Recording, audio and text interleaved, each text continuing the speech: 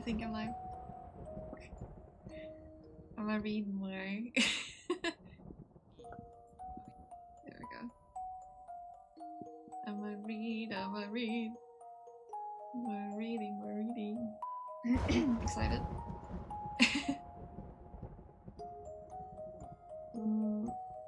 There will be a long break today. At 16:40 Swedish time. So I'm training today probably.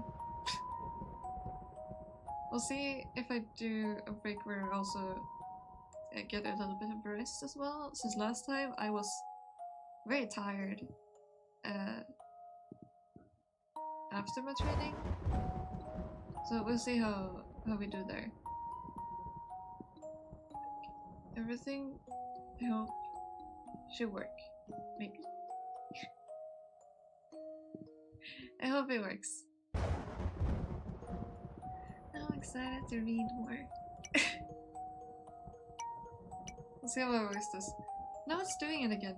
So, for a second earlier, I could actually see my in-game mouse, but now it's gone again.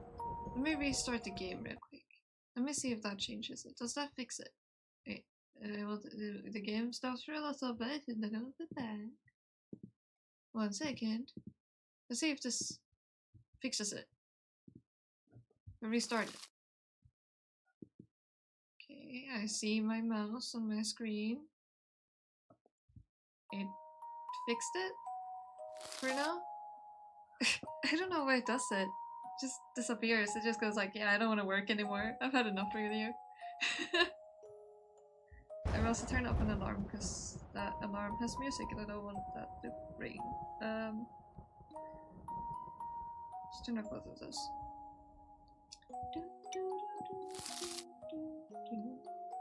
I also double checked. I went back to my whole stream when I first played this game.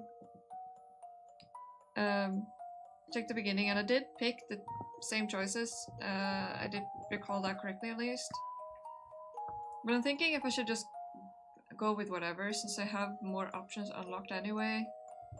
I don't think it matters that much. We'll just go with whatever. But I think I'll try and stick with whatever I did last time. The first time I went through it. Just think I can. I take a step back from the fence. I can't take such a risk. Aki? I can't think that good intentions alone will solve all problems. Can you hear me? The best thing to do right now is retreat. No good deed goes unpunished. Aki? Huh? Is someone calling me? The voice is coming from somewhere in the distance. Oh, oops, that's the wrong. Oops. I shake my head and look around. And the chorus flowers rustle their petals in the wind. The stifling, cloying scent intensifies. Aki. Where? I rub my eyes and finally see her. She stands before me, flushed and desperate. Her long hair flutters like ribbons. Her skinny body seems even thinner because of the loose haori worn over her school uniform. Aki, can you hear me? Her voice is breaking after endless attempts to get to me. I hear you. Oh, God dang it. I hear you. Sorry. The girl flinches as if she had taken a hit. Her bottomless black eyes widen. Tears glisten upon them. I'm so glad. I was afraid you wouldn't hear me. I can be very absent-minded sometimes. Sorry. And you are? Before the girl answers, I guess it myself. Tomo. Only she knows me enough to find me even in the woods outside the town. Only she could come to my aid when I'm at my wit's end. What are you doing here? Tomo takes a deep breath, tucks a strand of hair behind her ear, as if to help herself gather her thoughts and step closer. Have you made a wish? No, not yet. I mean, I wanted to, but I couldn't do it. I'm not sure. Tomo nods silently. She still can't catch her breath. How did you know I'd come here to make a wish? How did you recognize me? I was so surprised. Is it really you? Of course it's me. Who else could it be? I'm so glad. At last, I know what you look like. So, what do you think? You don't look like a grandpa with a bonsai tree. You're not supposed to look like that. Indeed. How did you find me? Did your chessboard tell you? A chessboard can't talk. Tomo becomes serious. They mentioned an chorus in the chat, so I thought you'd be here. I couldn't contact you and I got worried. The curse got to my phone. It broke.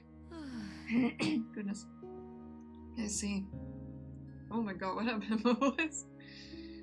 Then we don't have much time. Am I going to die? Gee, don't think like that, but we have to do something about your bad luck. I know, but it isn't easy to make a wish. What if I don't formulate it correctly? If I make a mistake somewhere? Taking a risk is scary. I know, you can't win the game if you don't know the rules. Right, like if you use chess pieces in a game of Go, it just wouldn't work.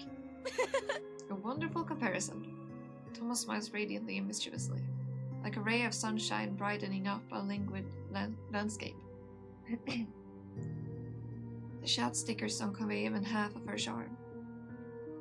But like the Tomo from the internet, she's noticeably animated when it comes to her favorite games.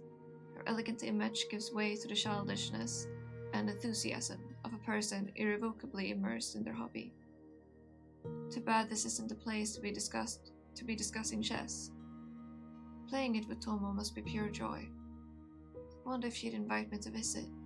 I'd love to, but first, a little nap to gain strength for the game. Huh? No sleeping. Sorry, I'm exhausted. You can't imagine what I've been through recently. I can't go on like this. Seriously, I can't. I tried searching the internet, but the subject of curses is too broad. I don't know what to look for. Mitsuki knew what to do. She knew right away that I'm cursed, and she mentioned an chorus. I don't know much about this stuff. I know for a fact that only an chorus can help me. Tomo nods with a slight hesitation. Yet you still haven't made a wish? It's scary. What if it would solve everything? What if the opposite happens and I screw everything up again? Remember, no good deed goes unpunished, especially when you suffer from a curse of misfortunes. Too bad we can't ask Mitsuki. Yeah, it's a shame. We shouldn't be seeing each other. What if the curse is contagious? I start shaking again. If a face-to-face meeting is necessary to transmit the strange disease, Tomo is doomed. I knew it. No good deed goes unpunished for sure. If only I'd stayed home, Tomo wouldn't have gotten an infection. Forgive me. I didn't want. I'll think of something.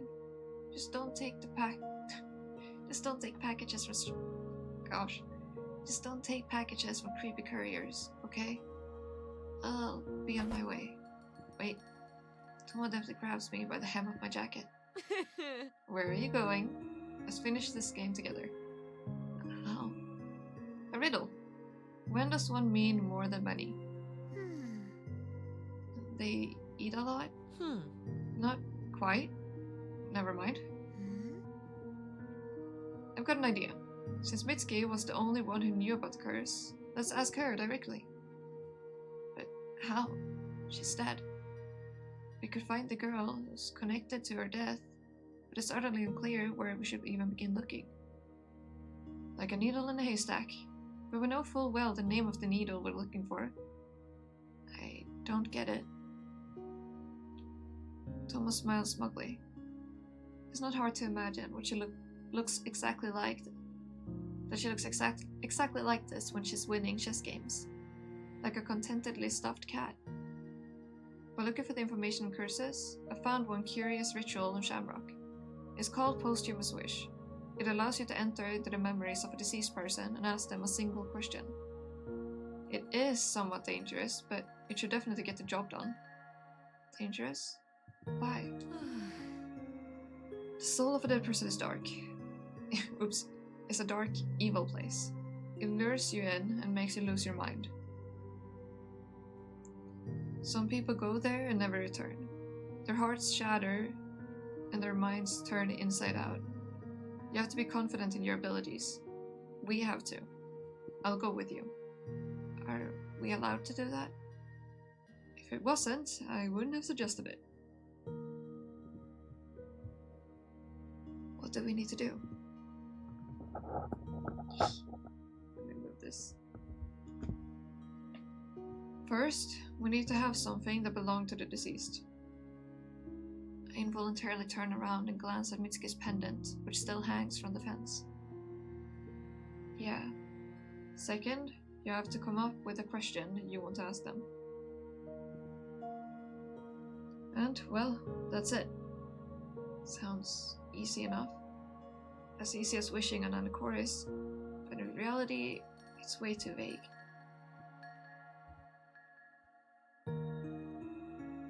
Seth, how are you? How's it going? Congratulations on last. And not first. Tänk på den plats. Thank you.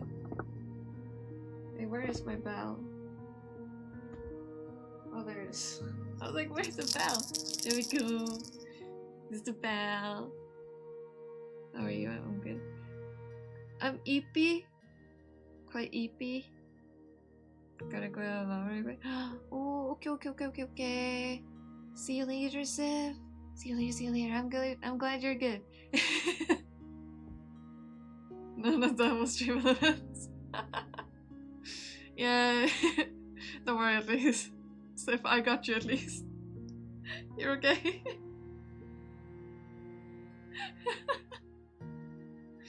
Stream elements is just obsessed with my mom. What can I say?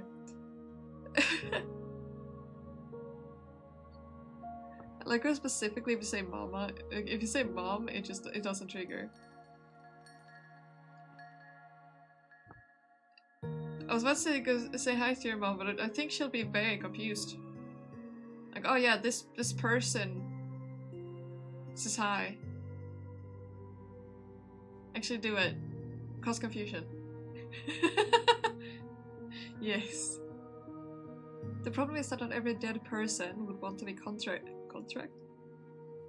See? Contact with the living, nor would all of them be willing to talk. But if they would let you in, they would likely answer any question you could ask them. Just like that, without asking for anything in return. Think of the pendant and the hat that hang not too far apart from each other. A paltry gift for the fulfillment of any wish. It's scary to imagine what a dead person would ask for. They are far scarier than an obscure magical flower. Yeah, there's a catch. Tomo shows indecision. Yeah. My brain was thinking indecisiveness at the same time. Indecision for the first time, yanking its black ribbon wrapped around a strand of her hair. They say that, in return for your answer, you'll have to grant the ghost one wish. A dead person's wish? Oh. Yeah, it sounds a bit suspicious. What if they ask for something impossible? I don't know. We'll have to risk it. I have a bad feeling about this. Here comes trouble. If I risk performing the ritual, my life will change forever. And I'm not sure if that change will be for the better. I know it beforehand. I really won't like meeting Mitsuki. There are going to be many things dark and scary about her answer. Lots of despair, lots of pain. Okay, no sleeping. Right, sorry. Having doubts? You see, I'm not the luckiest person in the world. I rarely ever get anything right. Everything seems to take a turn for the worse. With talents like mine, it's better not to get mixed up in stories with mysterious rituals, right? Are you backing down? I'm tired of misfortunes. Exhausted both mentally and physically. Moreover, a fear is growing. I can't get Tomo into trouble. I have to back off before it's too late. No, I can't chicken out. Running away is pointless. It won't solve anything. Curses don't disappear by themselves. I have to be brave. For Tomo. Okay, it's scary, of course. And something would definitely go wrong. But we have to try at least. Tomo sways slightly. A sigh of relief escapes her chest. Then, we'd better hurry. Suddenly, I feel calm. I've decided to take a crazy, desperate step. But since I agreed, I will back down. I will walk this path with a smile all the way to the end. So, what now? Hold on, it's not that simple. Tomo walks over to the mesh fence. Slowly, carefully, almost reverently, she removes the pendant hanging there. We have to wait until nightfall. Do you mind if we do the ritual at your place? No problem. Dad wouldn't care. Will your parents let you? Of course. I'll text them. Then, let's go. Tomo nods, smiling encouragingly. Yay! Together, shoulder to shoulder, we'll leave the mysterious clearing, and a chorus whispers after us. I've been dreaming of a trusted friend saving me from loneliness for so long that I almost jump for joy. It becomes very, very cozy, like under a heavy blanket that smells of laundry detergent and sunshine. I'm getting drowsy. I wish that I could be walking with Tomo forever. That I could have peace of mind and the creepy ritual could be done sometime later, in 100 years, not with me. That the train would go in circles. That... Falling asleep? Am I that boring? Sorry, I didn't sleep well last night, and my leg hurts. We need to hold on a little longer. I'll try to keep you busy. I know what you're going to suggest. Oh? And what is it? Chess.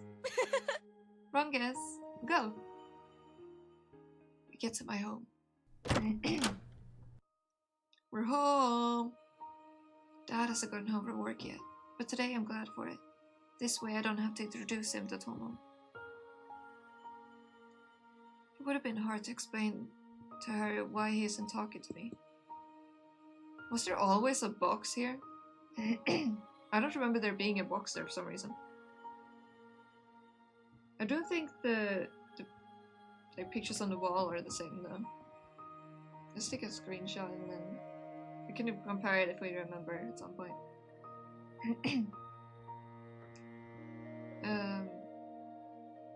Went to my room. I placed Grace's on the bed out of habit. Then I offered Tomo something to drink. Yay, the poster is back to normal. It's not all creepy anymore. Thanks, I wouldn't mind some tea. I can only hope that we have some. Why is it so dark here? Oh, sorry. The light bulb burned out. Dad will replace it later. But he's a little busy right now. The mirror is indeed broken. Surprising, right? Tomo continues to study the room, this time stopping her tenacious gaze on the bed. Those are some beautiful dolls. The best. With them, I don't feel lonely. But the shyness in my heart holds me from confessing my insecurities to Tomo, who is so beautiful and mature. Is it was fit enough to be reading it? Hi, sister! I'm doing okay so far. I'm yawning a bit. It's just phlegm, so... It's just, more than anything, it's not hurting, it's just annoying. I have to clear my throat all the time. I did take some cough medication, which seems to have helped a little bit, at least, this time. I forgot about it yesterday, and I can't do it myself, so... Think about that bye. Good night, mate. Thank you. Also, I'm taking a 40-minute break today for dinner time because I have training, and then I'll take a little bit longer, potentially longer that time. So I'll take like a little bit of resting, just laying down, to recover, because last time I was very tired. Maybe I'll even take another nap at my second break, like I did last time I had training, because I remember being very tired and I did not sleep well again tonight, so... But listen to your reading. Yay!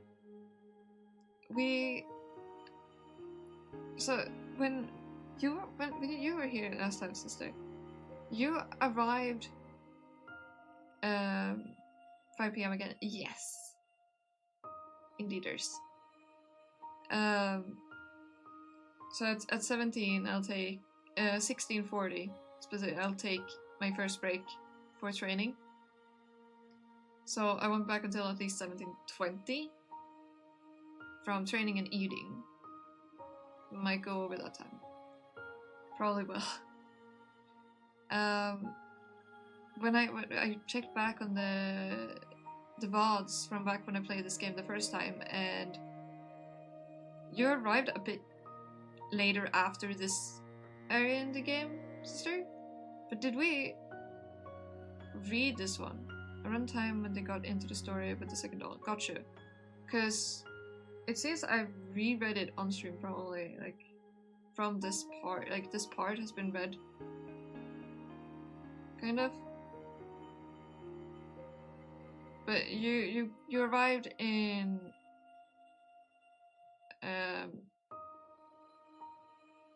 during one of the dolls originally. I did not check more than my first stream of this and part of the second one, in order to find out. With that and choices that we can make. With the shyness of my heart, oopsie.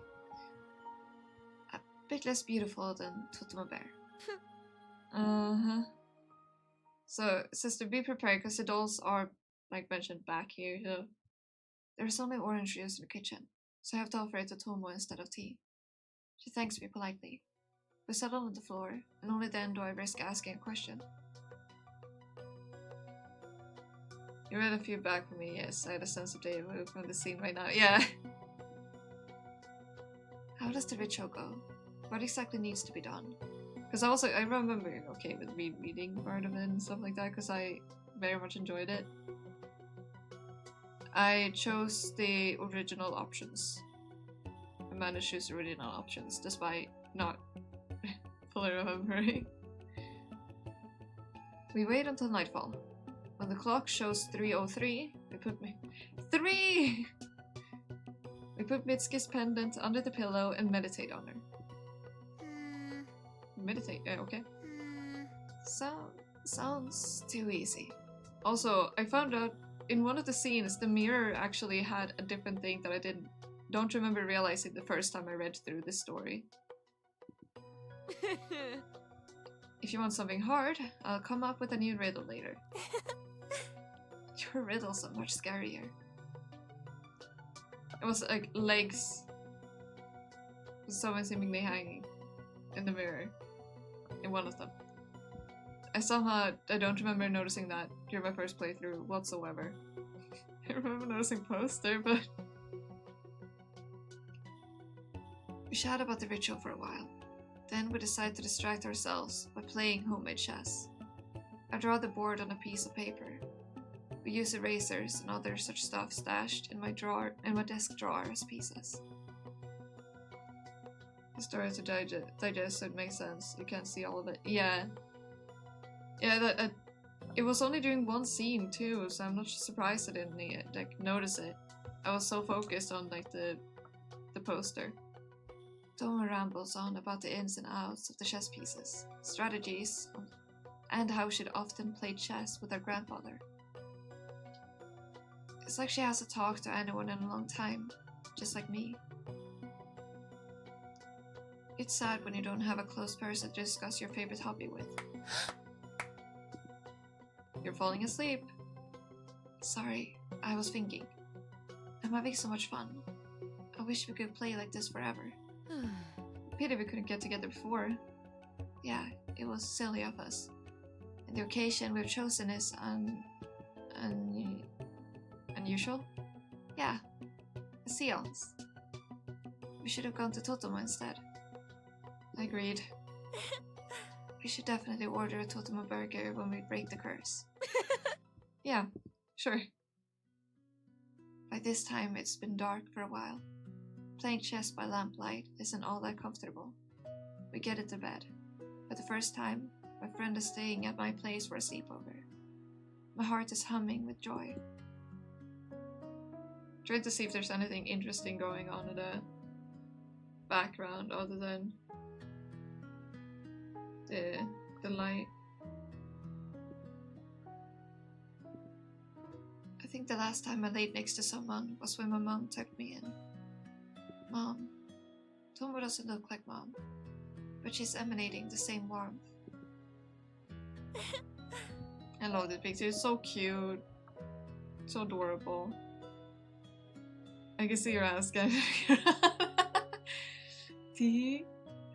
You can see what I'm taking in like a picture and being like, "Ah, so pretty."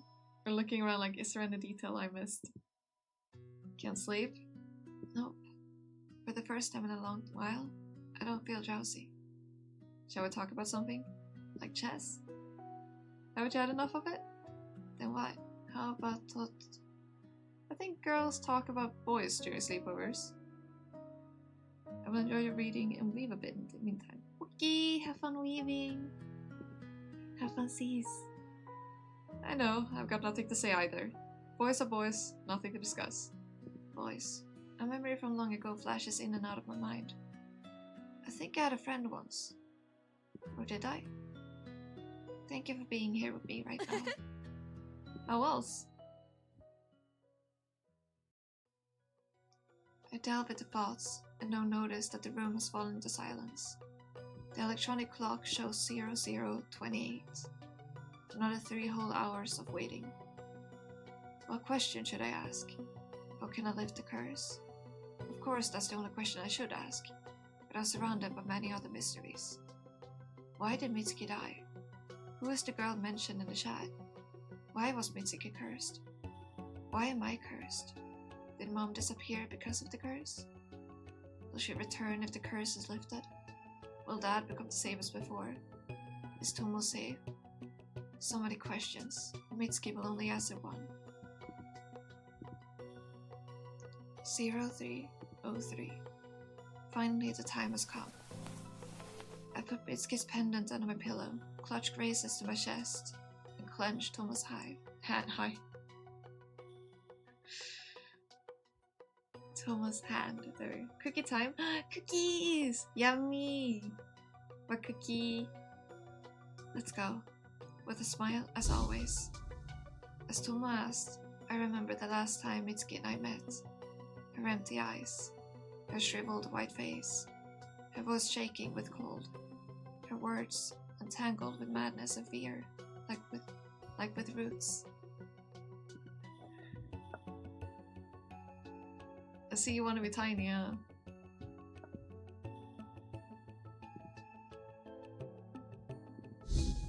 I can actually see the most still. Let's go. Mitsuki, where are you now? Somewhere nearby?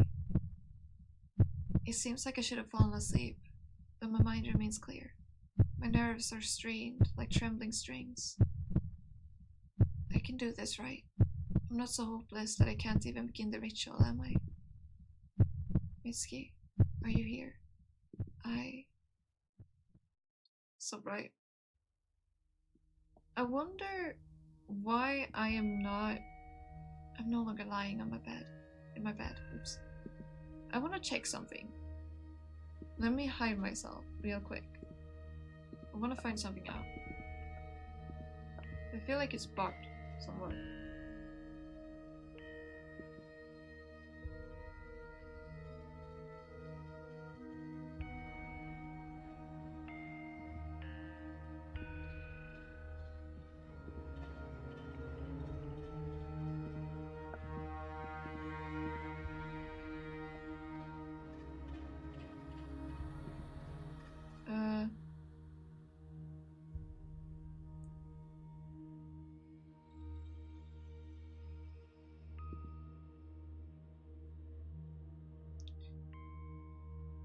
Okay, let's see if it changes. Let's see if it actually works like it should.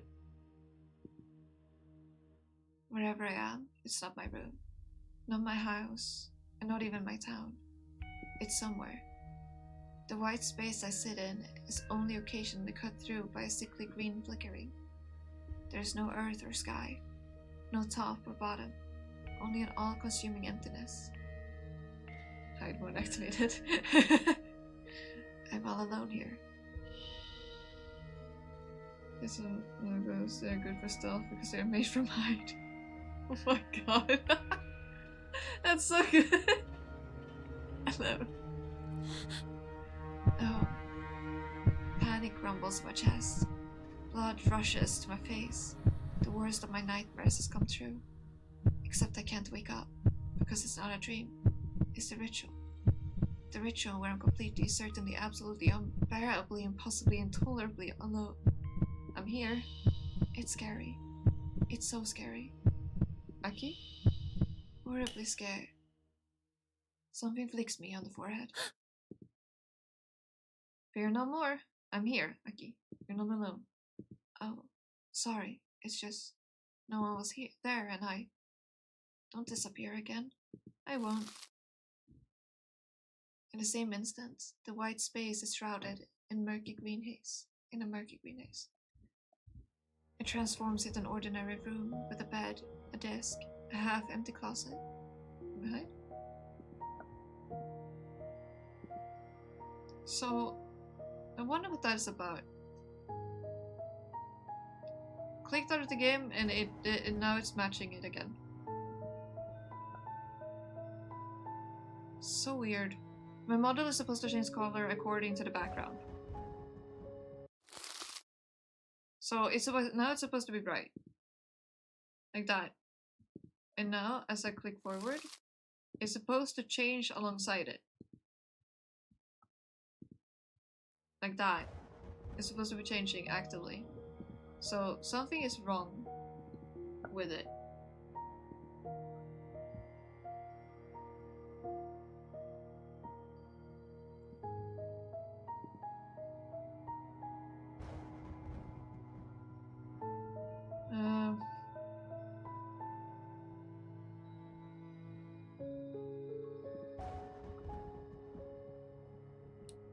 I need to figure out why it's not working. Give me 1 second here.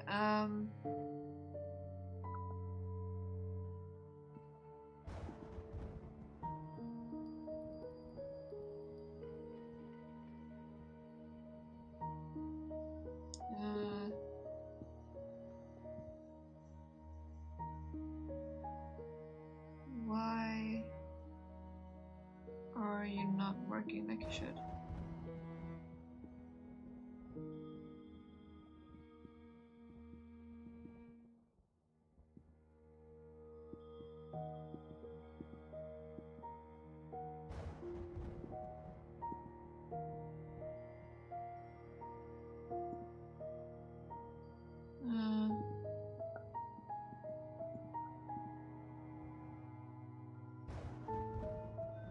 Why are you bugging?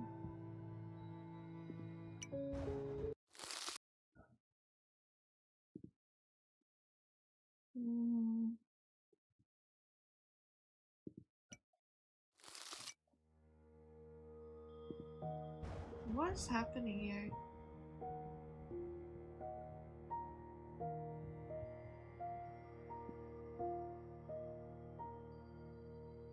It's not even like... So I realized it was not working last time properly either, the way it's supposed to work.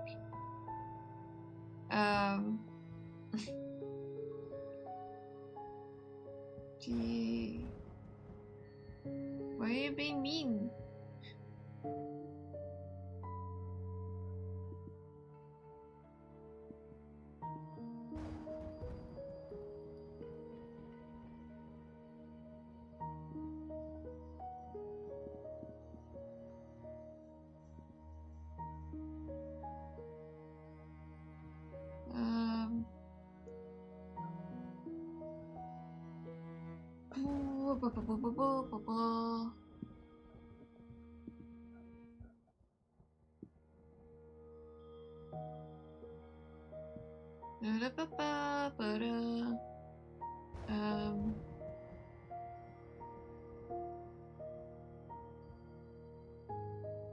You're like you should.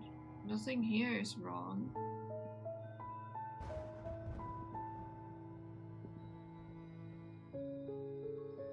Nothing here is incorrect.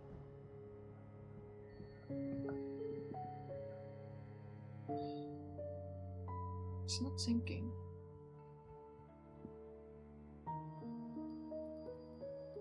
Why is it not sinking?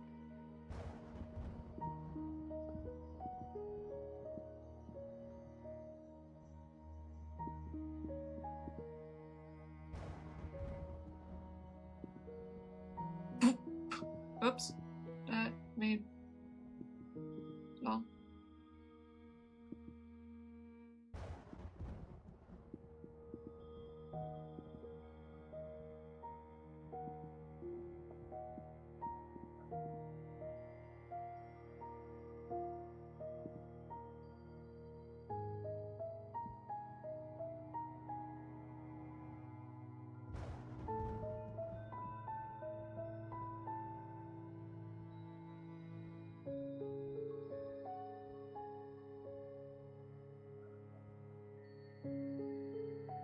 That shouldn't. I don't think that fixed it.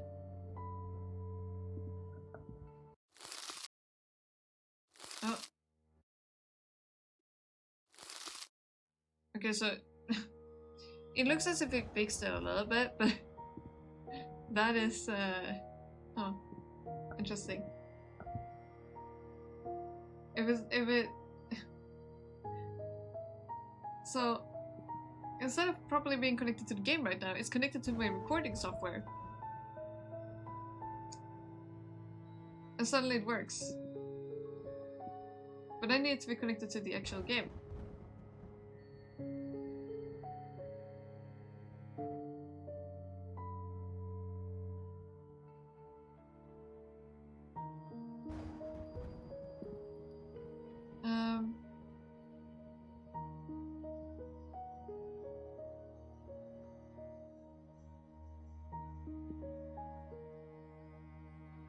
So it worked a bit. It worked partially.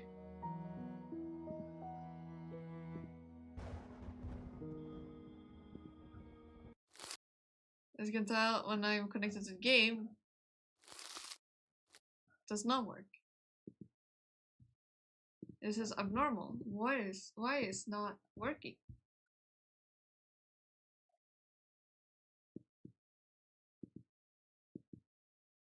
Why are you not?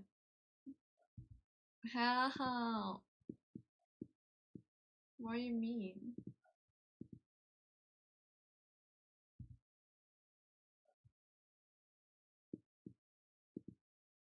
This is so weird. Because it's doing what it's doing right now, it's not actually properly doing it.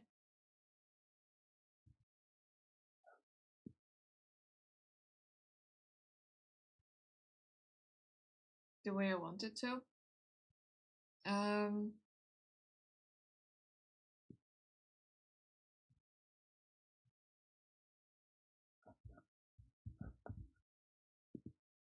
It has worked in the past, so I don't know what is the what is the deal right here. If I and I can see one difference that is happening too, because usually it should say display on, but it just does not go for display on. It just goes for display off constantly, no matter what I do. Here I am. Here I am, this is me. Now I guess like, oh, I have to press out the game for it to actually register, which is not good. I'm gonna see what happens if I... Oh gosh. And now it's doing this where I can't see the mouse anymore again. Yippee.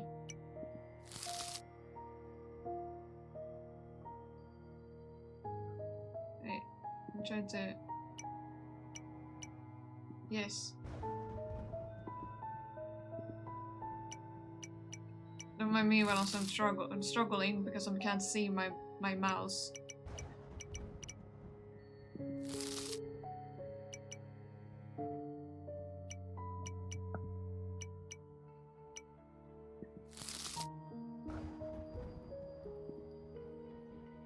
Let me just do this, just because I want to see if that changes the reaction. That's all I want to see. So if I'm not full screened, it works. This is weird. Hi Reboot! How's it going? And I can see my mouse again.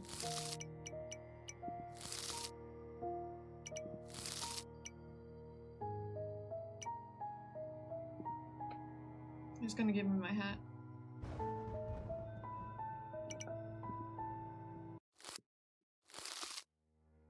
I do not want to be in tiny screen though. And so I will close the game again because I can't see my mouse again. And it's kind of difficult trying to control this when I can't see my mouse at all. It's so difficult. It's being so mean. Why is it doing this? Also, I'm gonna change this then, because then I guess we'll make it so it follows a different thing than the game.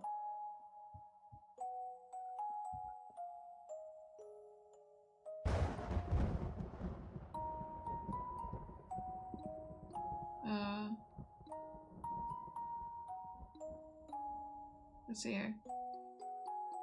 Did it? I don't think it did. Wait.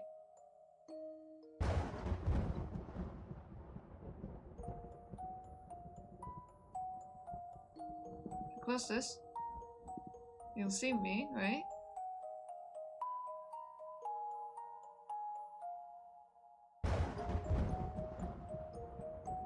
If I'm in the game, it's gonna stop working, isn't it? And what you have to do is do the second one. Max levels. That's what I had to do last time. No mouse.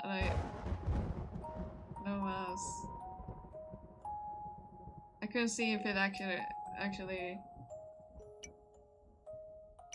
I have no mouse. Continue.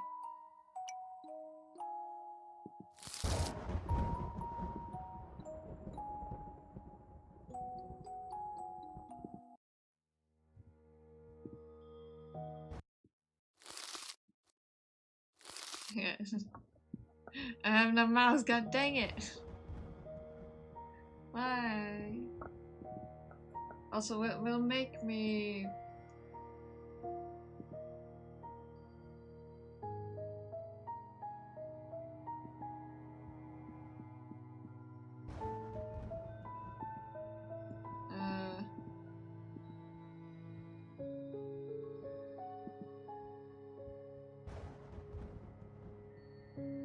Make me match my stream mouse for a second. Let's see if this is gonna do anything for it.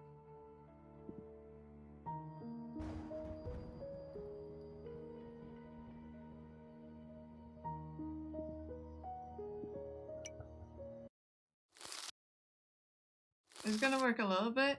I don't see my mouse once again, but okay. Well. Hey. Yay, no mouse. But how are you, Reboot?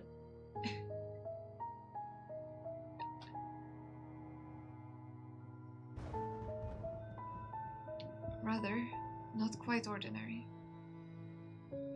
Black vines stretch from the cracks in the walls and floor, scratching against the furniture and ceiling. If I do this... No, that didn't fix it.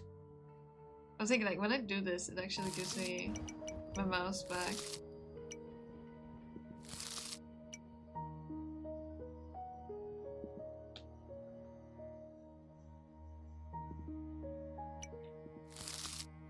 Dang it, it takes my... Why does it take away my mouse again? Why?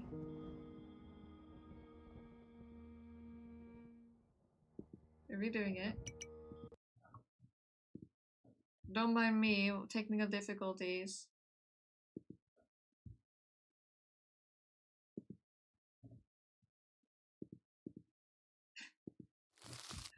So messy. Please have a mouse. I don't have one, do I? No. This is what I get for happily celebrating in the beginning about having a mouse. They took it away from me again.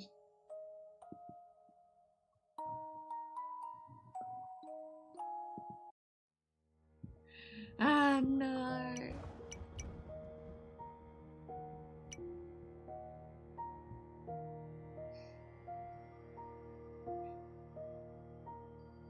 I feel like the game has a vendetta against me right now. It's just a feeling. Bye. Okay, I'm starting to get the hang of it, kind of.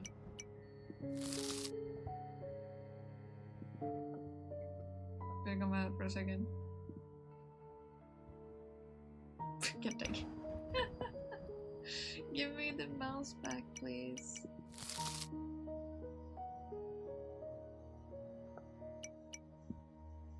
Controller. Probably possible.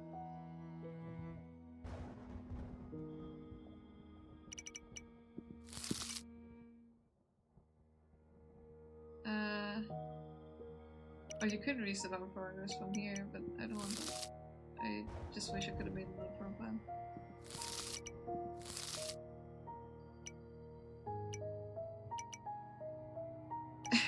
Struggling finding anything without the mouse.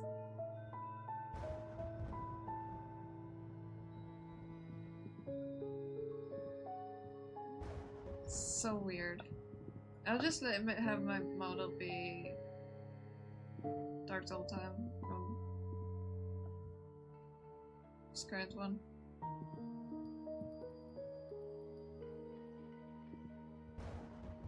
Okay, like this. This like this. I'm hiding this. Moving this here.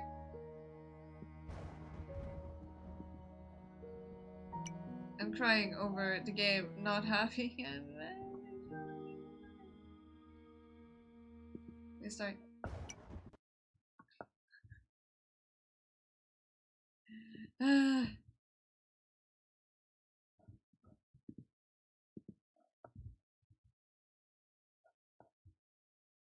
Please.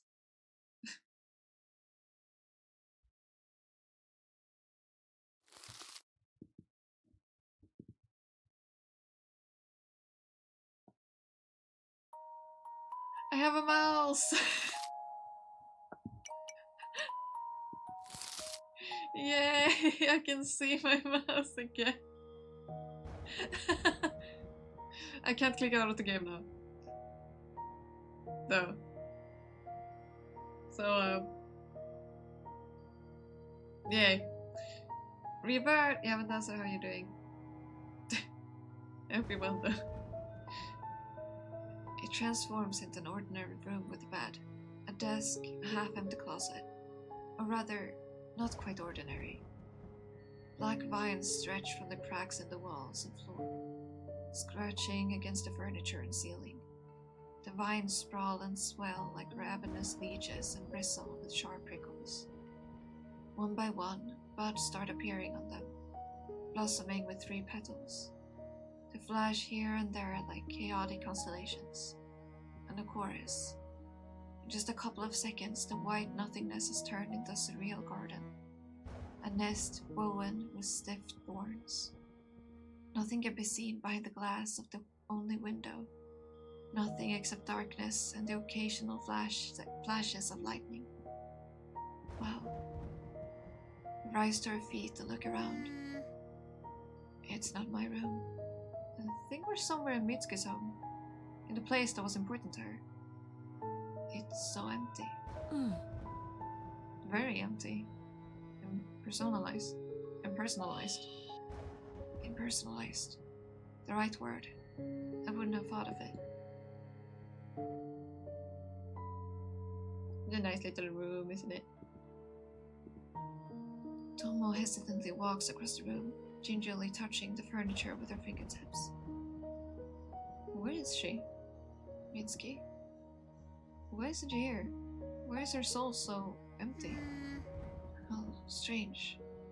I thought Mitsuki would come to my room, all shiny and translucent like a real ghost. But in the end, we're the ones who wound up in a place unknown to us. Do you know how actual ghosts work? No, and I've never seen a soul of the dead either. It's unusual here. And of course it's everywhere. It's like it has sprouted into Mitsuki's very essence. Someone brings her hand up to a vine, but doesn't risk touching it. It rises and falls slightly, as if breathing. So Mitsuki had made a wish after all, since her soul is bound by Anakoris. Perhaps, but she died anyway, for some reason. Mitsuki, will you answer us? We scatter about, studying the room, but the half-empty shelves don't say or give away anything about the hostess's character. God, me, and think of that bats. Let alone her fears or cause of death. On the wall, the usual school uniform. On the shelves and the desk, textbooks. There isn't a single personal belonging. However, when we look more closely, we find a door behind the dense thorns. Toma walks determinedly towards it with the intention of pulling the handle, but it appears that the door is hiding behind a mesh fence. Oh. Why? Toma's hand slumps helplessly. It seems there's something very important behind the door. Mitsuki is hiding. Isn't the ritual supposed to call her? I don't know, but we shouldn't give up. We shouldn't. Despite our determination, I haven't a clue how we could deal with the obstacle before us. And the chorus thorns would wound anyone who dares to approach the door. Vines have burrowed into it, flowing smoothly into the reaching branches which touch the ceiling above. The mesh is very reminiscent of the fence where I'd found Mitsuki's pendant and had left my favorite hat as an offering. I touch my head, realizing that I'm wearing the hat. Right, this isn't reality, so why wouldn't it be back? I look around the room once more. A rusted tool is lurking in a dark corner, next to the desk. I think it's used to cut off iron bolts. A bolt cutter? A spark of pain flares at my ankle. Why? On stiff legs moving in a fog of indecision, I pick up the instrument with both hands. The smell of rust hits my nose, instantly dissolving into the cloying aromas of Anakoris. Shall we cut the mesh? Let's try. There's nothing else to do in this empty room anyway. I take a deep breath, gathering my strength. But something goes wrong. Suddenly, both my hands are pierced by long, sharp spikes that have grown straight out of the corroded handles. More and more spikes sprout into my clenched palms, spreading sticky drops of blood around. The pain is unbearable. I try to throw the bolt cutters away, but the thorns multiply under my skin. They slither up my arms and stretch out their gnarled fingers to sting my heart. What's wrong? The creepy vision vanishes. The bolt cutters falls from my hands, clattering to the floor. Toma bends down to pick it up. No, don't. It's bad. We shouldn't touch it. Why? It's rusty. It won't cut anything. We have to keep looking. We have to. The bolt cutter is not to be lifted under any circumstances. Oh, look. 3 card boxes have appeared on the table. They certainly weren't there before. They look like the creepy package the equally creepy courier brought yesterday morning. The shabby cardboard shakes faintly. A black puddle has managed to drip from under the boxes, trying to cover the desk. What's this? It's creepy. We use the ritual of summoning the dead. It's supposed to be scary. Can't argue with that. I was afraid, but still moves forward? That's a weird question. I got it. It's a riddle, right? Who is afraid but still moves forward? A strong person. The cardboard is rippling with Anacoris vines. Something is rolling and bumping inside the boxes, kicking the walls. There's a quiet, sad whisper. Each box has an image drawn on top. Huh? What does that mean? It's like we're being offered a choice. Oh, I realize what Tomo means and freeze in hesitation. Last time I opened the box, there was someone scary sitting inside, not really looking like a Totomo bear. But what if someone had locked races inside? What if they're lying in there in the stinking darkness all alone? It's fine. I can do it. Since Mitsuki is showing us the boxes, we can't ignore them. Shall we try to open one? Yeah, let me do it. Forward, forward, forward. It's too late to turn back. If I've decided to go all the way, I'll go all the way. I will complete the ritual, ask Mitsuki a question and lift the curse. Whatever lies ahead, I can handle it. Let's go. Alright. Question. Are we going with apple, dice, or what was the other one? Apple, dice, or what was the middle one? I forgot already. Apple, it was dice. I'm not allowed to scroll back apparently this time. Oh, it's an Anacoris flower. Okay. Apple, dice, or Anacoris flower. And Tiff, I recommend looking away after we do this selection.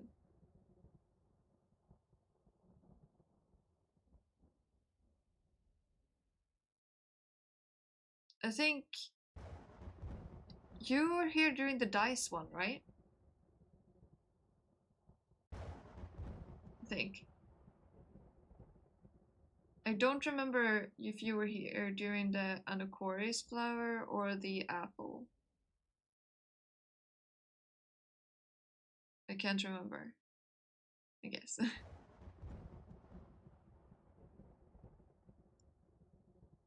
She guesses. You were here part way through the apple, I think, at least. Though, actually. Because I think that's when you got here with Camo's raid. So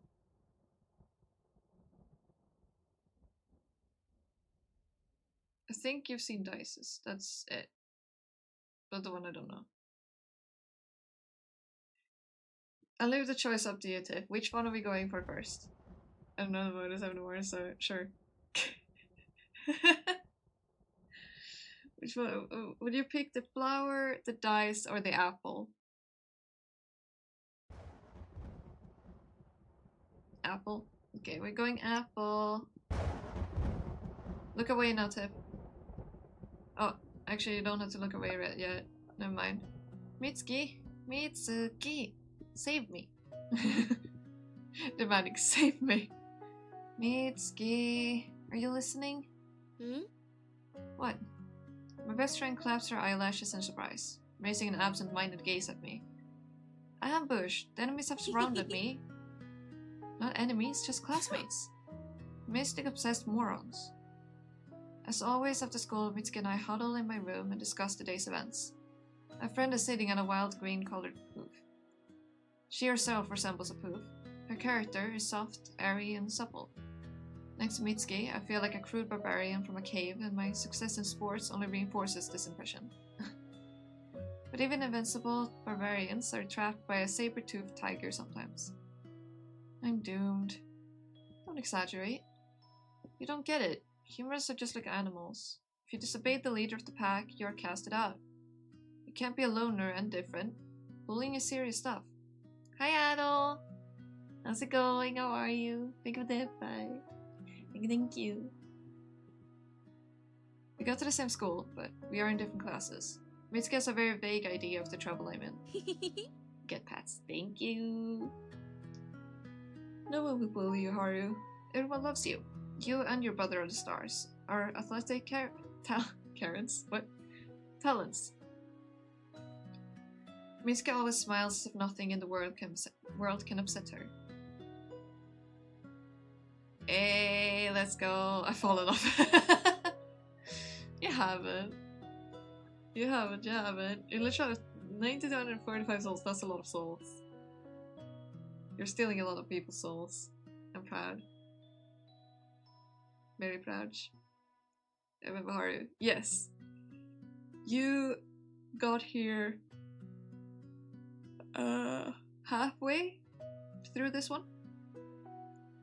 And it's up 10. How does Lucy even remember my name? I wonder how, Sif. I wonder.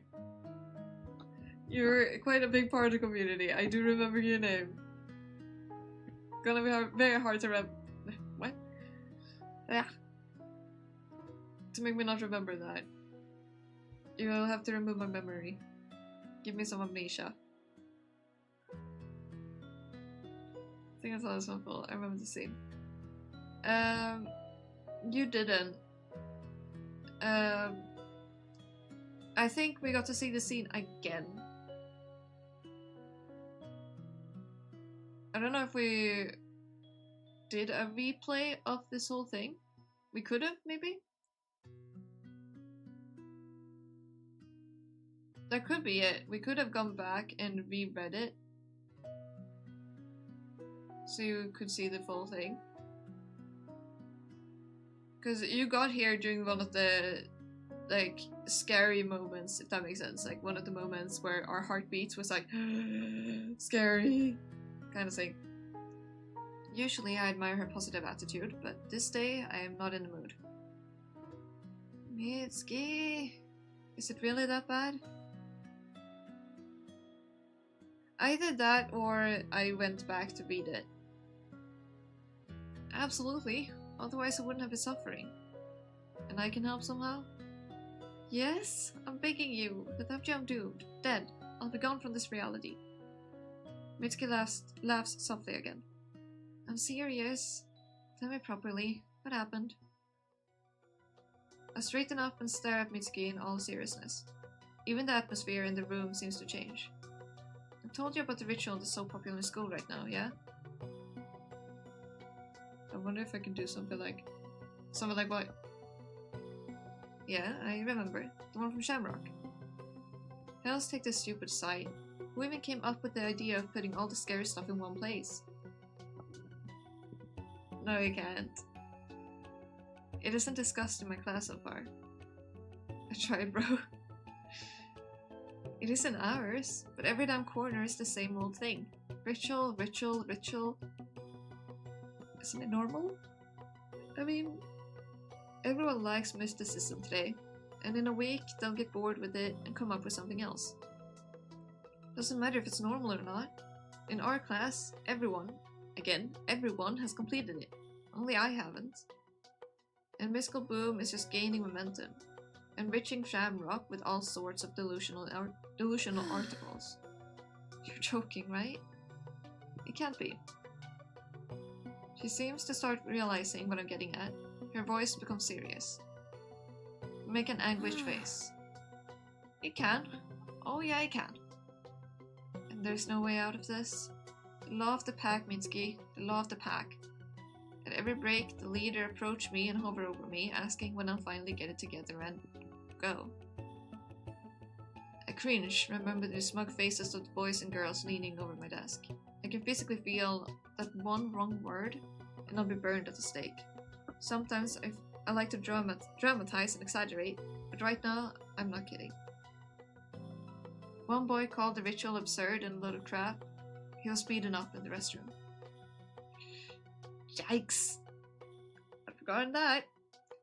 My classmates are obsessed. No kidding. That was very sweet of you.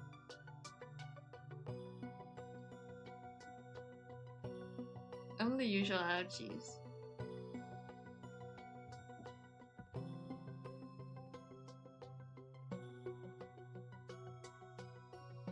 Was the nap good, by the way? Did you get a good nap? I stare at Mitsuki with a pleading look.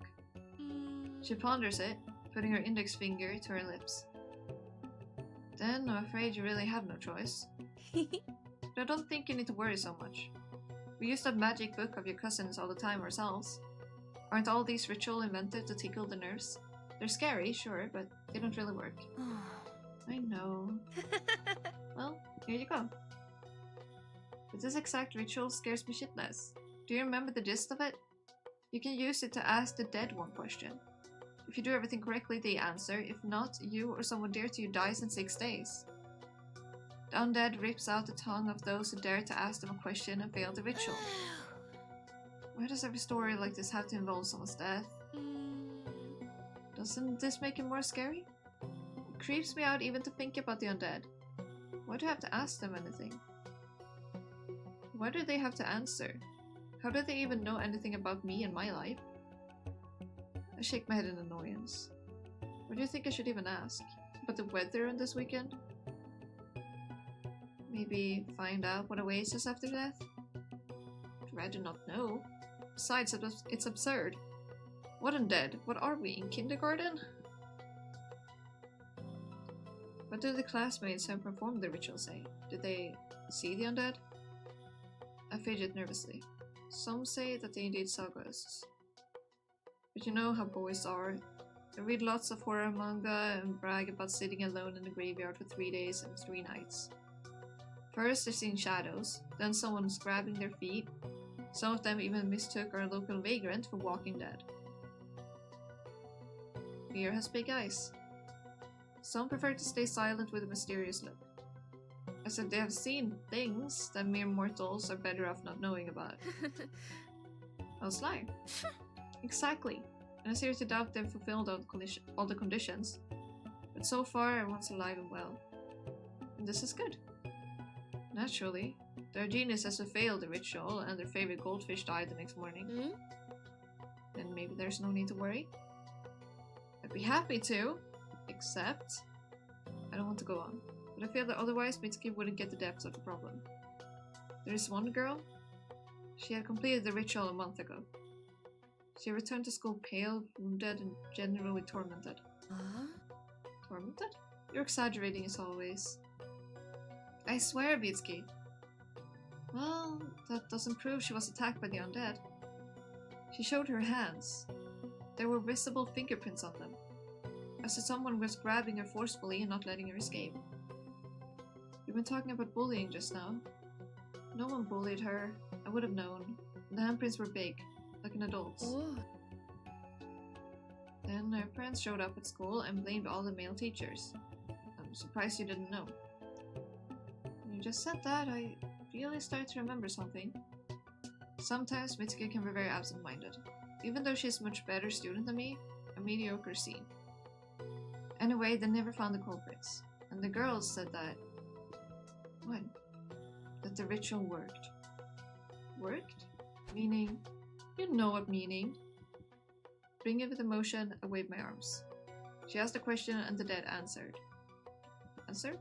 How? She asked some ridiculous question about a boy she liked. Something like, will we be together? And so, when she had already completed the ritual, calmed down a little and was about to head home, a voice sounded right at her ear, as if from the grave itself. And the voice said, what? You will never see him again. And are they alright? I make a heavy sigh. Yeah, nothing serious. The boy transferred to another school. But she really hadn't seen him since. It doesn't prove anything anyway.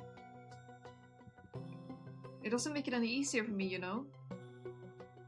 I simultaneously don't believe all this absurdity and fear it, remembering the horrible black marks on the girl's hands.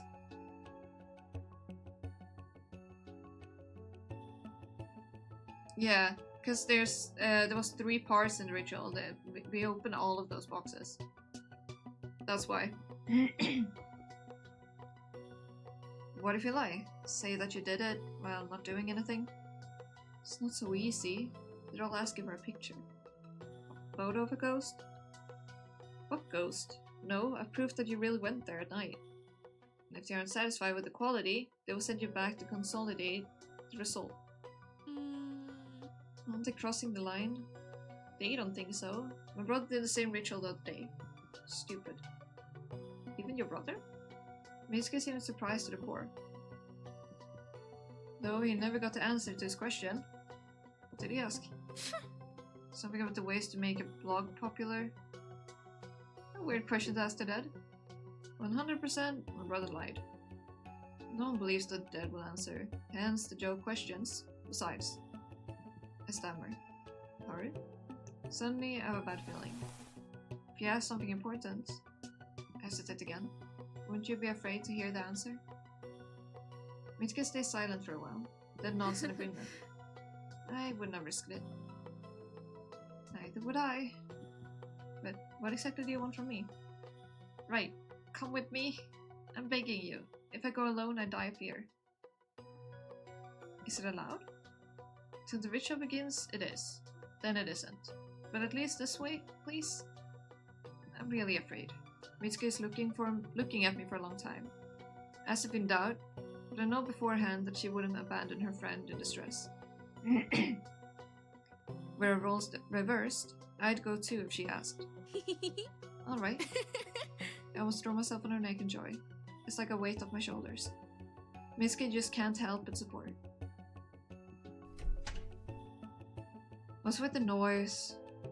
Oh, nothing. Be on your way. My brother is already on the doorstep, scratching the back of his head in irritation. His hair looks like he just woken up. No way. I'm curious what you're yelling about, all for the neighborhood to hear. Don't tell me it's about the ritual. Seriously? I turn to Mitsuki for support, and she is sitting as if she were wooden, staring at the wall with round eyes. I thought you don't believe in all this garbage. Of course it's absurd. Complete and utter nonsense. What about you, Mitsuki? My brother is nearby. Mitsuki is turning into a Buddha statue. It's gonna be a while before she regains her senses. Sir? So, you won't go? I will. If you manage, I'll make it somehow. His face suddenly stretches, taking on an unhealthy hue. Are you serious? Dead serious. Then at least be careful. He doesn't say anything else and retires to his room. What's gotten into him? Always mocking, huh? Fine. We'll show him. Yeah. When we're together, no ghost can stop us. Of course.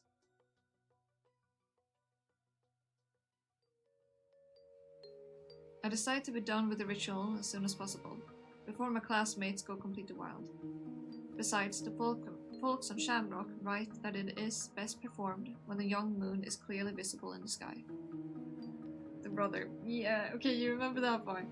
Yeah, I remember that part too. I don't want to remember.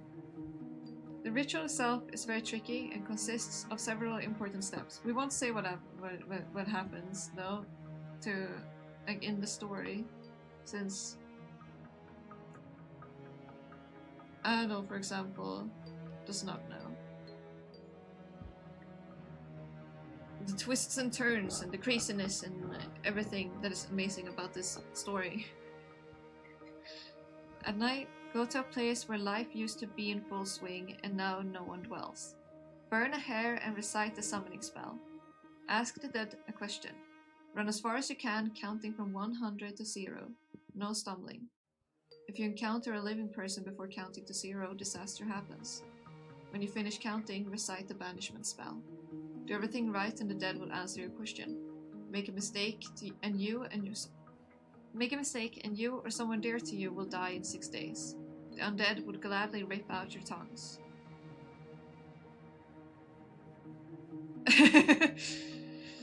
Good tip, good. What a load of crap. Idiots from the class even found the perfect location, an empty old school building. If I could. I don't think you can. I could, but I won't. Honestly, they should stop reading so much manga. I hope I won't run into a guard. Gathering all my courage, I stomp outside the ominous school. waiting for Mitsuki. My inner voice is screaming that no normal person would ever agree to stick their head in there. Why am I doing this? I look up at the sky. A growing moon is clearly visible above the rooftops. It's late spring and already warm, but I feel a chill running down my spine. I feel like someone is looking at me from the broken windows.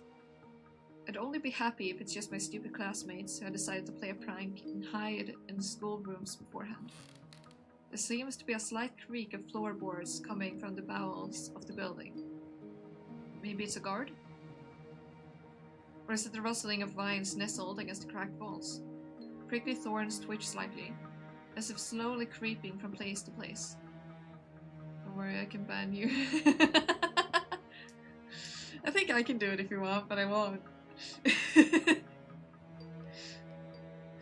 I refuse. For a moment, it even seems that there's a reason and open windows lurking in these thickets. It's starting to really creep me out. Where are you, Mitsuki? Have you chickened out? It's absurd. My best friend wouldn't let me down. How are you? Mitsuki runs towards me, clutching her phone in her hand with the flashlight on. You're late. Sorry, my dad delayed me. Why? Are you scared to be alone? Like before an exam. Except this time, I'm the one asking questions. Well, since you're joking, everything's fine. I sure hope so. Alright, let's go. The sooner we begin, the sooner we'll be done with this. The open window looks like a bottomless hole. I really don't want to go in there. In the horror stories from Shamrock, participants of such walks never come home. It's absurd, but also scary nonetheless. The old building greets us with an eerie silence. There's trash scattered everywhere. It's hard to believe that once upon a time living people were walking these creepy hallways. This gloomy place is no longer fit for talking, studying, or laughing. Now only draughts can live. Draughts? Yeah, can live here, playing with the peeling paint, and mold slowly eating away at the floorboards. My classmates said they tried to explore the school, but most of the doors were locked. Fortunately or not, only a few of the classrooms upstairs turned out to be open. Given the rules of the ritual, the logical thing to do is to get to the topmost floor and start counting there. Just enough time to count to 0 while you're running to the exit. Do you recognize these stairs, Tib? We go to the second floor. Oh. The staircases creak so much that I'm afraid they would give it way and collapse with us. Mitsuki keeps looking around, as if worried that someone would pounce on us from behind. It's better not to think about such things, lest we scare ourselves. Finally, we get to the topmost floor. Somewhere around here, I'll have to start the crazy ritual. I look around, deciding where to go. Someone took their time to leave a mark. Are you sure? What a dumb question. I'm not sure of anything, so I pick a neighboring classroom. At least this way, I can defy my stupid classmates. Mitsuki and I stand in the middle of a gloomy, dust-filled room. I just realized that if we can go back just for a second. Did you see the apple on the blackboard real quick there? It's empty, and without the usual desks with chairs, it evokes association with a cemetery. The night air no longer feels warm. I'm shivering slightly. The only thing I can see out the window is a sickle of the crescent moon. I hear nothing except my and Mitsuki's breathing, and the eerie silence is getting on my nerves. It's like I'm listening to every rustle on purpose, which makes me even more frightened. Mitsuki is looking around fearfully. We're really here? I can't believe it. It's like a whole other world. Yeah, the netherworld. I never thought it's so scary in school at night. Alright, let's begin. Where is it? I pull up my smartphone and hold it out to Mitsuki. Take a photo of me for these idiots. Make it visible that I'm actually in the classroom. Yeah, sure. Mitsuki grabs the phone and takes a few steps back. In the darkness, she bumps her back against the teacher's desk and yelps weakly.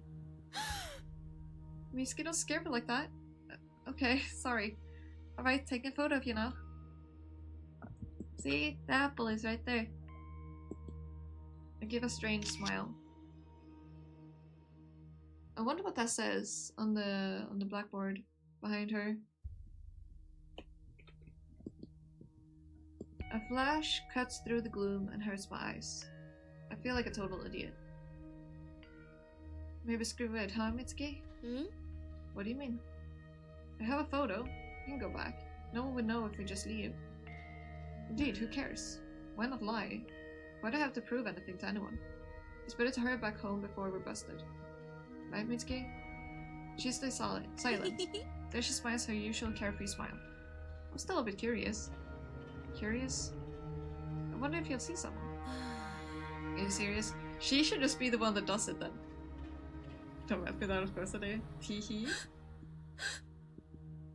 If you're scared, let's go back. But doubt has already taken root in me. Indeed, it would be kind of a shame to stop midway now that we're already here. I look at Mitsuki, my best friend's face, her eyes, her whole posture. Everything about her radiates determination. She believes in me, in my tenacity and fearlessness. Fear gives way.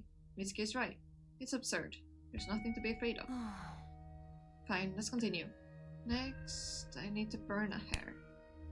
I reach into my pocket again and pull out my dad's lighter.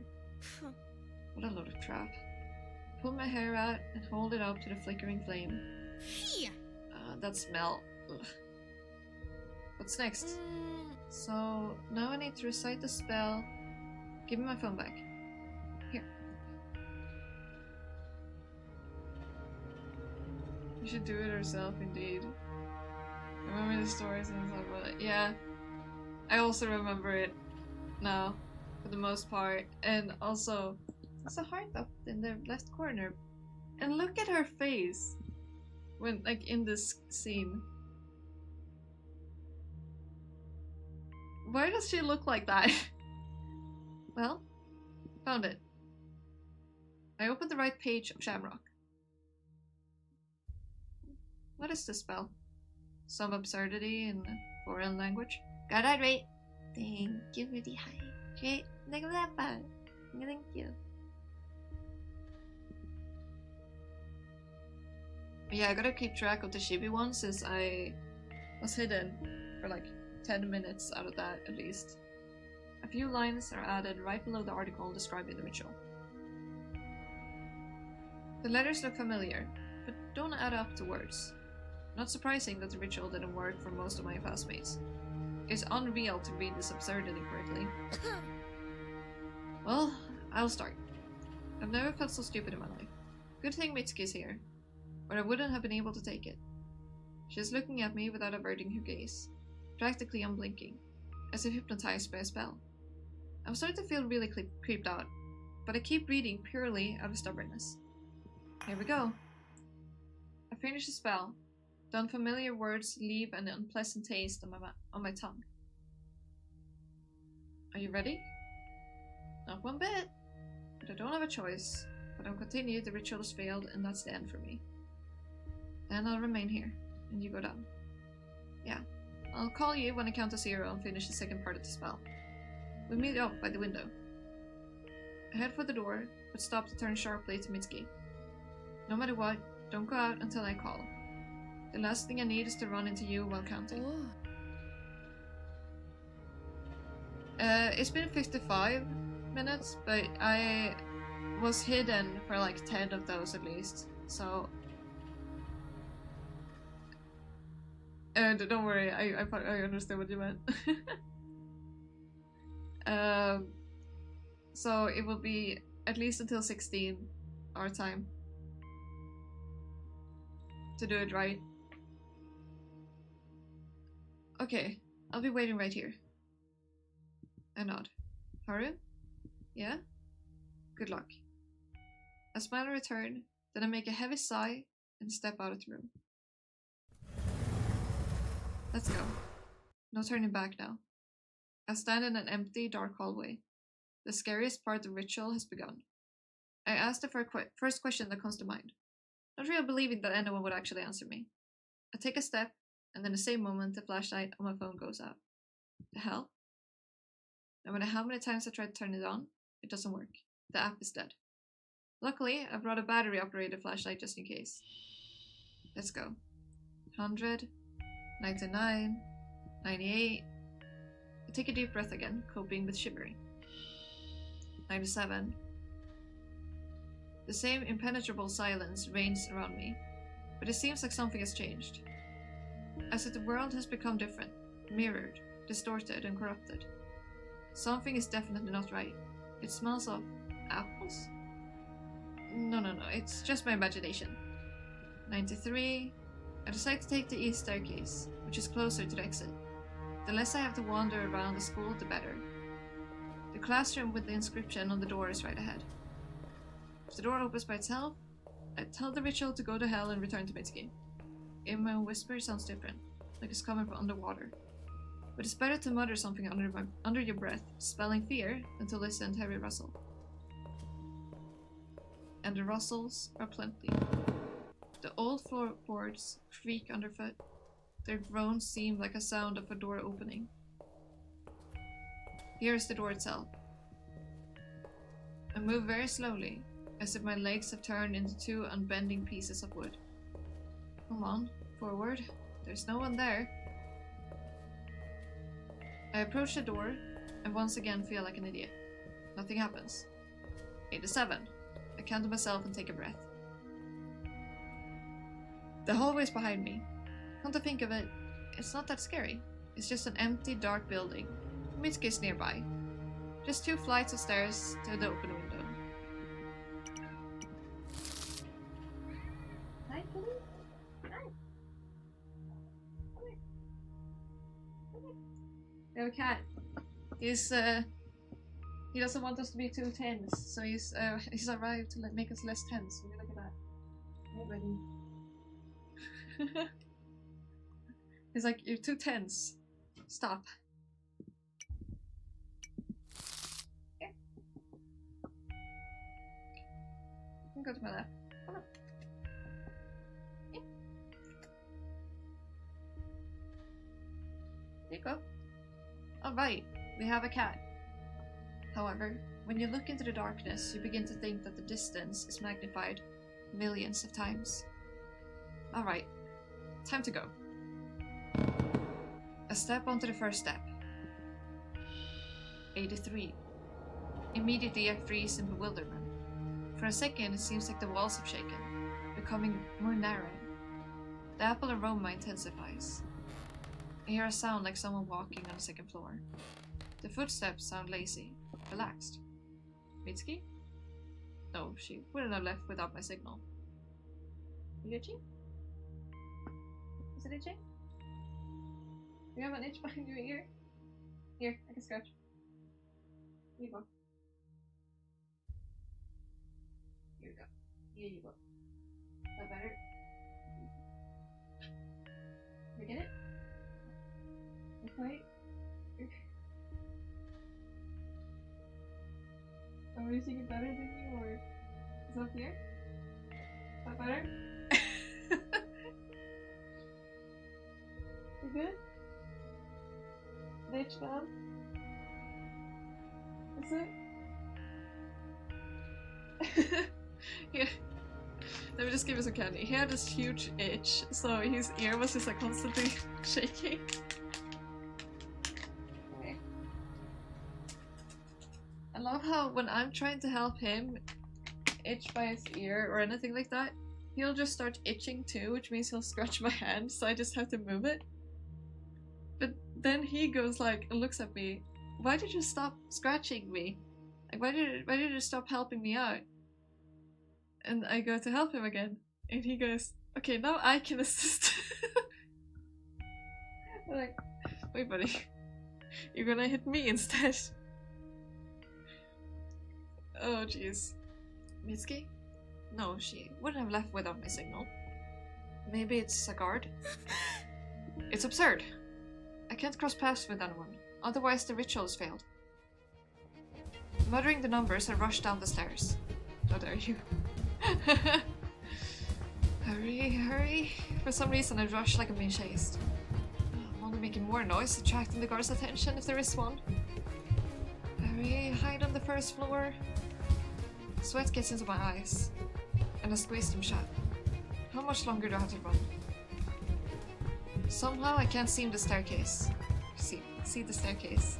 Even though I shine my flashlight in front of me, it only illuminates the endless rows of steps. No. 76? What is this absurdity?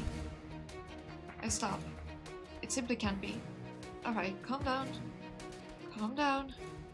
The important thing is not to lose count. 73.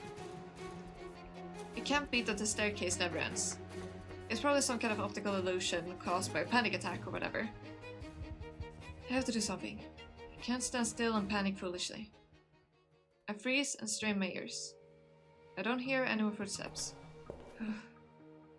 I decide to go back up to the second floor and try my luck with the west staircase. After a while, I really make it back to the hallway. What was that? A hallucination? Would you look at that? There's a desk right there. Nice. And I went to take a break at the desk. I read somewhere that if you inhale mold, you can see things. And there's plenty of mold around. There is a logical explanation. 66. Grave silence reigns in the hallway. The door to the office where Mitsuki is waiting remains closed. I guess I just imagined footsteps. Me. Okay. And the door with the inscription is open. Oh, would you look at that? The hell? I have to walk past it to get to the staircase at the other end of the floor. You gotta be kidding me. 63? Didn't you just say 63? Did I forget?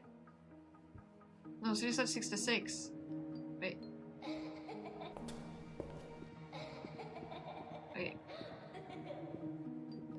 66. Yeah, so I just read my brain just read it that wrong. 63. I want to rest in the spooky hallway for sure. Yeah, I feel like that would be kinda nice. You can chat with the creepy monsters. I go forward with an uneven stride. Tell me if you see something on screen that I'm missing. My hand with the flashlight is shaking, causing the white circle of light to do a wild dance on the floor. I purposely avert my gaze from the open door, focusing and counting. It's 73 before that. Yeah, I think they're skipping large parts of it. Thoughts struggle to move in my fear-numbed brain. The open doorway is getting closer. The darkness is so thick that anyone can hide in it. I count very slowly, carefully, as if trying to defuse a bomb. 60, 59, 58. When will it end? As I pass the open door, I close my eyes. I can't bring myself to look into the black doorway. There's no one there. As long as I'm not looking, no one will touch me. No one. 55. Once I get past the door, I open my eyes. There's no one up ahead. No Mitsuki, no watchman, ghosts, except someone's heavy gaze is drilling into my back. I try to calm down, but the feeling only gets stronger.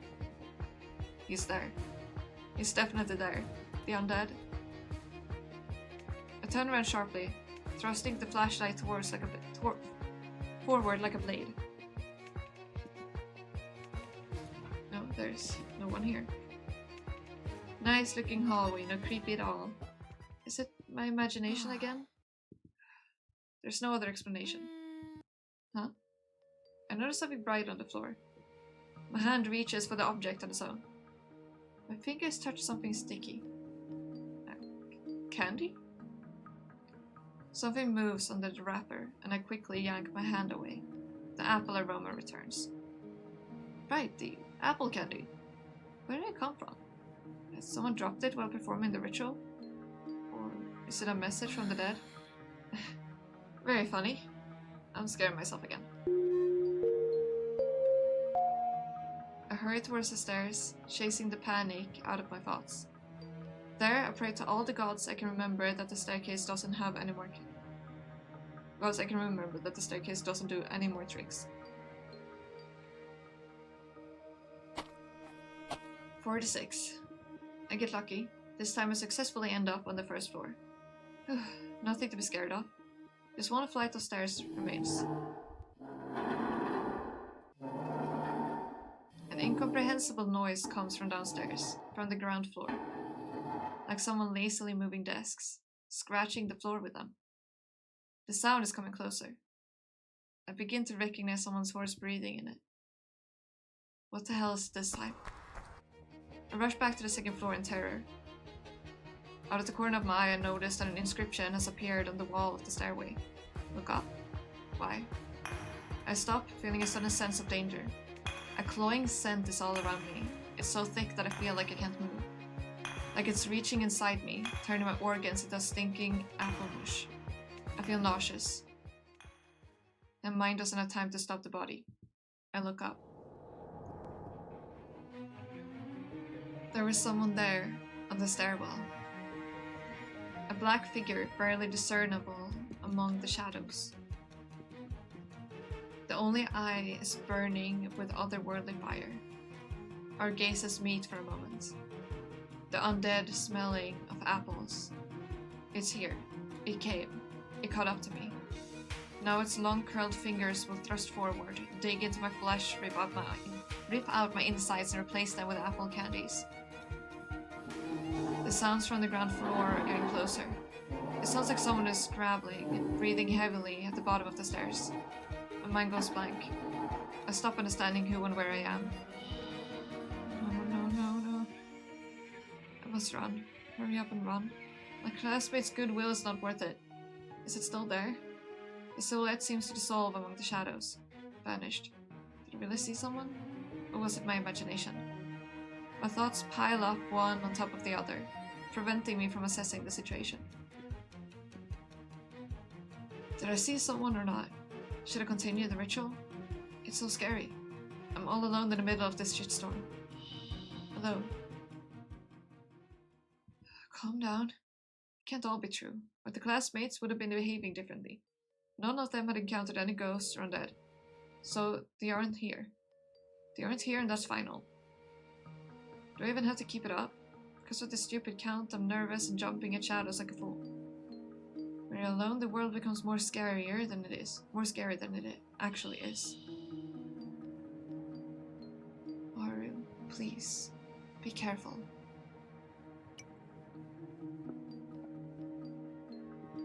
Okay, so I think here it's actually different from the first time I played this game. Because I think when I first played this, I was given only continue the ritual. So I'm gonna deviate here and do whatever I think, because I don't remember the actual options I was given the first playthrough. And just go with whatever I want. Let's be sensible. Alright, that's enough. I grit my teeth and shake my head. This complete absurdity. I take a deep breath and will myself to stop counting. Only someone crazy will continue to go along with all this nonsense. What would my brother have done in my place? He would have stopped and gone home. Like an adequate, mature person. Enough with this absurdity. Look up again, but I don't see anyone. Of course.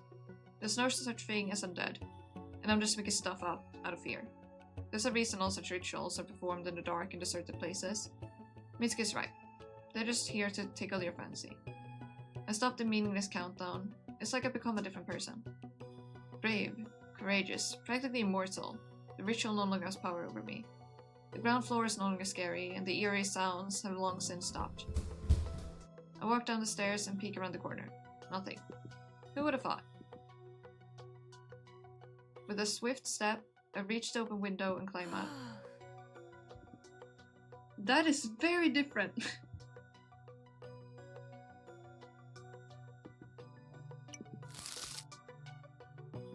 Do you want to see what happens if you're not sensible?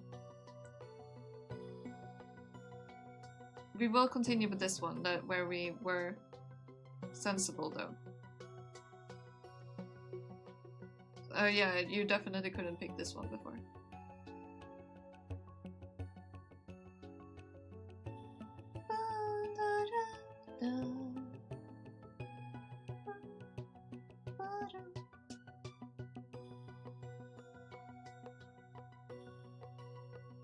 What do you think, Tiff?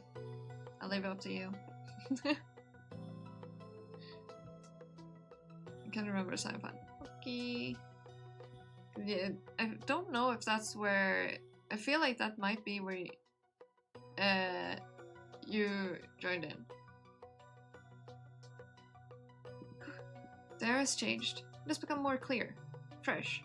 The cool breeze spurs my will to live. I turn around to the old building and show it my tongue.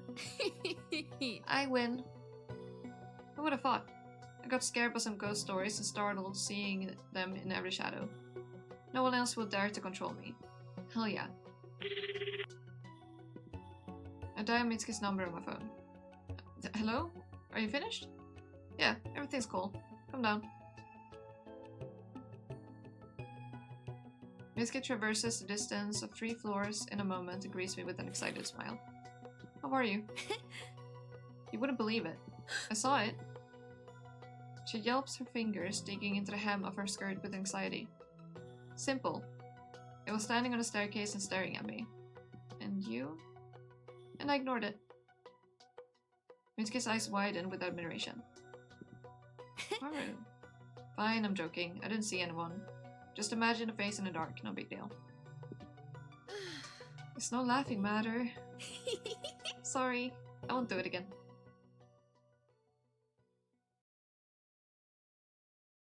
Thus ends the story with the ritual.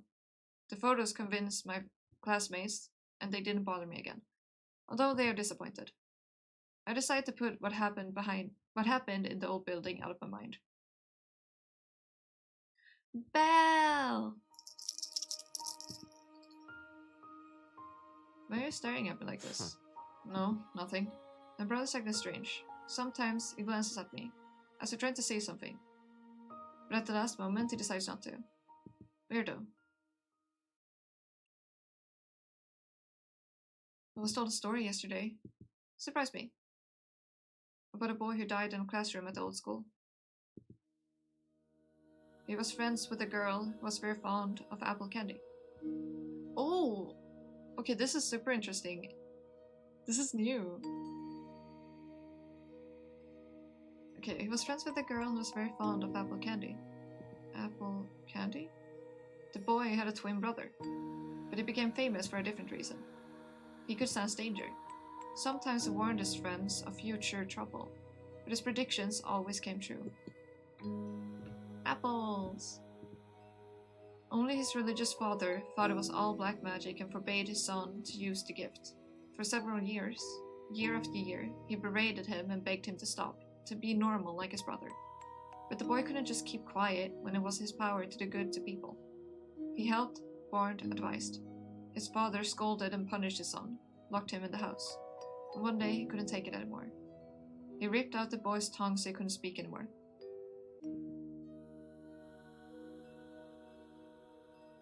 The worst part is that on the same day the boy received a prophecy, he saw that his best friend was in danger. The friend he always gave her favorite apple candy to. He wandered to the school bleeding. The stump of his tongue hurt terribly, but the boy had to warn the girl. He knew that his friend was in the classroom. He knew the trouble was waiting for her there. The boy made it to school, leaving a trail of blood behind him. With difficulty, he went up the stairs to the 2nd floor, entered the classroom, saw his friend, but couldn't make a sound.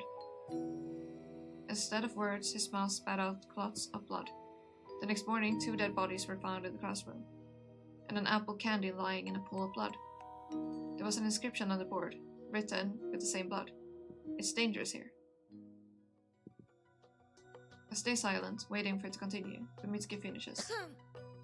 Yeah, very interesting story. Worth of an article on Shamrock? I don't want to know it. I don't want to believe that the message on the wall belonged to the same boy. I wonder why they put so much emphasis on the candy. Yeah. Did you not like the story? It explains much. And still it's absurd. Why? The boy wouldn't have made it to the school with his tongue ripped out. He would have died of blood loss on the way. Yeah, probably. It's just absurd. I don't feel like discussing spirits and mysticism anymore. The old building and ritual had to be completely out of my life. completely. And so Mitsuki and I switched to love gossip. I like how Mitsuki panics whenever I mention my brother.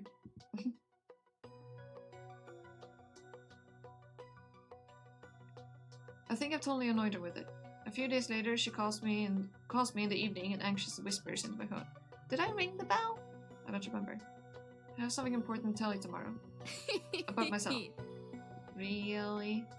Is she really going to admit she's in love with my brother? I'm serious. Fine, fine. I'll be waiting.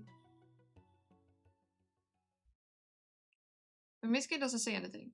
Not tomorrow. Not the day after. You did. Okay, thank you. 6 days have passed since the night of the failed ritual. And Mitsuki has disappeared.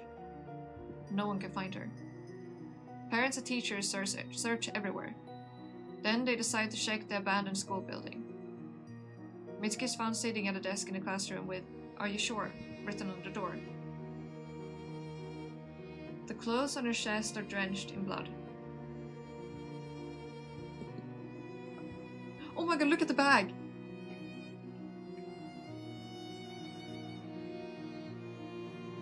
Look at the bag!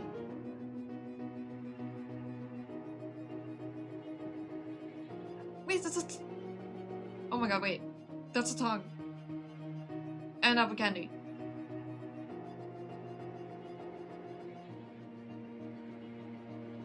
Is her tongue ripped out? This is so different. Oh my god. The clothes on her chest are drenched in blood. Mitsuki's tongue is ripped out and lies on the desk in a scarlet puddle, wrapped in brightly colored foil. The classroom reeks of iron and apples.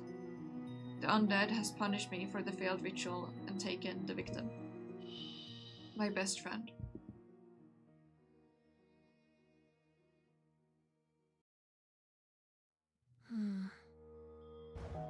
Damn. Oh wow. I don't want to say anything regarding the other ending of that.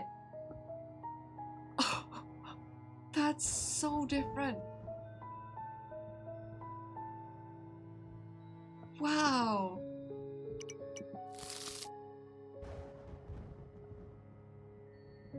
But bad ending. Tongue.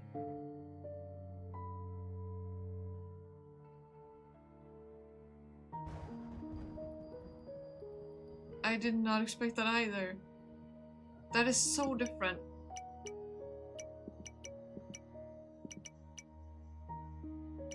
Wait. Adel, close your eyes for a bit.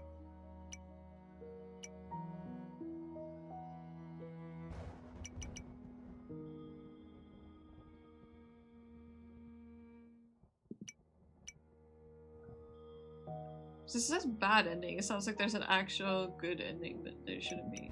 Anyway, I'm just checking something here.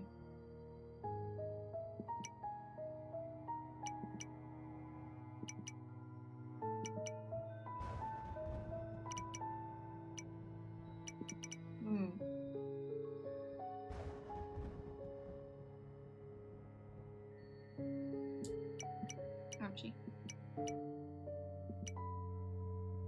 Okay, you can open your eyes again.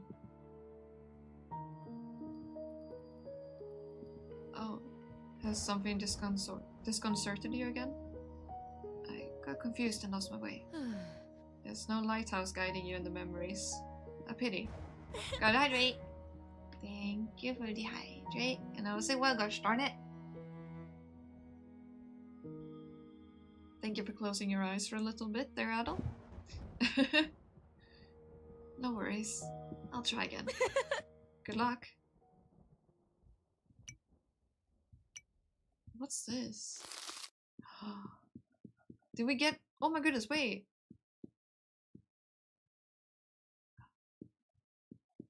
Okay. Tiff, we got the other ending. One of the endings. I didn't switch pages.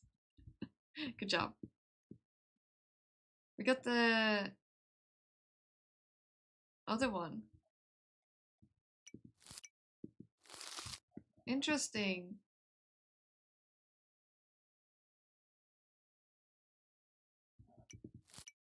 bad thing of me to have saved there. Oopsie. Oh well.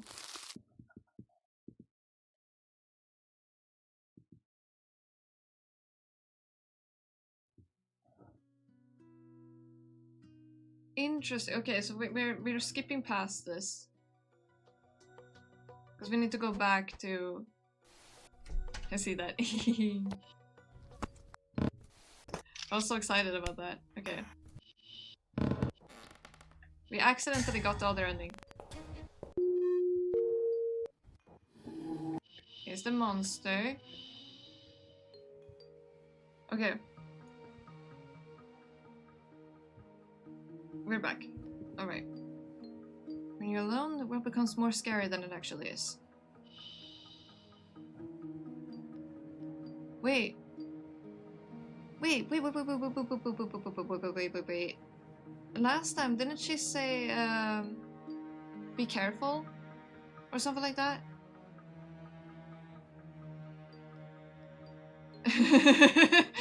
Yeah, men skriver någonting i version av det. Hasn't this changed? How to get rid? Couldn't be me. Okay, I tried to skip. And indeed, this she did not say this before, so she said like be careful or something like that. How to get rescued? Is there no other way?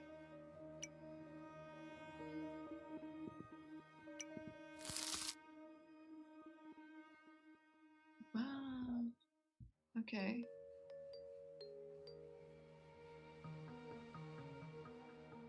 That is so interesting.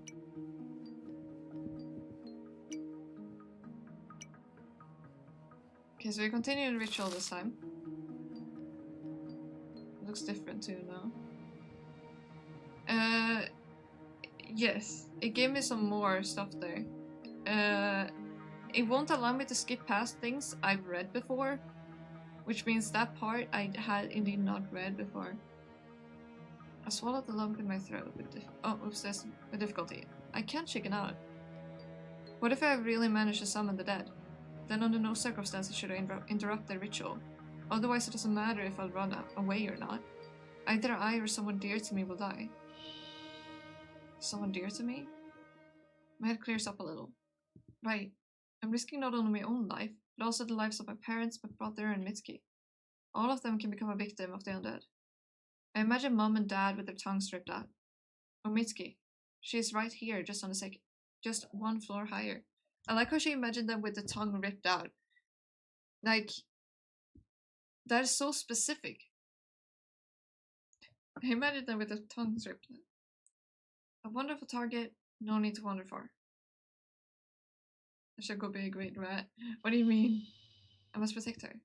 I don't want to get spoiled. Okay. The moment I become filled with determination, I hear a shuffling sound from upstairs. The undead is back.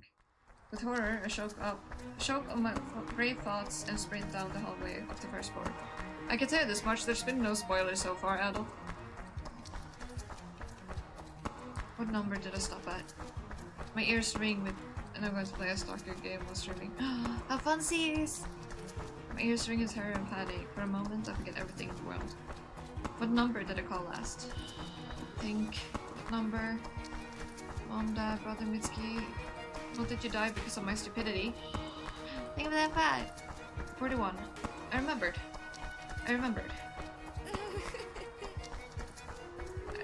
A half-crazed laugh escapes my throat. Also, apparently I hadn't done this on Twitch, only the other thing. There we go. Hey buddy. A half-crazed laugh escapes my throat. However, the joy quickly fades away when an unpleasant shuffling sound is heard again and again. Don't tell me. There is silence for a moment, after which a desk and several chairs fly into the hallway from the staircase. I'm not 100%. Yeah, so apparently I had not done it on this one. Only on the other one. Brain is not functioning. A desk and several chairs fly into the hallway from the staircase. I shriek. Not thinking about anything else, I rush to the first door I can find.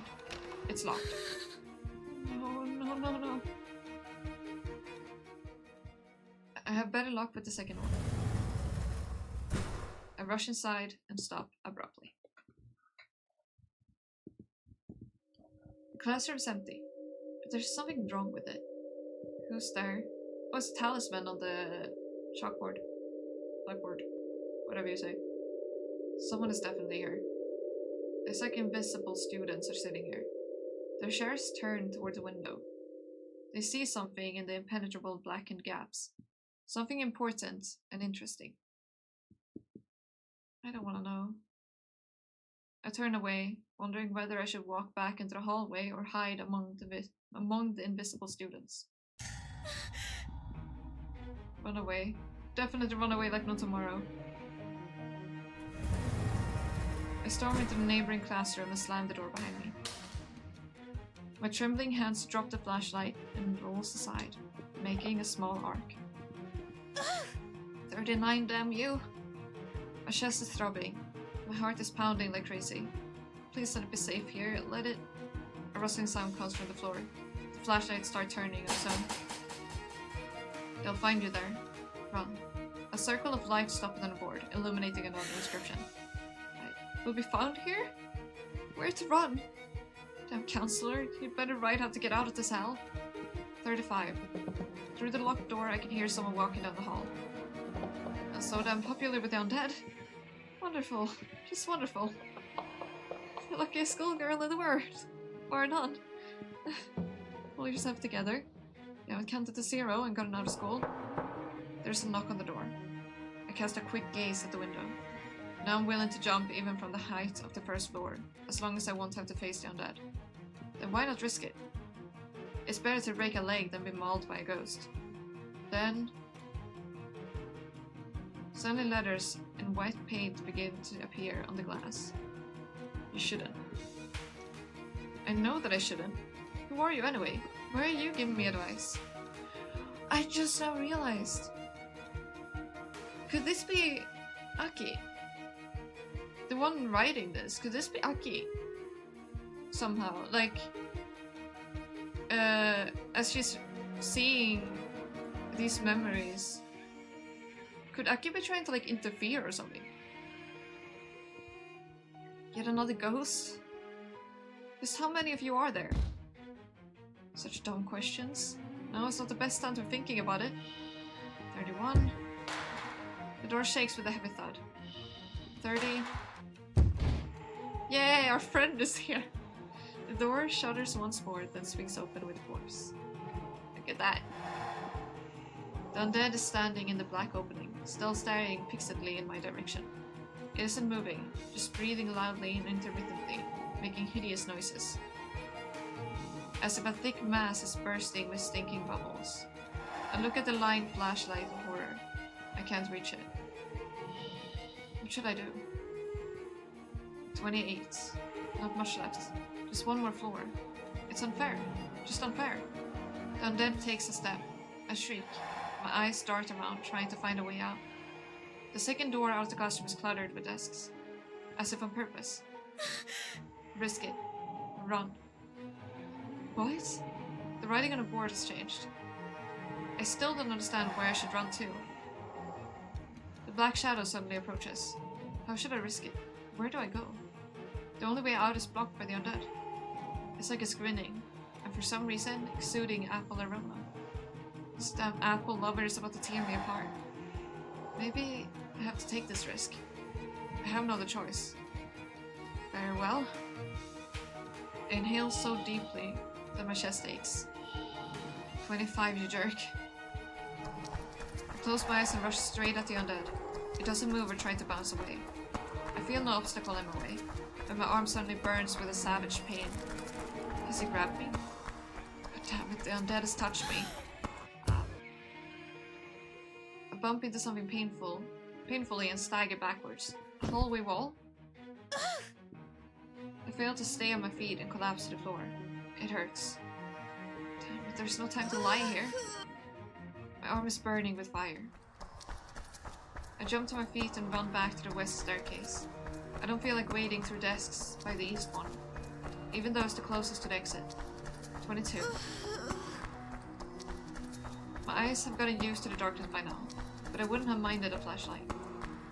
There is no one on the staircase. I run down it, but stumble and on the penultimate step.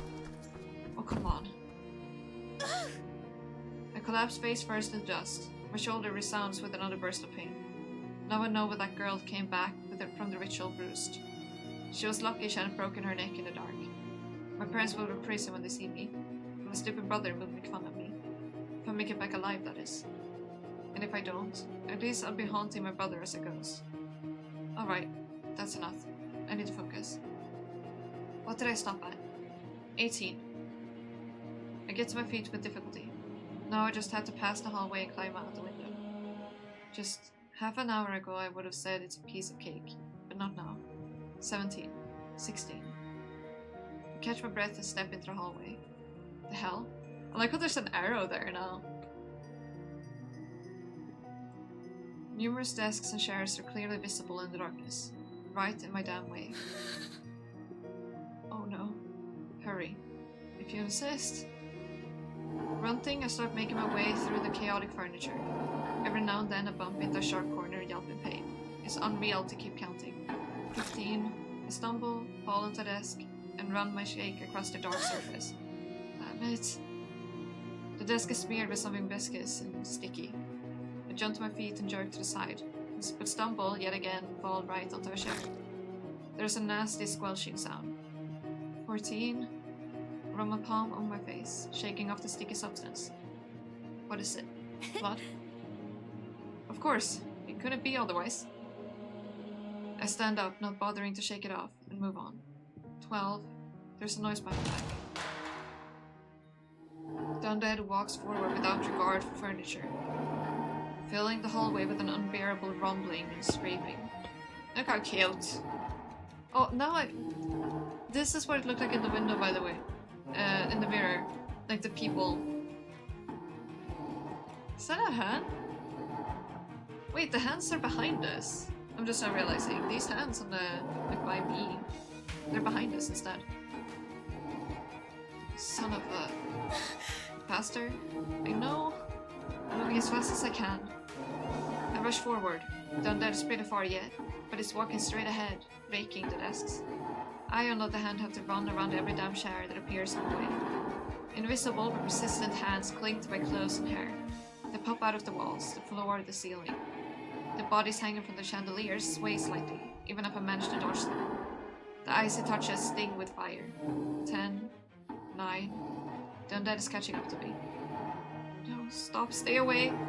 Don't come closer. I can see the cherished... Yeah. I can see the cherished open window. I've got to get out. Get out? What number did I stop at? 7? The window. This is it. I burst out of the maze of chairs as the undead is breathing double back. I rush to the window as if in a fog, even forgetting to keep counting. I throw one leg over the windowsill. The night wind ices across my skin. And... we have a cat! Hi? Can you jump up? Fingers dig into my skin. I squeal and scramble to the side, dragging the undead holding me outside. It releases me instantly. As if the air outside at school can't harm it. Take this. I laugh, lying on my back under the window. The feeling of freedom hits me in the head. Hi, buddy. I got out. Got out. A brush of tears from my eyes. They are mixed with blood. Mine or someone else's, I can't tell. It feels so good that I've forgotten about something important. What? The window glass shatters into many shards. I barely have time to cover my face with my hands. What? The ritual isn't completed. Stupid, stupid me. What?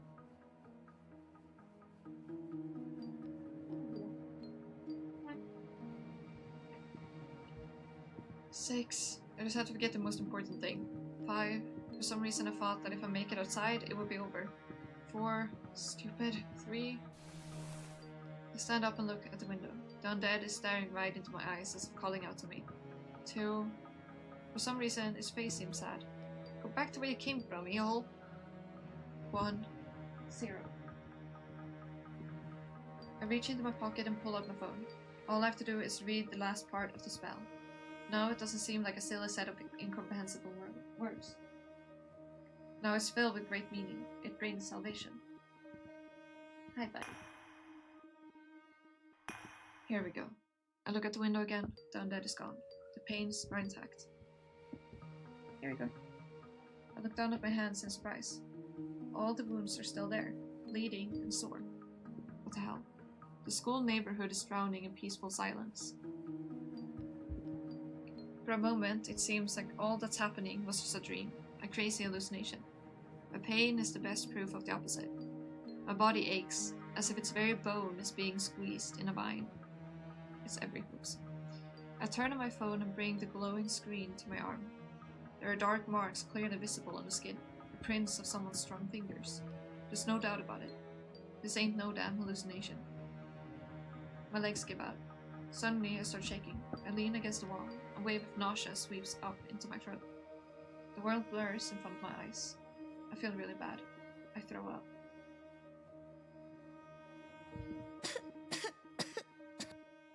I'll never set foot here again. I lift my head, wipe my lips with the back of my hand, and suddenly feel something. There's a voice at my ear, sad and quiet, filled with grave coldness. I feel like someone's icy fingers run along my entire body. From my feet to my head, it starts to strongly smell of apples. Not in this life. The answer to my question. The dead has answered me. I turn around sharply but don't see anyone. With stiff hands, I dial Mitsuki's number. Hello, Haru? Are you okay? The voice on the phone is ringing, energetic, not at all compatible with my shitty mood. A sound of the world of the living. Come down. Haru? I hang up. Right now, I don't want to talk to anyone, even Mitsuki.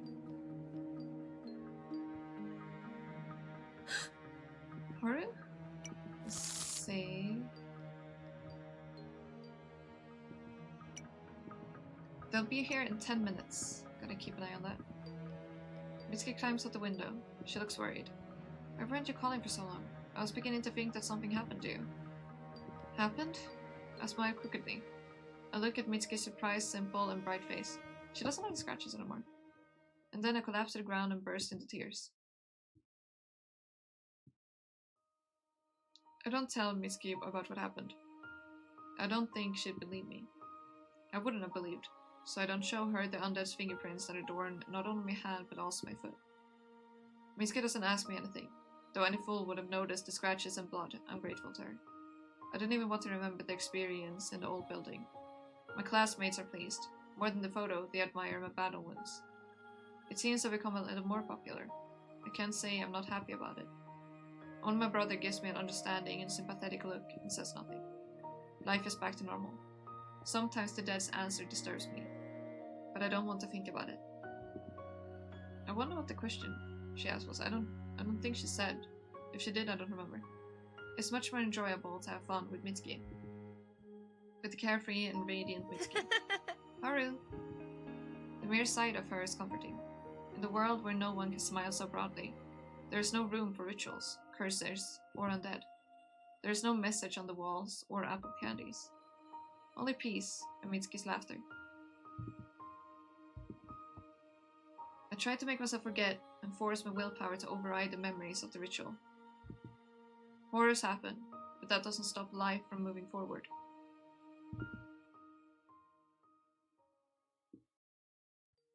Alas, it doesn't work. This is new. This is new. Am I tripping? It is different. This is different. The entire next night, I'm haunted by nightmares about the ghosts of the old school building. At least this, what we're seeing here is, I don't remember seeing this. Half destroyed hallways intertwining in an endless maze, staircases collapsing or leading to dead ends. Glass crunching under bare feet, black bodies hanging from the ceilings. And of course, it's always there, the undead smelling of apple candy. I'm not surprised to wake up sweating in the morning. Nothing strange, after everything I'd been through. But the next night, the nightmare happens again. It isn't somehow special or impressive, only unpleasant. Because of it, I can't get enough sleep and feel like a wreck. It's absurd. I have to pull myself together and stay strong. What's this? Someone has slipped a note under the door. Brother, who else? We correspond like this all the time. Most often, competing in the most witty insults. Don't be afraid, everything will be fine. Dummy. I have to donate a pudding to him. Or 3. Thank you, brother. I think at least that picture was new. I don't remember seeing it. Trouble comes about a month later, when the sickle of the growing moon hangs in the sky again. This is the same. Haru. Haru? Help me. What's wrong? Mitsuki looks scared. Do you remember the ritual? The ritual? Everything inside me goes cold.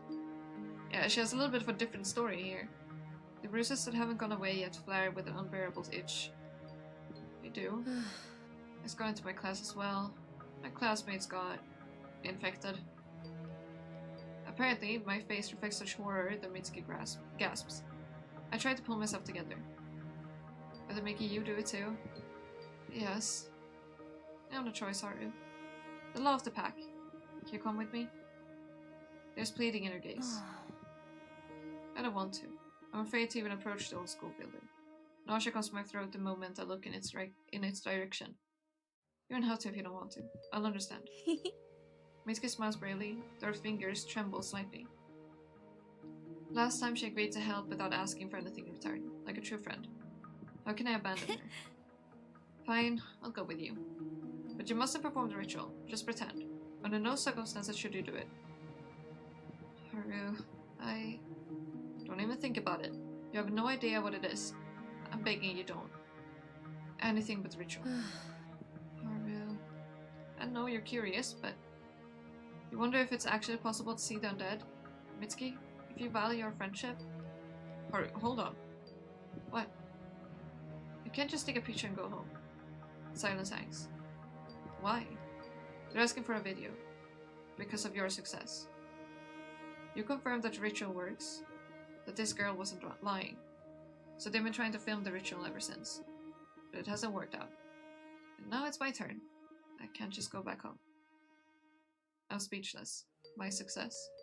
Pickle! How are you? How's it going? Gotta hydrate. Thank you for dehydrate. No segue, gosh darn it. Oh, my break starts very soon. How you doing, Pickle?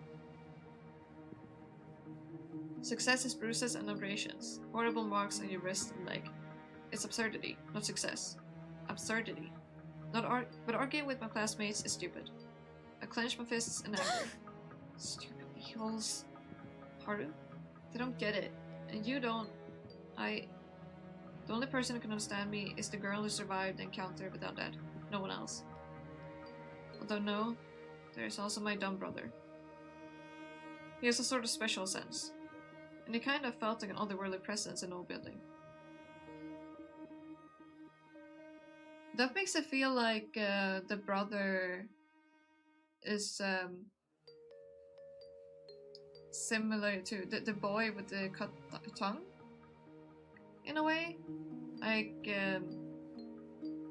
Haru and the brother are similar to them, or connected similarly to them or something. But he'd hardly met the undead in person. At least, I didn't notice any wounds on him. Hi, Cappy! How are you? It's just absurd. Absurd. Fine, but promise me you'll be very careful. Very careful. Mitsuki claps her hands in joy and breathes with relief. Everything will be fine. May everything be fine, I plead mentally. The atmosphere of the old building is depressing. Why hasn't anyone boarded up this window yet? Where are the guards? The police? So mature and responsible.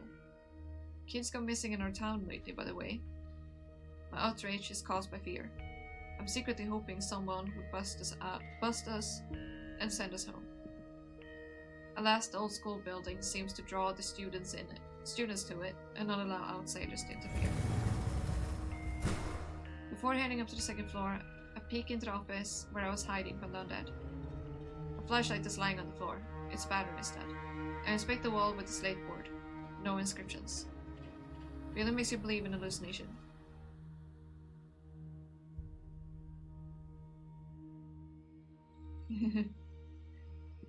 What's wrong?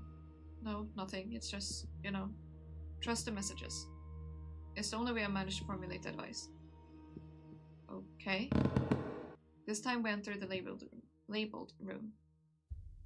I have a bad feeling about this. The classroom is perfectly normal inside. A box of matches is lying on one of the desks. Someone had forgotten it from the last ritual. Miska yanks her shoulder in apprehension and pulls out her phone. Here, Haru. Haru. Start filming. I illuminate Miska's figure with a flashlight and turn on the recording. She looks uncertainly at the phone, then picks up a matchbox. I hope I won't lose count. You almost jump on the spot. Do not, under any circumstances, lose it. You hear? Okay. It seems Mitsuki is more afraid of me than of the ritual. She sets her hair on fire and puts out the match. A foul odor hangs in the air. Mitsuki rummages through her pockets and pulls out a sheet of paper with a spell written down. Time to begin. Are you sure? I still haven't given up hope that Mitsuki would change her mind. But she only shakes her head, looking into the smartphone camera pointed at her. Okay. We're saving there. For now.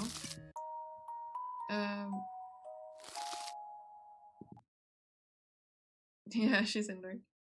She can't. Since I'll be here in a moment, I shall get this ready. Go.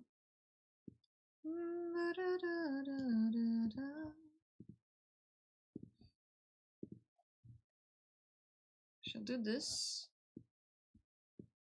and I shall change the about.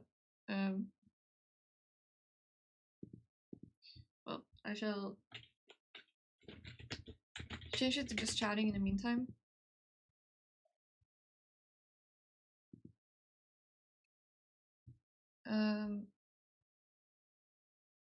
Yeah, my break will be a bit longer than usual. But now I got stress on me. Don't worry. Don't worry. And normal just BRB message works, it's okay.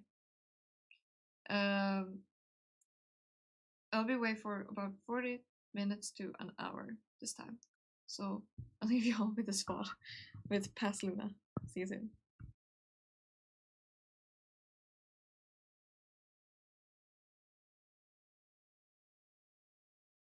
Wait, let me get my stamina. Yeah, because we gotta move. We might not be in time to move, but this way, sister. I'm slightly tempted to just ignore it and just jump into the red abyss, but honestly, go ahead. We won't be able. You won't be able to eat me. Where the hell are you? There you are. Oh, is that a prize? Getting to eat you at the end? No. It's an achievement, I think. It's an achievement. What else? Yes. Wait, exactly, sister. Sister has it right. It is an achievement. So you better think it did. So I better not perish. Understood. Yes, and we better not have to use the effigy. Because this plan counts on it. Leave! How are you? Are we winning? Really? Okay, so it's so far. I've gotten to the top once while carrying Adel the whole way. It was a fun one. Yes. Before that, I suffered mental pain, and I lost Tip and Adel. Where are you guys? We're together. I just wanted to check the luggage. I'm okay. back up again. I'll just wait where I am because yeah. Okay, I see you. Here I am. Okay, so I was basically at the top, and the mountain ate my backpack, and I was ascent 4, and so Oh, guys, you better be quick if you're going. I've got you. Yeah. Let's hope that no fire decides to go here, but we are moving.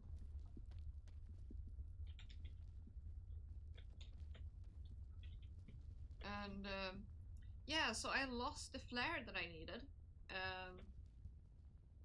which sucks because I lost it at the top of the volcano. Because the volcano ate it. It ate the entire backpack. It was tragic. It was a tragic moment. I was not very happy. I was very sad. So you didn't make an oopsie like me and throw your backpack in, it just ate it itself? Yeah, it literally, the backpack merged into the mountain and disappeared. Yeah. Oh, great. Yeah, it was and great. You know what's the worst part? The next run she had, she got about 5 flares. Yeah, something like that. Oh. Rest Oh, in that's peace. mean. Yeah, it felt like I was being teased by the game. It was painful. The game was literally just like rubbing it in my face. And this is also why every time I see a flare, I present it to Luna. Yeah, just to mess with me. I'm being nice, you know. I'm Very kidding. I'm so. kidding. I'm kidding, being flares so for the nice. next game. Yeah, so that's happened. I'm okay. Only been up for 2 hours. What about you? I am very much ouch. They helped me rub on some Voltaren, which is a painkiller, when they were here just now. Oh. Yeah! And hopefully that will help soon. Because my shoulder is still very messed up. But yeah, I'm excited. I'm playing Tales of Exilia tomorrow. Oh, tomorrow? Yeah, it comes out tomorrow. Well, it doesn't even come out tomorrow. It comes out today. At midnight. You can play at midnight. It's so sad. It comes out when I was asleep. Or supposed to sleep at least, so I have to wait until tomorrow. Unlucky. Is this the newest one of the Tales of series? It's one of the games in the Tales series, yes. I am so excited. Now I have to ask. Did you play Tales of Berseria? I have it. I have not played. I don't know why. I have it and haven't played it. Like, I want to play it, so why haven't I played it? Because I never finished the games.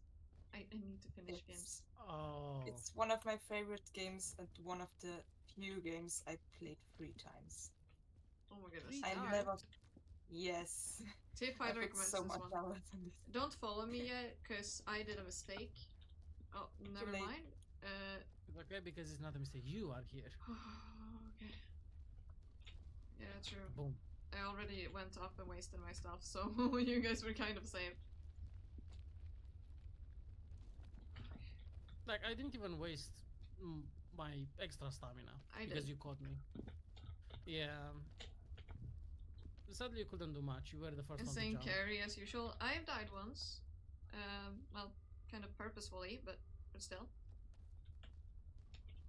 Guys, she's just be nice. She's of course carrying again. I literally jumped off to my death on purpose. I'm not carrying. You guys got up on your own. You don't want to know how we got up, but yeah, I guess we did make it. It just took most roundabout route days, but yes, we got up. Hey, I'm proud. Good job. Thank you. Alright, we stick together. Bando, humble carry. No. I did a good job though when I was carrying Adol the whole way up when he was fainted. Oh yeah. She did an amazing job, to be honest. I got the whole way up with him on my back. Someone needs something to eat? I do, but we gotta cook it first. Okay. I have food, thankfully, so. What great item you got there, Luna.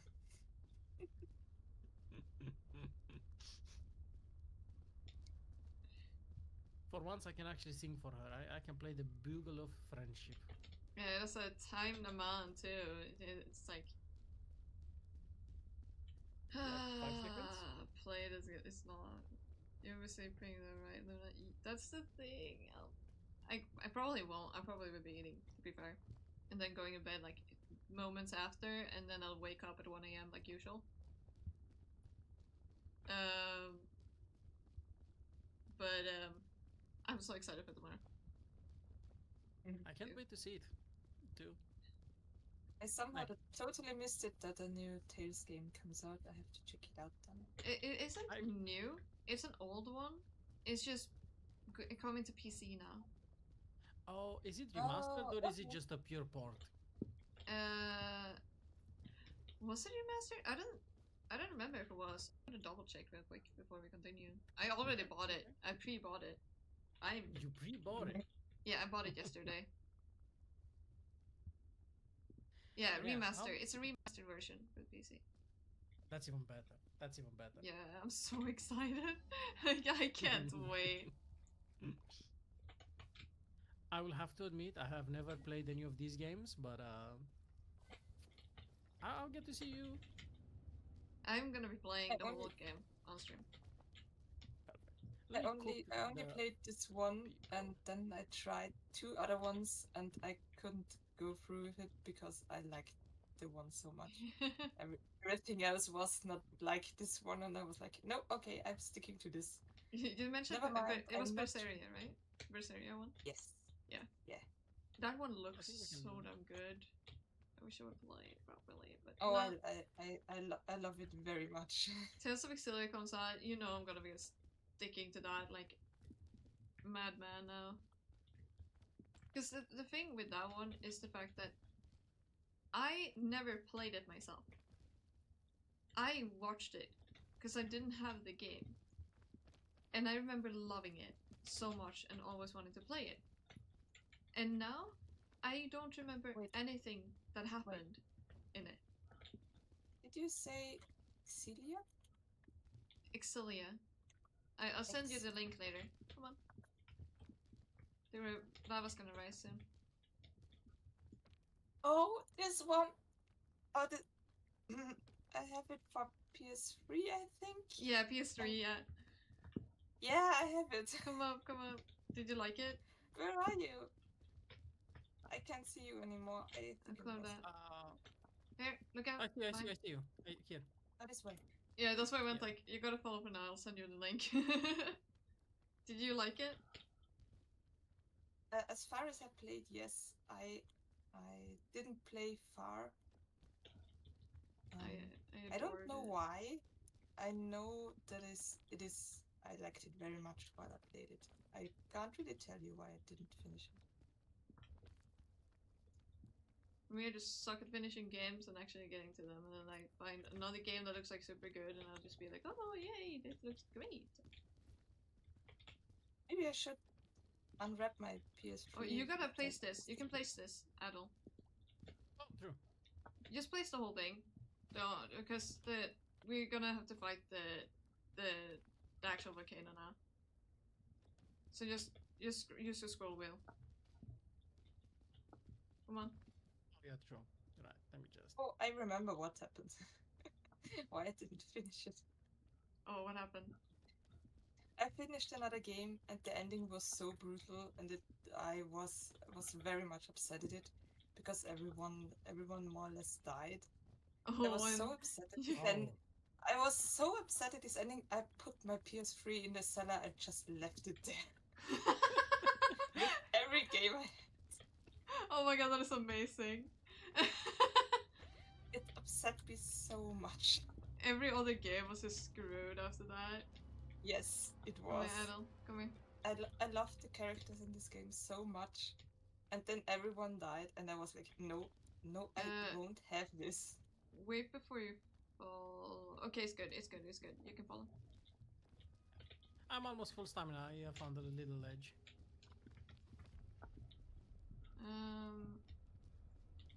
It's gonna get hot, guys. Say less to the Firefox. I'm coming.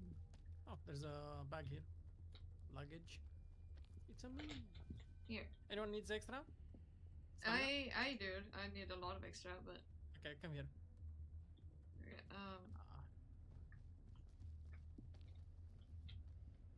Thank you. No problem. Anyone hurt? And we also have a python. I mean, is anyone hungry? Anyone hungry? I only have 5 ticks, so... Yeah, no, me too. Around that.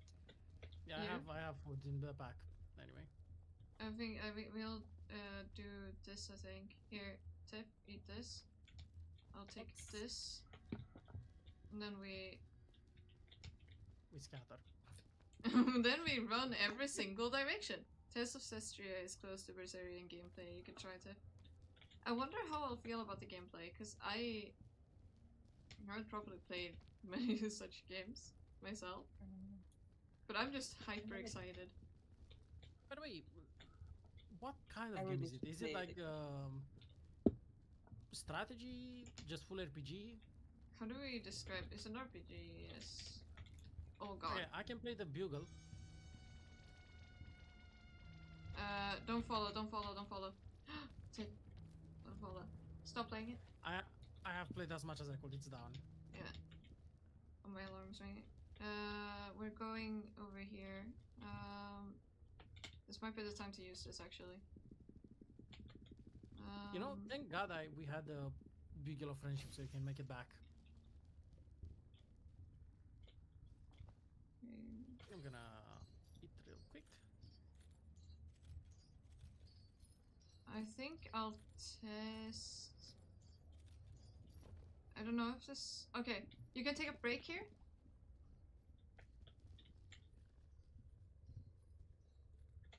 Oh, take a break. Okay, there you go. I'm gonna check up here real quick if there's a platform. No, jump down here. The thing is, I can kind of easily make it up because I have the crazy combo of lollipop and energy drink. I don't think you need to, though. The thing is, I have a rope, so if I can get up, I can get you guys up. Can we just go here? Sure. I can double check. And then let me check if you can get further. That looks crazy on my screen. Oh, I won't let go. There we go. Yeah, that should look crazy. I like basically split my whole body in pieces. Okay, I'm on the way. Can I get my head through? Come on now, get your head through.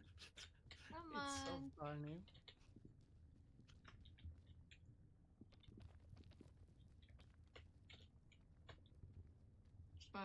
Spider-Man tries to get through. The man it hates Whatever. me. You want like this way to go? Yeah, I want to see if there's a way there. Yeah, there is. But I'm kind of like but half it's so small. Is it possible so to stick small. through or not? I don't think so. Our heads are just too big. Oh wait, what if I use a rope? To just... You could come over here to me. To the right side. That looks. You look so funny. Yeah. Okay. I don't think so. Oh. Yeah. Can you get loose? Yeah. I'm good. There you go. Thank you. I was so determined to get through there, though. I saw. Yes, I am me too. You guys just spaghettified me through. You're welcome. We just wanted to see you be spaghetti, you know? Somebody touching my spaghetti. And all that good stuff. I'm not Italian. I like how that's the part you get stuck on. I'm not Italian.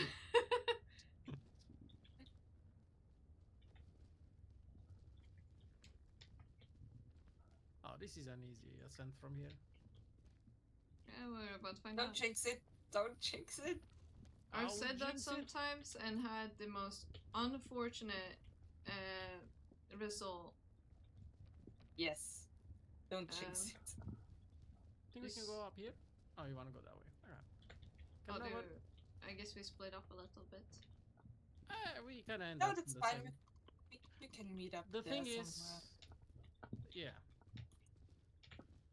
We can meet up for sure. Wait a Vtube. I don't fall down. Let's hope not.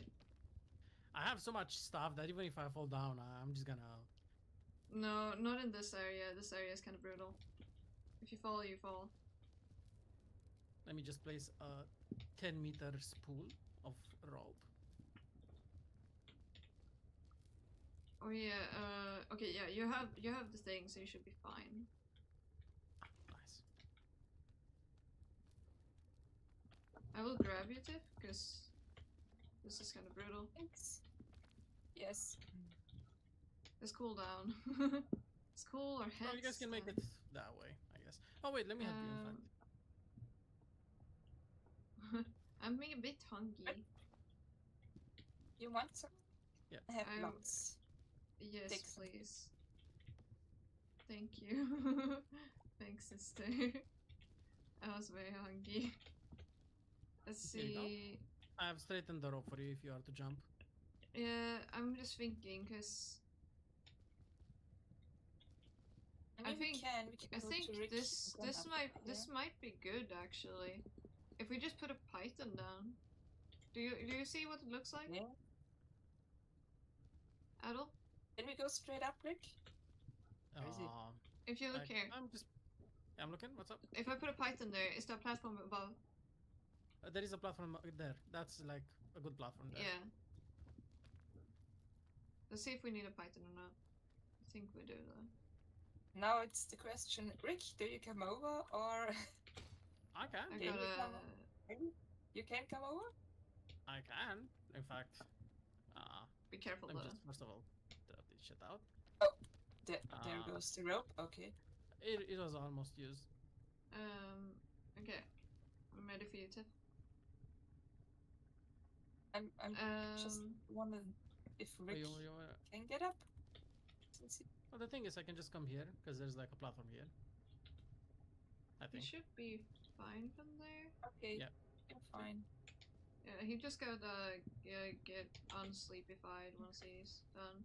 Oh no, I didn't even use the sleep thingy. The lollipop? Yeah, I didn't use it. I just have them in my hand. No, come on. What? Press E once and then. Oh, are you okay? I did. Yeah, she's okay. She just. Is it bug? Did it bug out? Yeah, I think so. Well, I'm just gonna. What did I miss? Yeah, it was very weird. At least it's not a strike on my channel or anything, though. It's just that video that is muted. I can't grab it. Why? When you're there, can you see if the E turns out? Luna. Wait. Oh, you grab it for a second. There you go. Finally. Okay, nice. I don't know why it wasn't working for you. Oh. I mean, you can just. I'm just bad at the game. It's fine. Oh, you guys can just go straight up there. No, you're not. Actually, I should. It's very hot, so we gotta be quick, because I'm getting way too warm. Blaze out. Wait, you say? Okay, let me just. Hi. Hi. Oh god. Oh, there's a... Sorry. It's okay. I can't go up. You say? Hey! Here, hurry. Get up. I'm gonna do this and probably die. Just climb up immediately. I cooled you down with water. Sister. Yes, coming. Use the water on you so you will cool down. Let's see if I faint. Oh, I was lucky. I got the lucky one. I had to use my candy though. Should we use the magic bit? I mean, we could climb, I guess, but I don't know this. I haven't done enough of that, I don't think. Oh wait. I just want to see if we can get one of these off or not. Do you have the stamina to climb up there?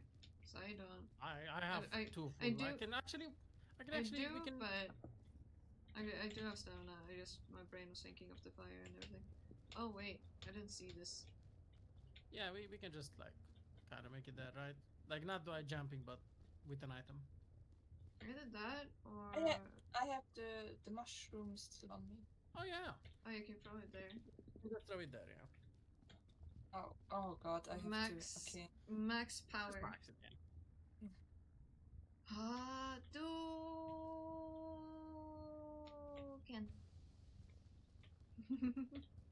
Well, I hope that's good enough. Maybe. If Lona can make it, it's good enough. If I die, I die. She made it. Yeah. Yeah, I'll wait for. You don't have to boost at all. I just boosted because I had to. You don't have to boost. I just boosted because I had to. Nice. So I can grab you, so you wouldn't need to. Yeah, I'll do the next risky stuff. I have almost a full bar of stamina.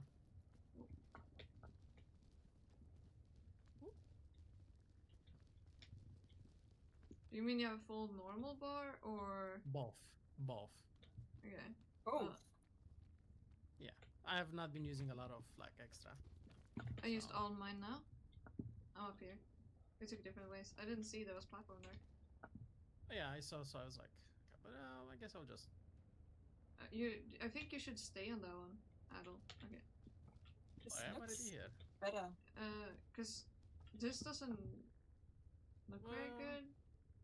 That honestly looks better. Look. Adel. I'm just gonna. Don't. Okay, never mind. I just put it down. I haven't like. You wanna use yeah, it? it has a timer. I think the way Tiff is going probably better.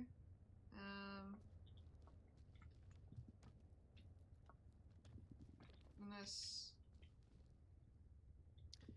The lava's catching up.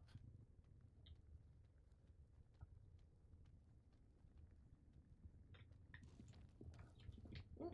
You good? Actually, Okay. Yeah, that hurt. I don't have stamina to reach up there. You should. Use this. Just use this. You use it. Tiff, are you good? Tiff? Yes. Yeah, she shouldn't fall there. Well, let me put this. Okay, you pick it up and you use it because I don't know how to use it well. So. I don't either. Just put it somewhere. The trust is terrifying. Okay. Tiff, I think you should come to us. Uh-oh. Did she? She fell. Yes, okay. I felt it. Forget it, I'm dead. The second I said, I think you should come to us, I just see the gasp I did too. But I slipped. We're about to find out if it goes the way we want it to. Yeah, just Oh, you should probably wait. Okay. You okay up there? Yeah, easily. I'll grab you. Yeah. Is it helpful? Oh gosh. I am in a bad situation. I won't be able to do it. Because I don't have the stamina for it. You should have stamina enough. Wait, what if I give you an energy drink? Yes. But try this. I'm risking it. Follow. I'm following. You have enough. Oh, easily. I'm not even gonna go into my extra bar. It's a platform. Nice. Well, now we're in a in a predicament. I wanted you to be able to eat me, so you could resurrect me. And I don't know. Can someone help check something? Does the scout effigy revive 2 people or 1 person? To be honest, I don't mind. We can. I can eat you another run if we ever play again. You know, next time we play. I can eat you next time. Next time I can eat you. Yeah. Does anyone here know? Can anyone shake for us? At least we can get you the Bing Bong one. Yeah, true. I have Bing Bong in my backpack. We gotta get Tiff back first. Yeah, you have it. Yeah, I was thinking we'll go up and then rest. So just don't light it immediately. No worries, no worries. I'm not in a hurry. If someone say, could you check for me? Dante, I nominate you, Dante. Check for us. Only one? Okay. Only one at a time. Unlucky.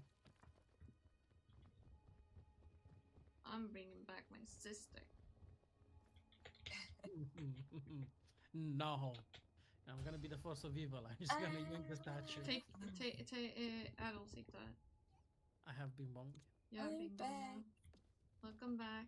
Do you want the backpack? You can have a backpack. You want the backpack? No. You can have a backpack. Everyone, take that one.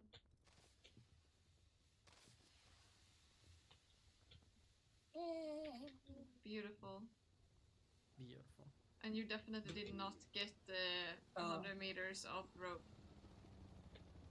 I don't think I got 100. No, you didn't.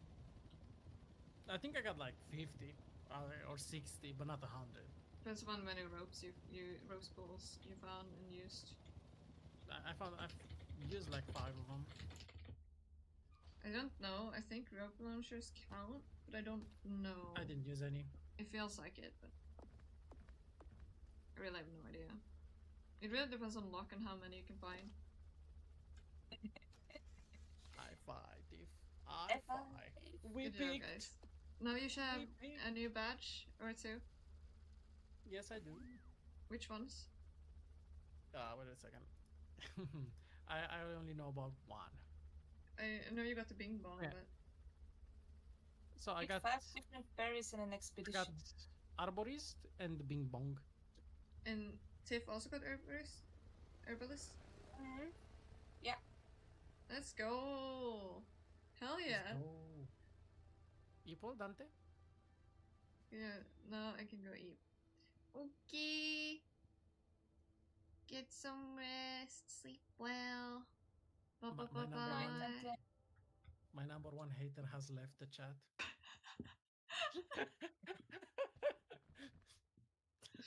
Damn. Am I wrong? Damn. Wait. Super little cat. I read Kappa's name and said that all day. It's okay, Kappa, at least you don't knock your knees when you desk almost every time you get up.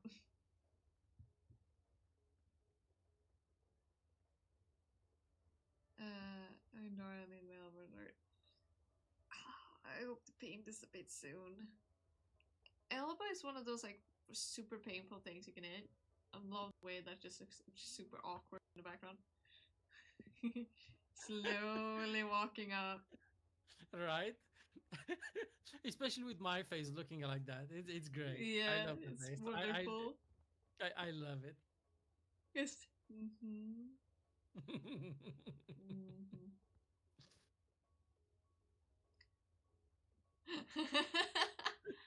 This one hell of a career right there.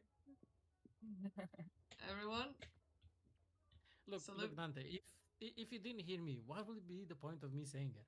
Adol. You Yeah. can't just. Where did he go? Oh, there. Someone Salute. has to. Salute. No. Yeah. We did an order. Wait, come with me. Just. Everyone? You ready? Salute. Oh. Oh, my goodness. One. No. I get hidden by Tiff's hat. There we go.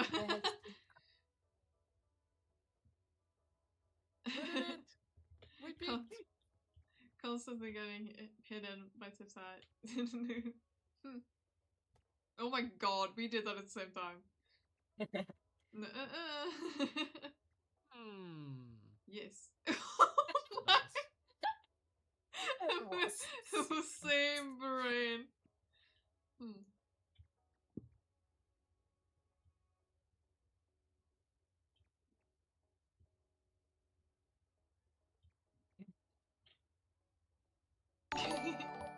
The way me and sister did that at the same time was just gorgeous. Gotta think of that down. Yes. Oh, we were not. Yes. we thought it was the same, but we were not synced. Salute! Oh. Wait, do it again. Oh my goodness.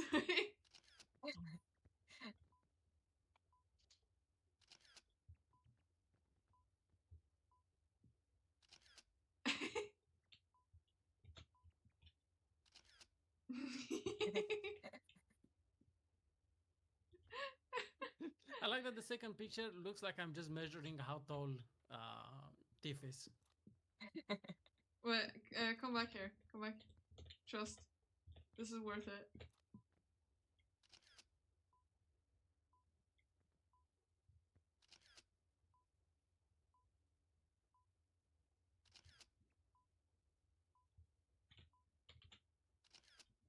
Oopsie.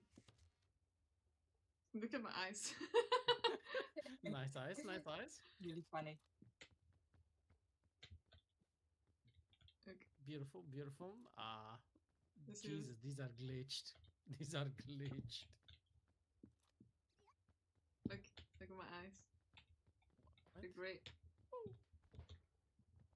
Beautiful. Look in them and then look in the mirror.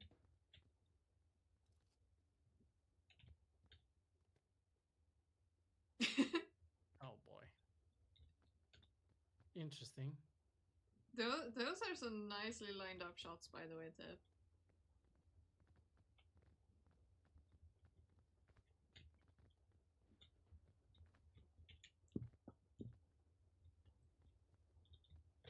Don't throw them back.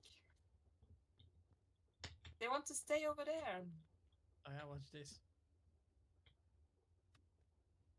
Ha! I counted. Me there. I missed it. Ah, I missed. I was looking the wrong way. You want to catch it?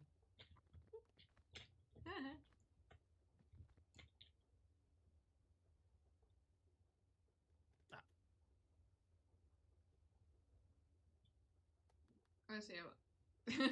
I'm in a precarious position, I feel like. Ow!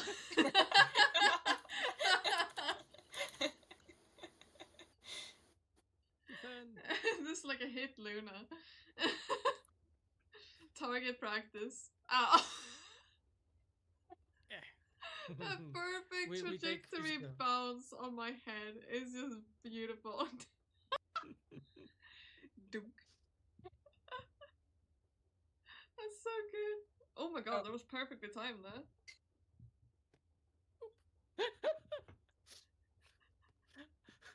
I like how it just bounced up. It just did a double jump on you. Literally. Dunk. Oh, too high. Ah. You know what I should do? It's hard aiming these pieces. Try and hit me when I'm moving. Oh god. I'm already blind because of how big these are.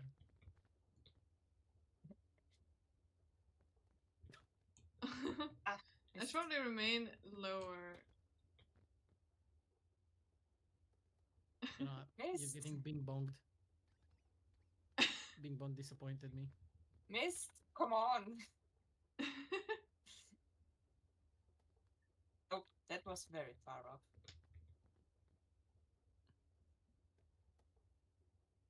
I have trouble hitting you. Oh, you got me.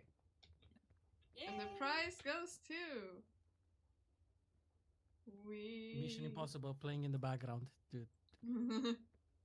Dude. Look up here. Which one? Yes. Oh, nice hit! I hit it! Nice hit! Sniped. It reminds me of when I first, like all of them are just lined up perfectly over here. Oh my goodness. with this one when I was They're playing. everywhere.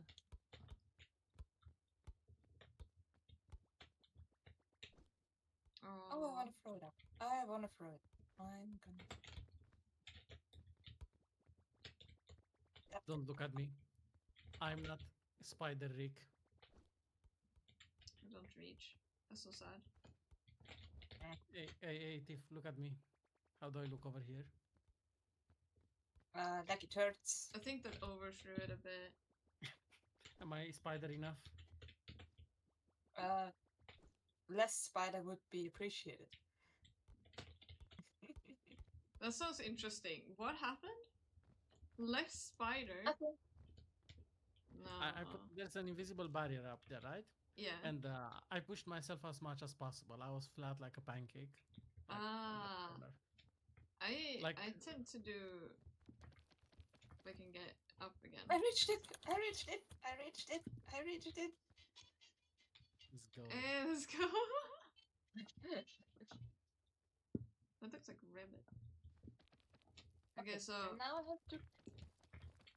have to go because otherwise I won't eat. I'm not eating after 9. Eat. I really should go eat. Go eat. Eat. Can be back after. Good. Eat. No, I'm not. I can't be back after. She's not. She's eating. I mean after eating. Yeah, I know. But she's eating and then she sleep. Yeah. She work. Yes. And I go eat. Thank you for the games.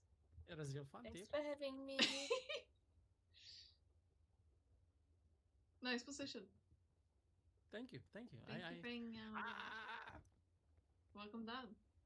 It's my assassination position. Welcome down to reality.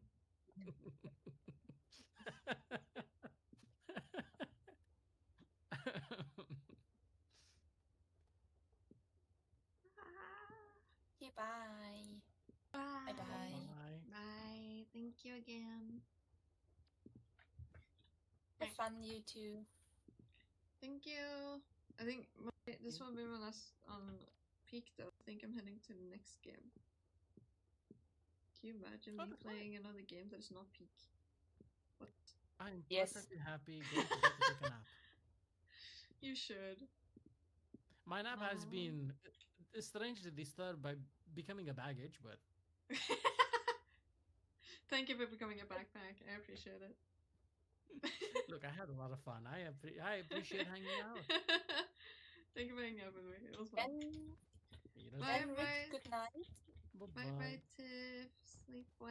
And Luna, take enjoy your care. food first. Will do. And I'll remain careful. But wait, that's all I could ask for. Yeah. Yes. This way. Salute. Good night. Good night. Enjoy your food. Bye bye bye bye. Dude, the eyes. Those eyes. They're the best eyes, I swear. They are. They're just perfect in every way. Yeah. Though I will have to admit, your character is very cute. It is adorable. Yes. Yeah. Yeah. And then. Well, I will see you on stream. Yes. Bye-bye. Bye-bye.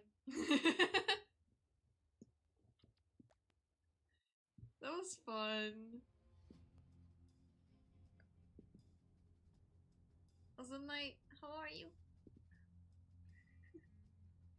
I almost surely. Wait, what? At least give it. Call it a minute and me to leave. Confusion. I have to bail quick before after cycle starts. You gotta be quick about it, you know? Can't be slow.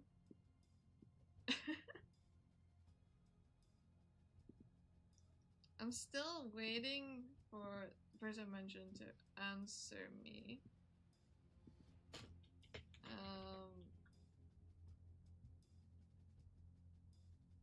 Because I think they said today. Okay, here we go.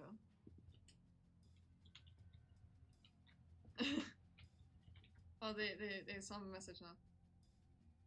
What's the plan now? Probably Minecraft. We're about to find out.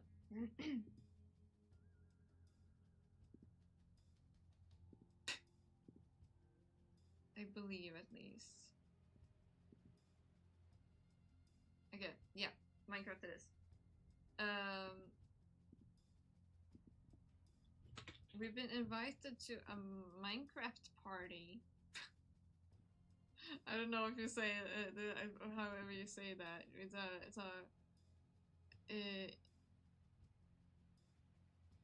It's chatting. You chat.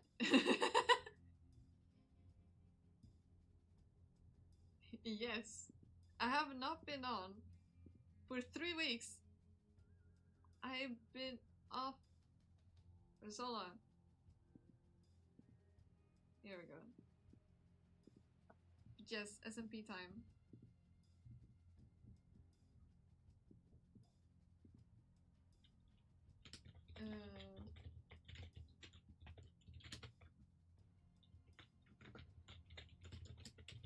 Here we go. As a join and they already discarded me and did the landing. I told him to message me when it starts. For now, we'll update the stream info.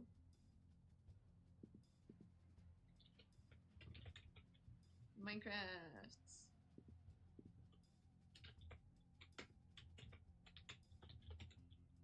It's gonna be fun. We'll see how many people will be there. I have no idea. To be completely honest, I am completely clueless. Thank you for that. Bye. Thank you. This will be fun. Let's change the game. There it is.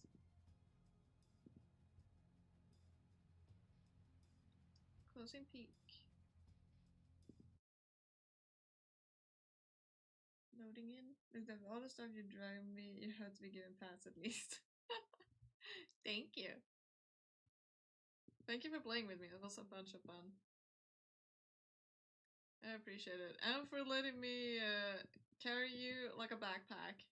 I appreciate it. Well, I don't even remember what we were doing last time. Except iron. We wanted iron.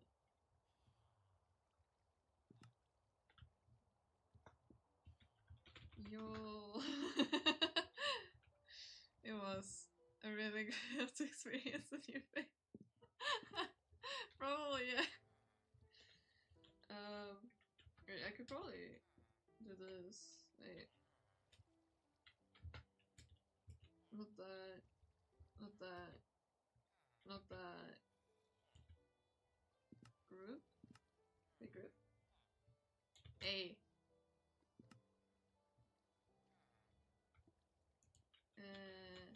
Chat. Wait. What's chat? Oh, I was in a backpack before. Honestly, I'd be worried if that was the case, if you had been. Gonna inhabit it later. Okay.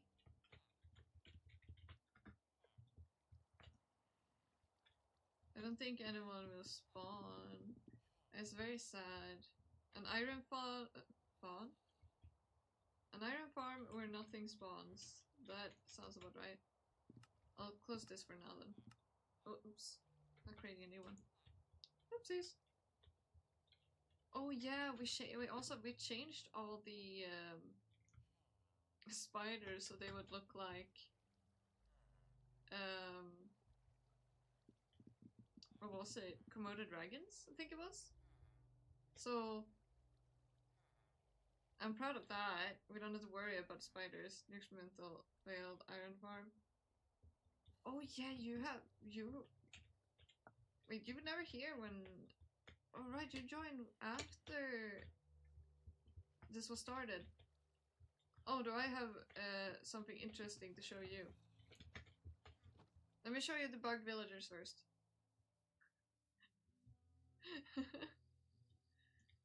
Because I know I played a little bit of the VOD from it.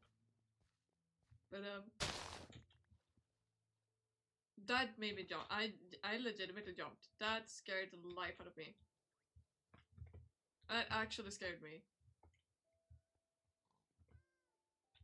That actually had me jumping.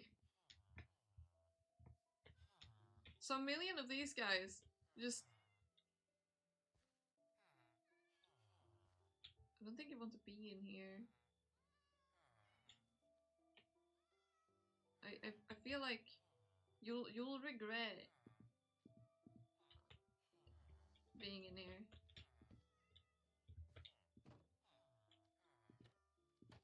Just trust me on that. So excuse me.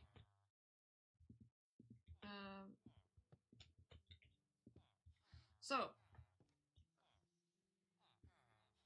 hi, Mr. Pig. That should not be here.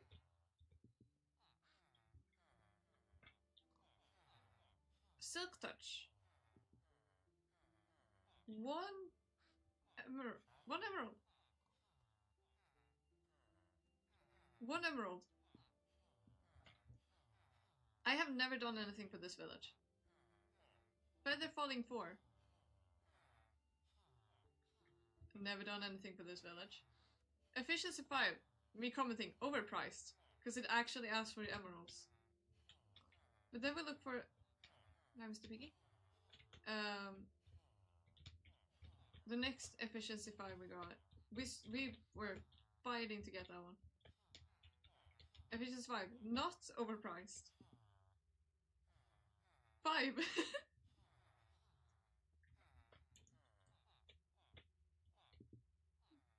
Flame. This guy that just entered on his own. Unbreaking 3. Overpriced. Mr. Piggy. Come on now.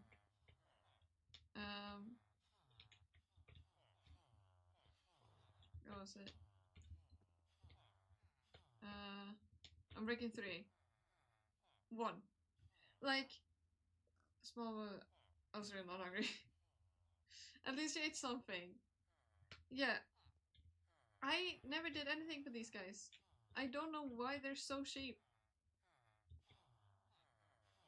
Did you better eat well, because I might slip and add dolls to the horror game. Scary. Looting 3. So I ended up just writing in the SMP chat and asked if anyone needed mending.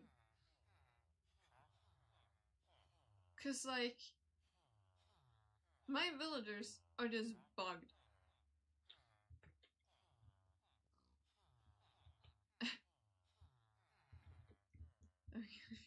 Uh-oh. I think you should be careful. You sell for 6 blocks of emerald. No, I gave it away for free. I have no need for it. No, I just gave it away. I asked if I could get a music disc though, and he gave me one. So I was happy. Look, he gave me a pancake. And it's one of the best music discs.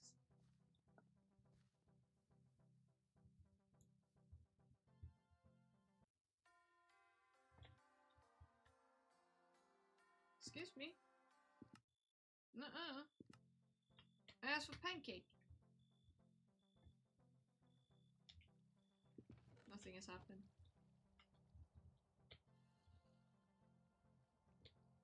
So, this is the best one for journeying. Number. What is that? Da da da da da da da da da. I swear, if I ever saw a doll move an inch in a horror game, I would genuinely effing death and cry.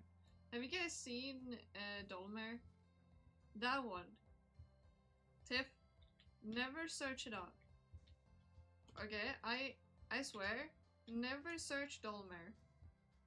I'm doing this for your own protection. Don't do it. I'll also show it to you, but spiders. I can show you fear though.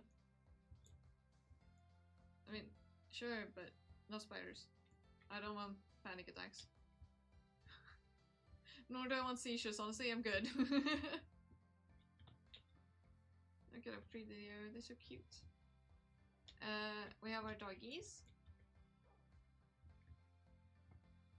2-second clip and 0 phone. Oh.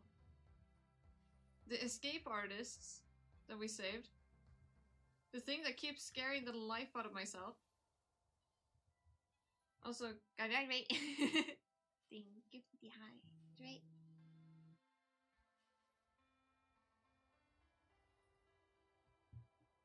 I guess I was too late with warning you about that. Da da da. Da da da. 0 spiders in fear.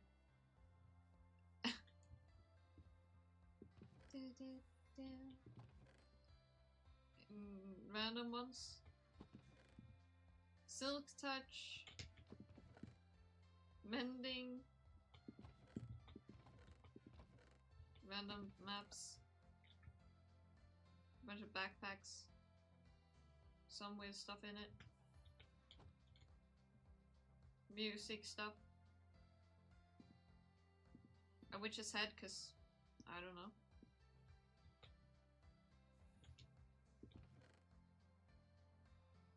Confusion.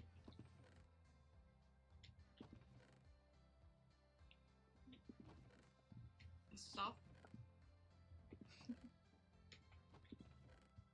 And yet I still tend to get low on wood.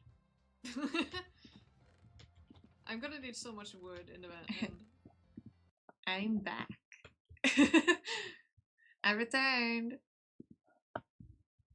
You miss me? Like mentioned, I took a bit longer. I also went ahead and called my mother for a bit and was chatting with her for a while, so worth it. Buddy! I also, fun fact, I received yarns today. New yarns. I don't know where to put them because they don't fit the bag anymore. The bag is really big. But they're all super pretty. Like, I really like the yarns I got. They're so pretty. Anyway, I'm back.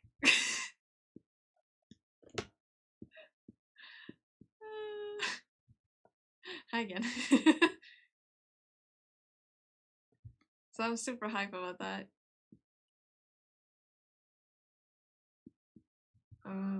Looking forward to getting to make things with the new yarn.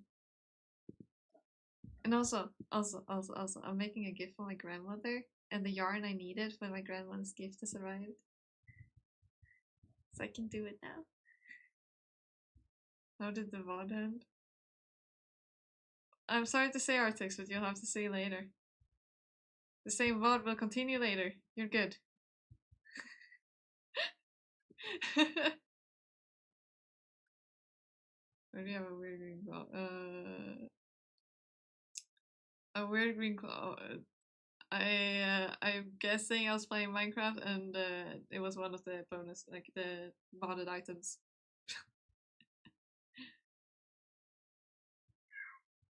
Meow. Hello there. Oh, I don't know if you're still there. How do I say your name? Pitch. So how do I say your name? How do I say it? Nice to meet you. I don't know if you're still here, but I hope you're having a lovely day. You arrived during my break, sadly.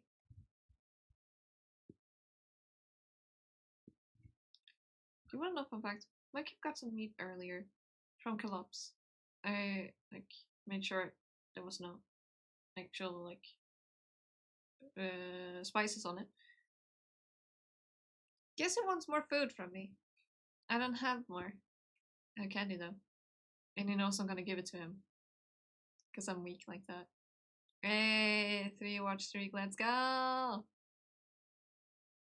Gotta hydrate! Thank you for the hydrate and also bell! And actually, 2 bells! And Pitch, thank you for the follow! And the Bacon Dragon, thank you for the follow! I'm noticing that 29 minutes and 25 minutes ago, they were just, they were right after each other. Did I, oh, I didn't go far enough. Oh, I see, that explains a lot.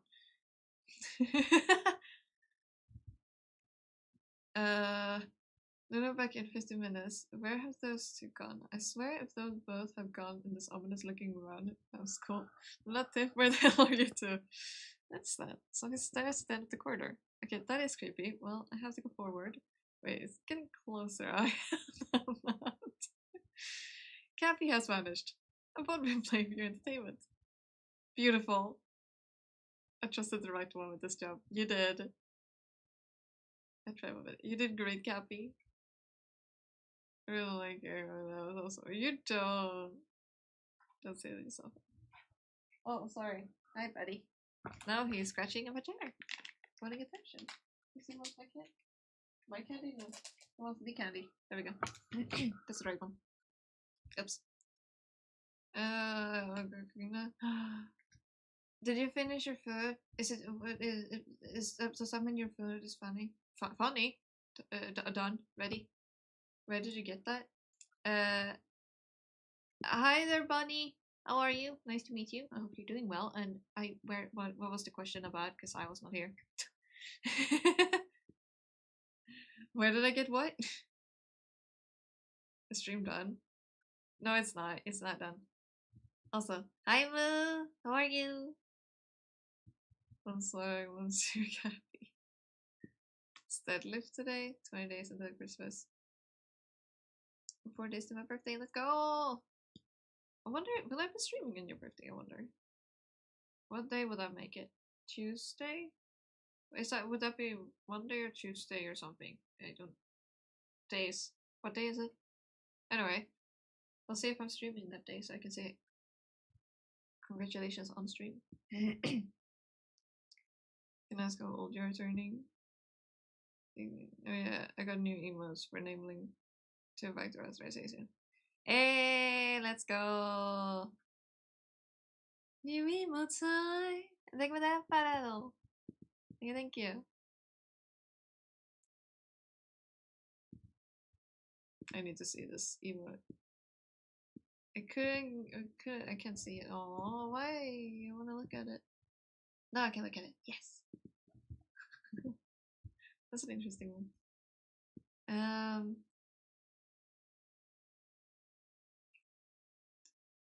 The discard they break. Yes.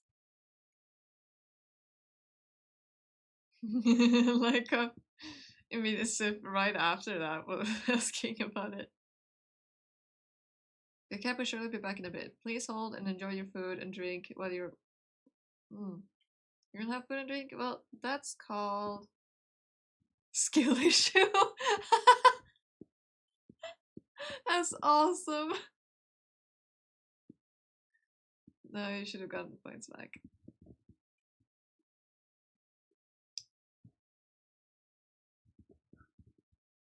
Gotta hydrate. Thank you for the hydrate, and I will say, well, gosh darn it.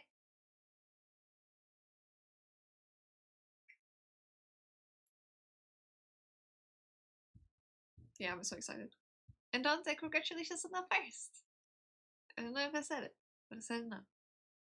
I said it. Bell! I'm just now catching up here. Ban Luna.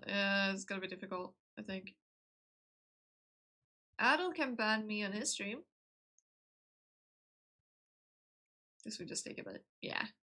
The food is funny, yes. Well, I'm glad to hear it's funny. Think of that bites. I'm glad to hear. Food should be funny. Bell, it's a bell, it's a bell. I like how I just turned normal size again and it immediately made me tiny. You just don't want me to be normal size. You just want me tiny, don't you? I was playing around with the bell for a second there. So I just got here. You good? I don't think. What you doing? It'd be like, Okay, I gotta change the category. Oh. Should we go? My sister has to be little after all.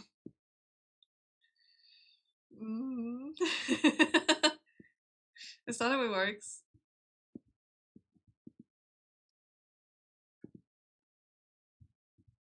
Is that how things work?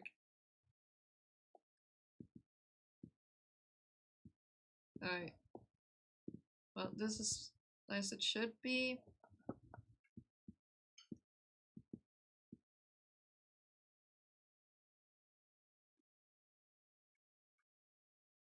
The kid be like barely peering over my screen. Oh, well, should it work? I don't know. Make me a giant or something to make everyone confused. That would be kind of funny.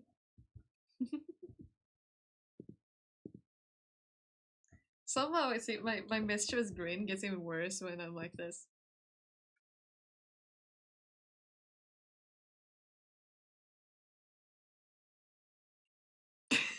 With my eyes glowing. Alright. Posthumous wish, let's go!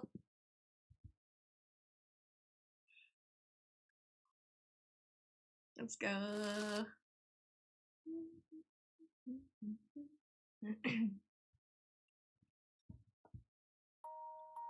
It fits perfectly. Alright, let's continue. I think this is where we were. But she only shakes her head, looking into the smartphone camera pointed at her. Mitsuki starts reciting the spell. She probably feels like a fool, but I absorb every word she says. I can physically feel the evil inside them. It's done. Well, off I go. Yeah. Mitsuki takes her smartphone back. As she approaches the door, I can't hold back a nervous shriek. Trust the messages. The way she just goes blank, like her expressions just goes completely blank though. For a moment, Mitsuki looks at me like I'm crazy, then she nods. Okay, Haru. She leaves. I'm left standing in the middle of the dark classroom. My heart is pounding like I'm about to relive the horrors of the ritual myself. I wonder what question Mitsuki is going to ask, and what answer she will get. That it was great. Welcome back, Abby. I'll say that it was great. It was perfect. I sigh and sit down on the dust-covered chair. Silence presses in from all sides. Mitsuki's distant footsteps and the way she mumbles numbers under her breath are muffled behind the wall. Soon all sounds die down. The silence is as frightening as the noise. Mitsuki told me that she didn't hear anything when she was waiting in the classroom back then. Neither my screams nor other sounds, though anyone should have heard the sound of falling desks. Because of her story, sometimes I feel like I really was the victim of a hallucination. It's absurd. What had happened was real. It just wasn't Mitsuki's reality. Then I won't hear anything either. What if Mitsuki is screaming for help right now? What if the undead has grabbed her? I don't want to think about it. She's smarter than me, so she's definitely gonna make it. Besides, there's still a chance that Mitsuki would never meet anyone. The other guys were stubbornly ignored by the undead, but my bad feelings says otherwise. Tough. Tough. Let me grab a... Oh, I was gonna say let me grab a blanket, but it's right next to me. I don't actually have to go and grab it. I thought I had moved it. I'm waiting. Time drags on like a chewing gum. Judging by the clock on my smartphone, 5 minutes have passed. Feels like 2 hours. 2 hours? Hours. Sometimes I feel like someone's watching me. Someone's smelling of apple candy. Creepy. Wait, I just wanted to look if there's anything new in here. The mountains are beautifully white, but on the ground nothing. Oh.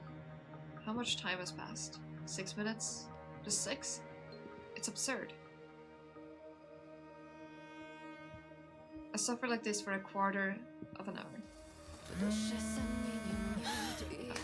A ringtone cuts through the silence. I drop the phone in surprise. Wait. The song, is this the same as Aki's? Oh, come on. I start fumbling with my hands on the dirty floor. Was that song the same as the one Aki was using? As Aki's ringtone? Yeah? For a second, no one answers. Are you there? I've done it. Her voice sounds surprisingly cheerful. I hear vibration. Yeah, it was in the game. I catch my breath in relief. Good. I'm coming down. I think I'm in Saki's. Okay. Lighting the way with my phone, I go down to the ground floor and climb out the window. I don't see anything strange on the way. I hope I remember to actually check the VOD and see if it was the same, because I'm curious. Are you okay? The question comes out before I can examine my friend. She's standing there, as if she's been in a ramen shop, not performing the ritual of summoning the dead. Not a speck of dust on her clothes, not a scratch in her arms and legs. It seems that, like the other classmates, Mitsuki hasn't met any of dead. Oops. I'm fine. Don't worry so much, Ari. I guess my face is twisted with fear. Good. Yeah, it's good, Mitsuki. I was so scared. The ritual is over, so there's no point in worrying anymore. I absent-mindedly waved my smartphone in the air. Well, how was it, Mitsuki? Did you see anything? No. I may have heard strange rustles, but they were more like my imagination playing out. She hesitates. It's even embarrassing to tell, considering what you've been through back then. Mitsuki really does feel out of place. She should be happy. No worries. I laugh, patting her shoulder. The important thing is that everything ended well, right? Yeah, Haru. That was scary, wasn't it? We shall see the video. You've been shaking with terror, weren't you? I try to act as energetic as possible, like normal Haru. But Mitsuki knows me better than I do, and doesn't fall for the trick. Haru? What? It's going to be like it was before, right? I don't understand what she's getting at. What do you mean?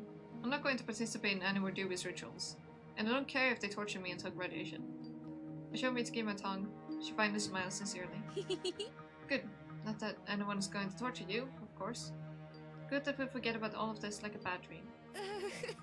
Yeah, like a bad dream. Very real bad dream, I want to add, but stay silent. Oh! There he is again! Look at that, he's our friend! The entire next night, I'm having nightmares again. I can't sleep for a long time, and when I do fall asleep, I see a staircase of the old building and the undead standing on the top steps. He's staring at me, open a soundless scream, but instead of words, he spews streams of black blood. He disgustingly reeks of apples. Feels like I'm being force-fed one thing after another and stuffed like a turkey, until I become one big apple with a slimy slurry instead of juice myself. That is one hell of a visual. When I wake up, I know that I'm about to throw up, so I rush into the bathroom. Slimy slurry. It's repeated several times during the night. A long, disgusting night. I feel bad. Very, very bad. Is this payback for playing with dark forces? The consequences of the undead's touch? I don't know. But it's like a sticky stain. is spreading through my soul. A rot smelling of apples. Soon it will end. I've rarely been sick. But when I did get a fever, it went away in a day. I'd like to believe that this ailment will soon leave me as well. Another nightmare. Half the night without sleep again. When will it end? When will the ghost of the old school leave me alone? I want to complain to someone, but I hold on. I want to write my brother a note, to pour my heart out, to ask for help. The vine is there. I want to show you. There's probably a mistake though. It's right behind my head actually. Right there in the right corner. Oh, I do still have my mouse. Yay! A few times I tear a sheet out of my notebook, but immediately crumble it up and throw it in the bucket. No need to make a fuss over absurdity. I just don't have to forget. Oh. Interesting. Oh no, I accidentally pressed a button I didn't mean to press. I'm gonna be bloody. The next 2 days pass in peace and quiet. Mitsuki shows her classmates the video, and they get her back up. They get off her back, though they look extremely disappointed. Everything is over. Oh, look, it's her brother. Mitsuki becomes carefree again. Her smile is dazzling. No, something has changed. My friend has become a bit bolder. Talking to my dumb brother doesn't scare her anymore. Like the ghost of the building? Yeah. Yeah. Sometimes they even go for walks together. I don't impose or ask to be taken with them, though it's unbearable to be alone in the house. So dazzling. Haru? Haru? Oh, yes. Sorry. I've got a headache. Nothing serious. I'm glad. Shall we go to Totoma tomorrow? Her ringing laughter fills the space of the room. Mitsuki and I chat about silly stuff as if nothing had happened. But on the third day since returning from the old school, Mitsuki has become quiet and scared for some reason. She sits on a green poof and remains silent, staring at a point on the wall known only to her. Mitsuki? Mitsuki? Hey, what's wrong? Mitsuki sharply raises her head. Huh? Haru, did you say something? I did, and more than once. What's with you today? Was my brother messing with you again? Mitsuki tries to feign a smile on her face, but her lips pucker, tremble, and freeze like that.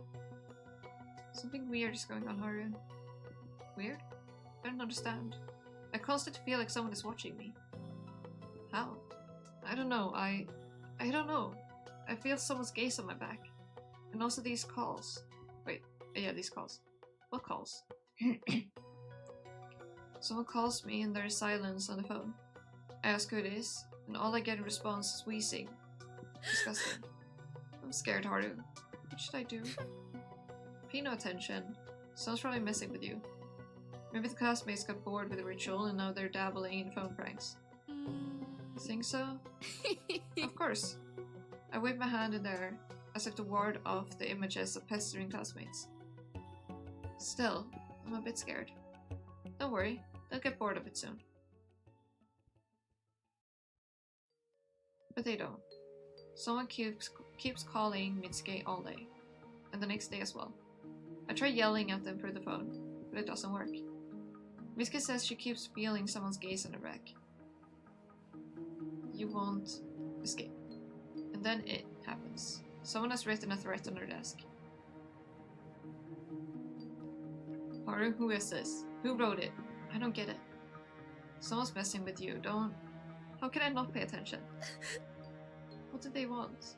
What does you want escape mean? Escape from who? Calm down. Eos got mad that you brought them an empty video. These idiots. It's not them, Haru. Definitely not them. I feel... Mitsuki clutches at her head. The curse. I'm cursed. Hey, don't panic. Nothing significant has happened. I mean, it's just calls and inscription. They can't harm you. But I'm being threatened. Why would someone threaten you? Mitsuki suddenly takes her hand away from her head and looks past me. Her gaze becomes blank. It's because of the ritual. The ritual? I don't like her silence. I really, really don't like it. What do you mean, Mitsuki? Haru? frown.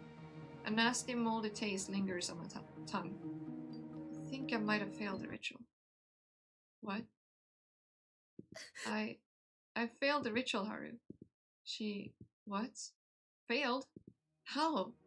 Just don't reprimand me. I'm not... okay, I wasn't going to. I lost count when I was going down the staircase. It was scary, my parts were mixed up, then I tripped. And I think I've missed a number. I'm not sure, but... She sees my face and falls silent. She missed a number?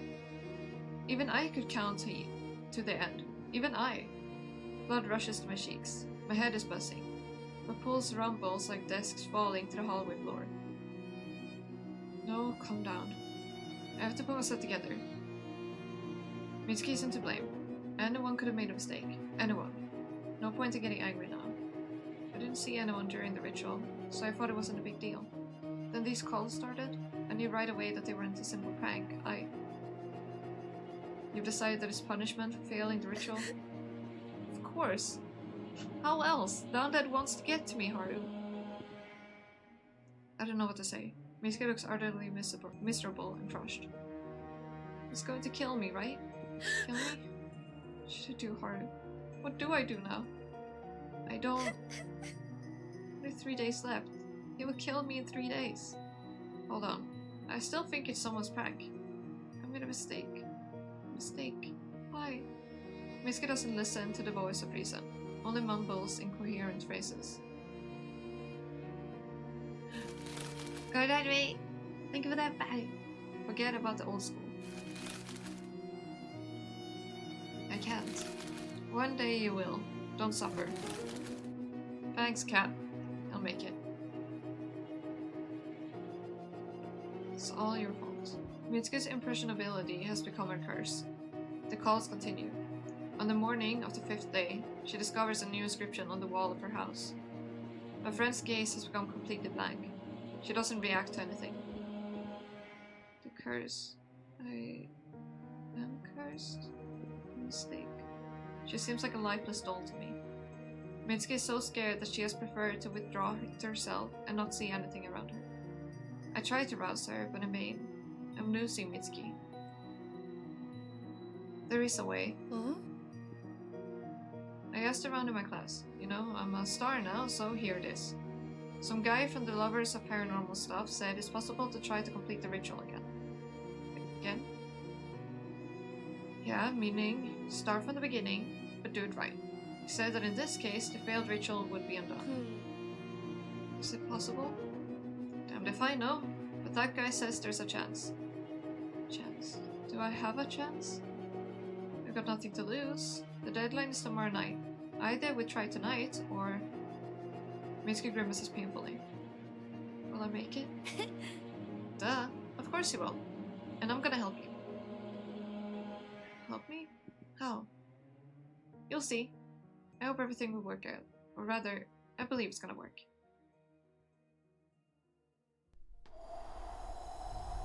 And so, we find ourselves in front of the open window of the old school building for the third and final time. How very different this third hike is from the previous ones. Mitsuki, until recent events cheerful and light-hearted, is shaking like a maple leaf in the wind. I, on the contrary, have gained confidence. You never know how your life will change. We reach the classroom on the 2nd floor. Mitsuki burns her hair, takes out a spell sheet, and starts to read it out when she sees that I'm also striking a match. What are you doing? Starting the ritual. What do you mean? The guy at the club said that you can go together if you recite the spell at the same time. You and I both will be the participant of the ritual. This is the first time I've heard of it. Why didn't anyone tell this before? To crank up fear? Doesn't feel the same when you're with someone else. After all, the ritual is for entertainment, not for the actual summoning of the dead. Perhaps it was originally used by priestesses to contact the departed. Go figure. Surprising. Yeah, I was amazed myself. Alright, give me the spell sheet. Read the words of the crumpled piece of paper in chorus. It begins. We walk out of the classroom. Mitsuki looks around fearfully, trying to make out a silhouette of the undead in the darkness. The light from her flashlight dances across the walls and ceiling, as if trying to escape from a cage. Do you hear anything? No, nothing. I think there's someone over there. No one is there. Come on, and start counting. You can take it slow, but don't lose it. I'm like a guide to other worlds. That's crazy. 100. We go down the west staircase. Mitsuki refuses to go to the east staircase because she hears sounds coming from that direction. We make it to the first floor without an accident. Mitsuki is breathing heavily, her chest heaving. I can see sweat dripping down her forehead. 91. You okay? Huh? She jerks to the side, not expecting that someone would break the grave silence of the old building. Yeah, I'm fine. Hurry, let's go. Okay, don't worry so much. 83. But the moment we look toward the stairs, a rumbling sound comes from the second floor. Do you hear that? Do you hear? Yeah. The sound intensifies, then suddenly stops. Mitsuki takes a breath and... 2 chairs fall at her feet from the top floor. Mitsuki shrieks, shoves me aside, and rushes down the hallway. Mitsuki, wait! I illuminate the hallway with the flashlight. The light reflects off something spilled on the floor. Mitsuki steps into a puddle, raising a fountain of spray, tries to move forward, and slips. With another shriek of terror, she falls backwards into the incomprehensible liquid. 77. Mitsuki, calm down. Don't lose the count. I rush to her aid. She's lying on her back, with her arms spread out to the sides. I hold out my hand, but Mitsuki shoves it away in horror. Mitsuki? Sorry, Haru. I'm fine. So much ketchup spilled. So much ketchup. It's insane. Me. Quiet. Someone up ahead. I strain my ears. All of this is very reminiscent of the time when I was trying to get to the first floor's east staircase, in similar fashion. Yeah, same old trick. Desks and chairs crash into the hallway from the stairwell. The rumble mixes with Mitsuki's shriek. She skids across the puddle toward the first open door. I help my friend up and we burst into the classroom together. I quickly close the door. 60. Oh no. Mitsuki points her finger at the writing scrawled on the board. You will die. She collapses straight to the floor, clutches her head with her hands, and cries. I can't take it any longer, Haru. I can't. Silly, it's red wine.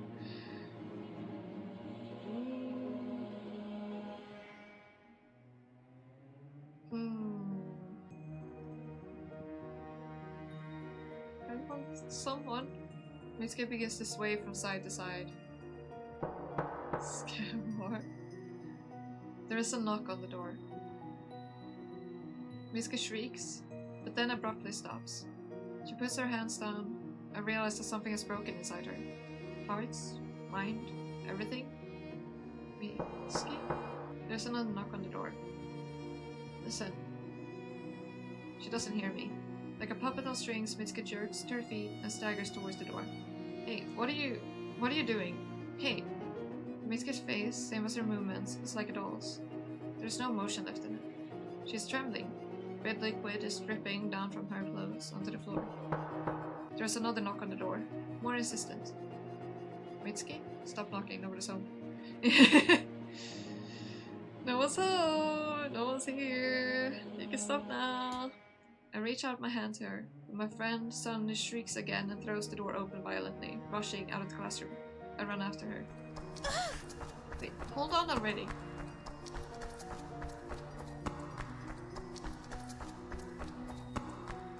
Mitsuki doesn't hear me. She doesn't hear anything anymore. I stop. 55. What about the ritual? Have you just abandoned me? Do you not care about what happens to your best friend? Mitsuki climbs on the windowsill and runs away without even looking back. I put my hands to my sides in annoyance. What a fool. I sigh, then grin crookedly. You're a complete fool, Mitsuki. Fool? What a fool! How am I supposed to take this? The traitors just left me here? Alone with the undead, completely forgetting both the count and the ritual? She has abandoned me. Abandoned. She knew she's risking not only her life but also mine. When the real undead stared at me, all I could think of was that Mitsuki might get hurt. And she ran away. No, I'm a fool as well for worrying about her back then. I'm brimming with disappointment. I've always considered Mitsuki a good person, my best friend, and she turned out to be a spineless coward.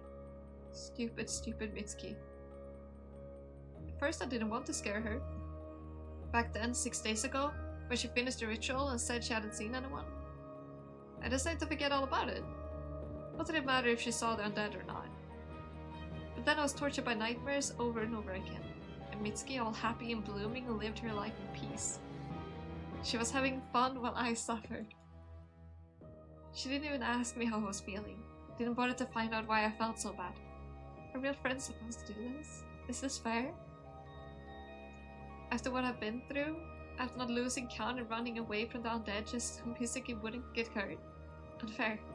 So I thought, why not teach her a lesson? I asked my brother to keep calling Mitsuki and not saying anything. Then I read a warning on her desk. Honestly, I just wanted to scare her, to show her how hard it was for me.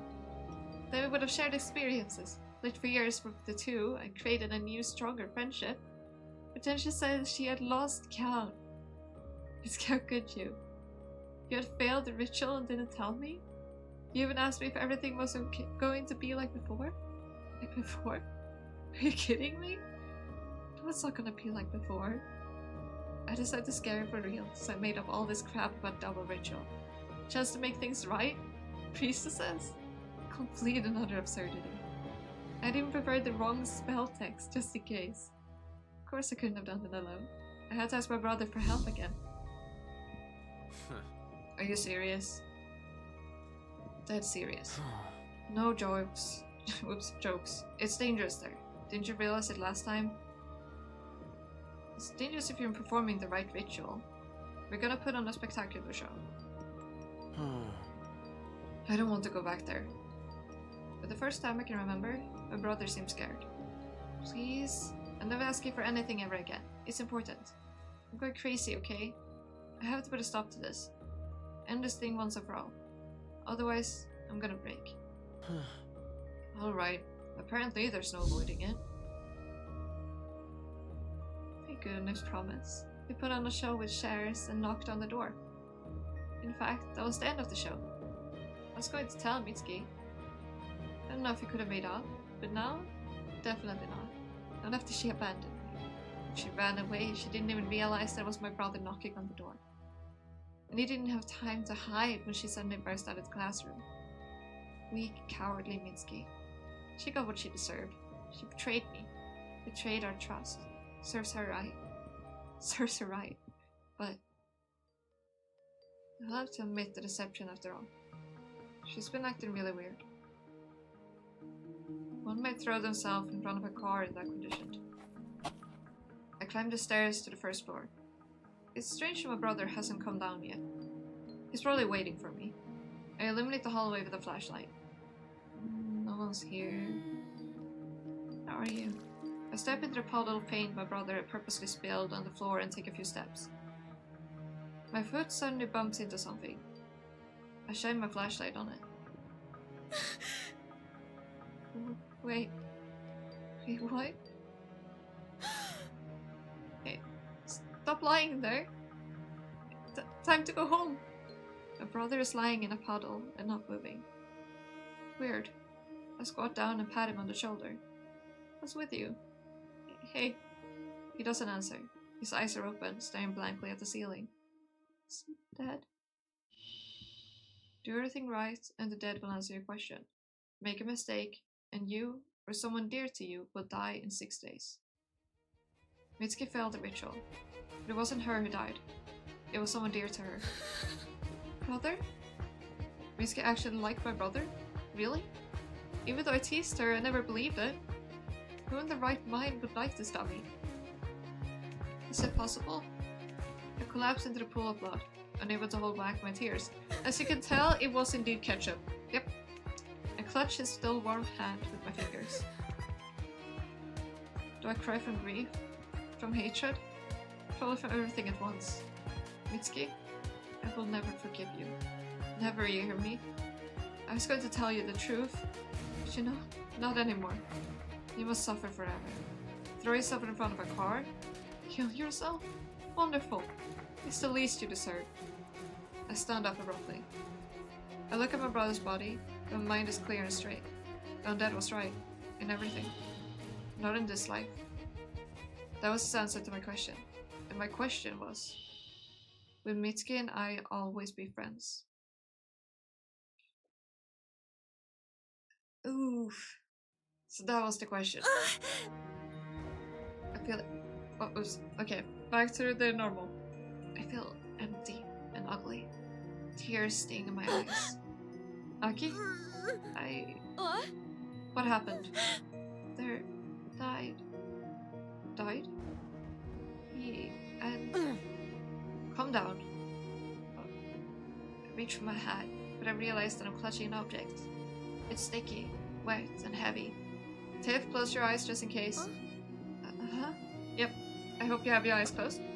With trembling fingers, I'm clutching one of the graces. I don't remember freeing her from the throbbing cardboard. But only now do I realize that the doll resembles Haru. The toy is overstained with something black. Now her gaze seems not reassuring, but scary. I suddenly realize that I'm not comfortable touching her. Not because of the slime in the fabric, but because of how I feel about Haru. Suddenly the doll gets out of my hands and hovers in there. There's madness dancing in the little blue beads. Madness and pain. She seemed pure and bright before, bringing joy and happiness. Now she is overwhelmed with anger, pain, and despair. As if confirming my thoughts, the doll twitches slightly and makes a small circle. More and more black liquid drips from her blue dress until the streams become veritable waterfall. I will soon do that, by the way. The rag face bubbles with black boils. The cloying odor becomes almost unbearable. I clamp my hands over my mouth and back away. It is physically impossible to tear myself away from the gruesome sight. The doll's head stretches sharply, as if being pulled in opposite directions. The fabric at the side of the mouth crackles and stretches. A moment. Is that what I think it is? It is a doll, yeah. A moment, and polyester, black from blood, is crawling through the holes like fat worms. I notice a real human tongue inside the swarming mass. Stop. The tongue twitches. The same unknown force wrenches it from the captivity of the polyester. Black blood splatters in all directions. A few drops get into my mouth. The taste is disgustingly cloying. What the hell is this? I remember that Tomoe is nearby and clutch at the sleeve of her Haori. Let's just creep us out. Yeah. It's not cute, that's for sure. Pressed into each other, we watch the doll dissolve in the darkness. What was that? No idea, but it's good that this creepy memory has vanished. The box where the Haru doll had been lying is now empty. It's no longer oozing a strange liquid or pulsing. The sight of a clean cardboard brings me a sense of sudden relief. Goodbye, bad memory.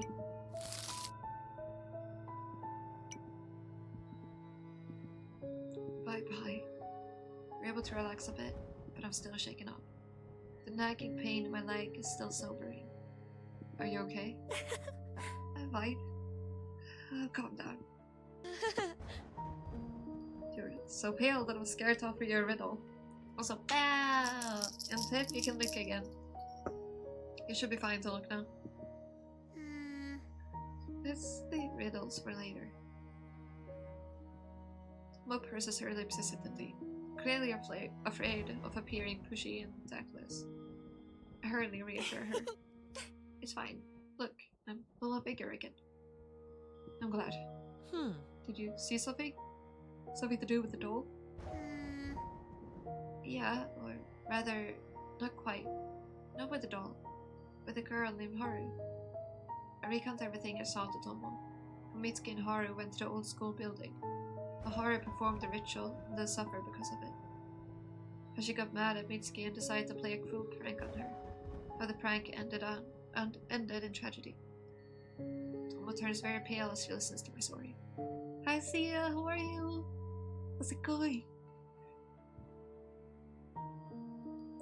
I see, so that's what she had to go through. Did you see anything? No, nothing. For me, a few seconds passed, and suddenly you started acting weirdly. We're performing the ritual together. Why has Mitsuki's memory opened up only to me? I don't know.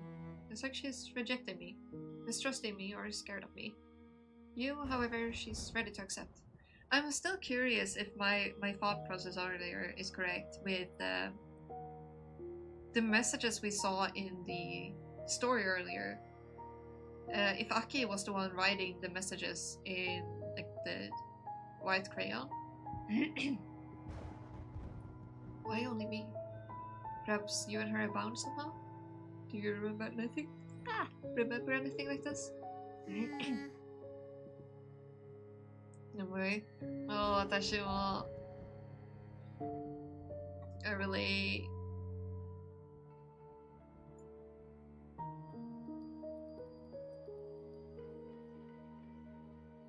we were classmates, that's all. Also, hypothetically, Mitsuki infected me with a curse. That's all that comes to mind. Another mystery then. What about the clues? Did the memory help you figure anything out? I'm not sure. Hori drove her best friend to madness. Is that how Mitsuki died? Honestly, it's too early to tell. The old school is a bad place. Maybe that's where Mitsuki picked up the curse. She was cursed by that spirit with apples. He doesn't like people very much. And then the curse was passed to me, and then... No, I shouldn't even think about it. It's very sad if Mitsuki died because of a stupid misunderstanding. Agreed. You've seen things Mitsuki herself couldn't. Strange. Perhaps she came up with these moments? I don't know. Anything else you remember? Many things, but nothing at the same time. The boy's corpse on the floor, Mitsuki's empty eyes, Haru's mad laughter. I tried to remember all the details in my head, was immediately pierced by several icy needles of pain.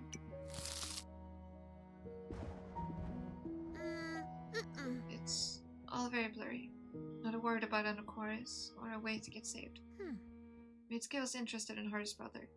It seemed to me that he could sense evil. Did he have some kind of special sense? I don't know. Did Mitsuki want to talk to him about her curse? Yeah, probably. Yeah, I'm definitely getting more... getting a strong feeling that... Haru's brother was the same as the boy that had his tongue ripped out. That went to the school building to warn his friend. They both turned out dead. I feel like they have a connection somehow. The most clear memory is the ritual in the school. Haru asked the question, just like us. Only her ritual was completely different. Her ritual doesn't work for us. Yeah, indeed, because she was walking around the scary place alone. Completely alone. Alone. All alone. Calm down, you're not alone. You're here with me. Yeah, thank you. Is being alone so unbearable for you? Why has she asked me this exactly now? Why exactly here? Have I never told her? We've been chatting every day. I'm weird. One incident is to blame. It happened a long time ago. What incident? I don't want to remember, but I feel that I should be sincere. Toma is helping me so much. It happened a long time ago. A mom and I went for a walk. The weather was nice. Yeah, nice. The sun illuminated the fall leaves beautifully. Very beautifully. I felt as if Mom had taken me to a beautiful fairy tale. But it was no fairy tale. We walked and walked. I admired the leaves. They mesmerized me. I couldn't take my eyes off them. Because of this, everything happened. Mom disappeared. I still don't know exactly what had happened. Here she is, walking beside me, then moved. She's nowhere to be seen. I walked down strange streets looking for my mom. I looked and looked and looked, but I couldn't find her. I wandered endlessly alone, trying to meet someone. That's when I felt loneliness. It was everywhere, inside me, in the empty streets, in the endlessly high fences, everywhere. Okay. I walked, looked. There was no one around. No one, you see. I was all alone. My throat constricts with a spasm. I shouldn't. Mom used to say that strong people always smile, and they really want to be strong. Dad has been acting weird ever since. He wouldn't talk to me. He blames me, doesn't he? Does he think I'm the reason Mom disappeared? Is that why he hates me? I don't think so. Then why doesn't he want to talk to me? He... blank. Huh? Did you say something? Also, Bell! Bell to wake up Sia. Yes. Did that help, Sia? Nothing. Okay. Now is not the time to think about childhood. I need to focus on the ritual. Mitsuki, why don't you tell everything straight? Perhaps you simply haven't got into her true thoughts? Yeah, it would have been better if I looked right into her head. It's like something is trying to confuse me and make me back away. It's quite possible. I hope the other memories would help, and won't be so creepy. I take 3 deep breaths, but my hands continue to shake a little. Tomo claps her hands and walks over to Mitsuki's desk. That's interesting, because we got... that one was different. We got a completely different ending last time we played this. Tomo claps her hands and walks over to Mitsuki's desk. I figure she tried to do something with the boxes, but it's like some unknown force is keeping Tomo away from them. Nevertheless, Tomo pulls open a desk drawer, a little sluggishly, as if through absorbent cotton. She peeks inside, shakes her head in annoyance, and opens a neighboring one. Found it. She pulls out several colorful crayons.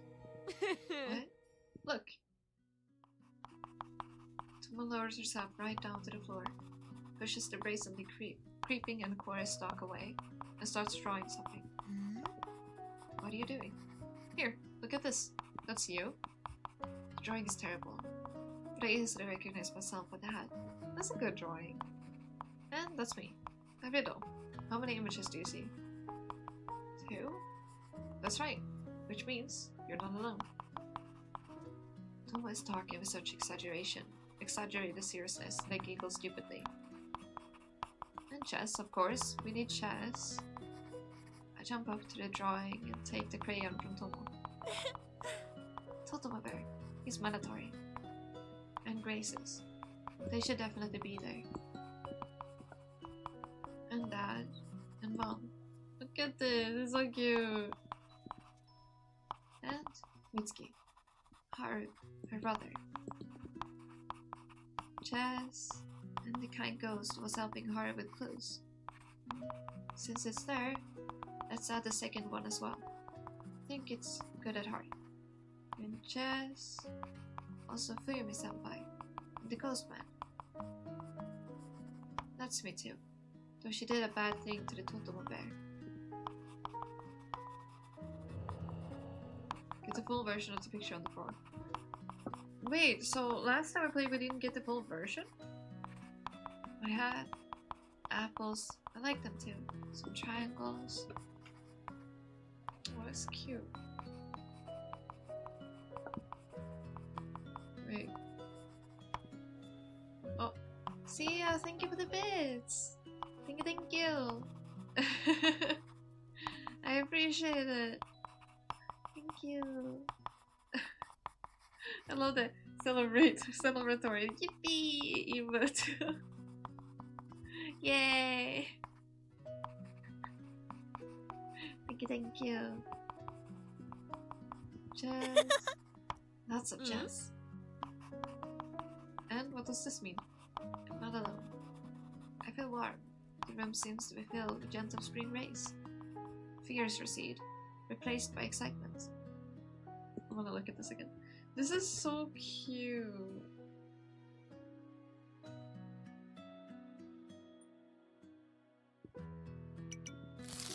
So last time we played, we didn't even get the full picture then. Interesting. Think of that bad. Got that right. And I was saying, well, gosh darn it. Thank you, Tomo. Now everything is fine. No sense in dawdling. Forward. Sorry I can't go with you. It's fine. Wait here and don't leave. I walk over to the table and reach for the box. Forward and only forward. Okay. Where do we go next? Do we go to...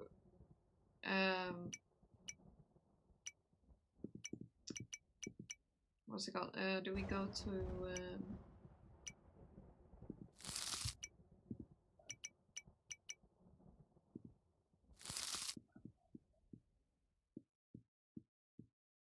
I wonder about this. I'm really curious. And also...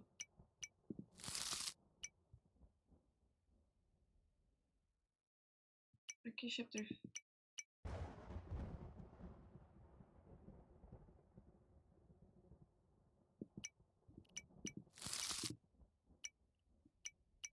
I'm so curious how you would get this second one. I'm guessing another playthrough will probably end up leading to that.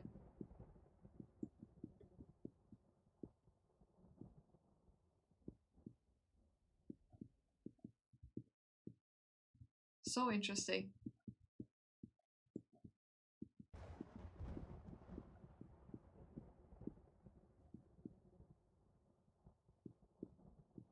Alright. What do we go for? Do we go for an chorus flower or do we go for dice? Someone pick for me. Which store are we going for?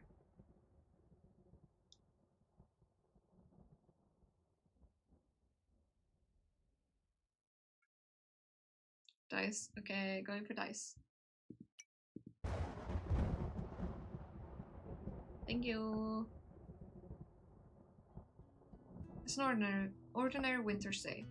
I know I'm going to follow my regular schedule. Wake up, have breakfast, listen to my horoscope for the day, go to school, come back from class, and study. However, today the horoscope reading advises Capricorns to keep a close eye on any changes around them. And to try doing something unusual or out of the ordinary for them. For Capricorns, today's lucky object is ice. The lucky number, 3. The lucky color, white. I've always considered myself a rational person, even a skeptic. Magic, ghosts, untamed souls, all nothing but wild fiction created by minds prone to panic and exaggeration. Horoscopes are the only exception. They bring some certainty into life. The universe works as a single, well-organized machine.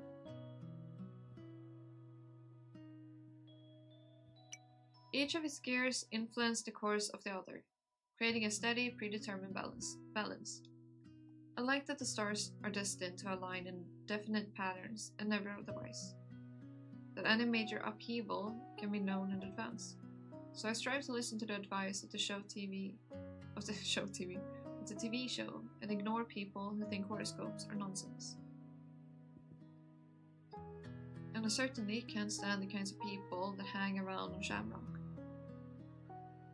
The predicted changes are immediately apparent as soon as I cross the threshold of my house. Lucky color, white. I see. Snow. Just yesterday the asphalt was a depressing grey. Cute. Of course, I take the horoscope's advice and decide to change my usual route. Instead of the tiresome path where I remember every crack in the stone wall and every branch belonging to the sparse trees, the stars offer a walk through deserted nooks and crannies that had never interested me before. Why not? Sometimes it's worth exploring new paths in life. Snow crunches beneath my feet. I sincerely hope that this year I'll at least see a white Christmas. Christmas. The one singular topic endlessly discussed in class. How many couples will come together on the 24th only to break up on the 25th? Naturally, I don't have a boyfriend. And why would I need one now? Everything in life has run its course. First, I should at least make some friends. Spending the holidays with some could be fun. Some could be fun too. After that, I can worry about finding a boyfriend. There will come a time when he and I will celebrate Christmas together. Admire the falling snow side by side. Quite romantic. Loneliness is always felt more deeply than usual before Christmas. I immerse myself in thoughts of being enveloped in the bright, colorful lights and walk without paying heed to my footing. Suddenly, the world goes up, I go down. A hard blow takes the wind right out of me. The sense of my chest has been put in a vice. Like I'll never breathe again. My lungs feel paralyzed. Panic ensues in my head, which throbs fiercely from the pain. How do I breathe? What a stupid way to die, suffocating while lying in the snow of an alley. Come on, breathe, breathe. My ribcage rises and falls. Panic makes time stretch on forever. But in reality, what happened had taken less than a second. What happened? I'd slipped. Because of a thin layer of snow, I hadn't noticed a puddle of ice, or something. I'm stupid. My head is pounding. I guess I'll have to skip my first class and lie down in the infirmary. I tried to get up, but I can't. My body won't listen as I frantically try to clench my palm into a fist. It doesn't work. I really am paralyzed. The pain in my head intensifies. I open my mouth to call for help. Not a single sound comes out of my throat. All I can do is breathe and blink, feeling the cold of the ground against my humming nape. It can't be. Isn't ice my lucky object for today? I want to cry with resentment and fear, but I pull myself together. My composure is my main pride. I never worry, even when I'm suddenly questioned in class. I'm never afraid to ask a complete stranger for direction. Now too is the time to get it together. Would anyone guess that they should search for me in the alley where few people ever walk? A place cut away from the daily routine. What if I lay here all day? Or longer? Would I freeze to death? What if I'm wounded? What if I damage something when I hit my head on the ground and now I'm bleeding? The world in front of my eyes blurs with fear, horror and pain. My mind goes blank. I'm afraid of losing consciousness, but slipping away like a haze misting between grasping fingers. The cold winter sky blurs and twitches with a black pulsing net. I'm passing out. Somebody. Help, call for help. What are these voices? I don't understand anything. Call for help now. A confident female voice is the last thing I manage to distinguish before I finally sink into blackness. That's how I wound up in the hospital. I dislocated something in my spine during that fall, which is why I couldn't move a muscle. To my surprise, the injury isn't serious. So within a couple hours, I'm moving around successfully and not even feeling any pain. My head, on the other hand, is a little more of a complicated matter. I was actually bleeding from a nape.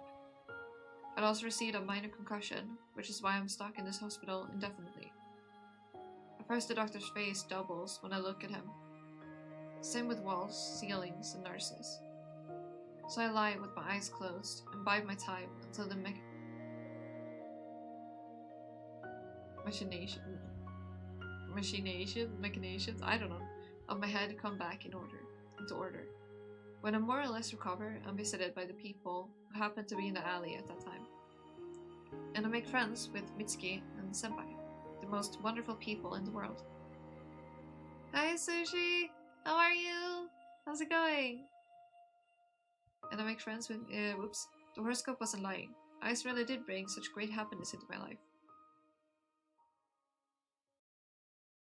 Today's lucky color, gold. The lucky object, ball. The lucky number, 5. At first, the conversation between us doesn't flow. I have no idea what to talk about. Mitsuki keeps quiet, as if she's worried she might scare me. Only Senpai tries to build bonds between us, warming the cold hospital room with a kind, sunny smile. How are you today? Does your head hurt? I'm fine. Wonderful. It's great that you get to have a hospital room to yourself. Oh, lucky you. We are the EP. We're all the EP! Oh, I was ever gosh darn it. I think I did, but I don't know if I did. But I'm readjusting myself regardless. I feel like I just readjusted myself. But you know, I can never readjust yourself enough. Maybe. I'm Maggie.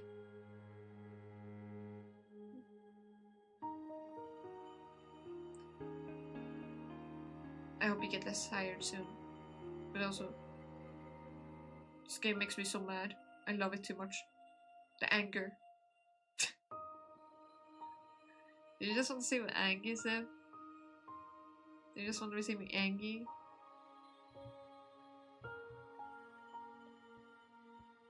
Am I forgetting how to... Oh. I want to... Oh. Whoops. Oopsies.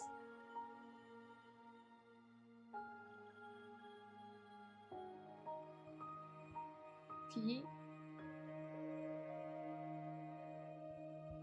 When I press this, did I do anything to the... Oh, I see. My parents paid for it. Okay. Awkward. An uncomfortable pause hangs. After being confronted, there we go, with such an awkward silence, I personally would have stopped wasting my time on pointless visits with a complete stranger. Senpai, however, is cut from a different cloth. Oh, I know. Which is the moment. He rummages through his backpack and pulls out some yellow balls. What is this? Poof. Just poof. Senpai tosses the first ball into the air. Almost immediately after, a second one follows. Senpai's hands move only slightly, as if he is an outside observer and the orbs are rushing upward of their own volition. Let me just real quick save. And do this. On Shibify time.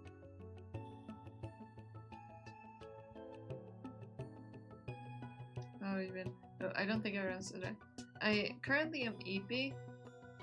I like normal and ouchie like normal. So quite normal. Normal ouchie and EPs. I've had this frustrating headache though, as of late. Those I don't like. Well, but that's not all. A third ball joins the merry dance. There he goes again. Why not? You'll like it, right, baby? You sure do. You're quite skilled.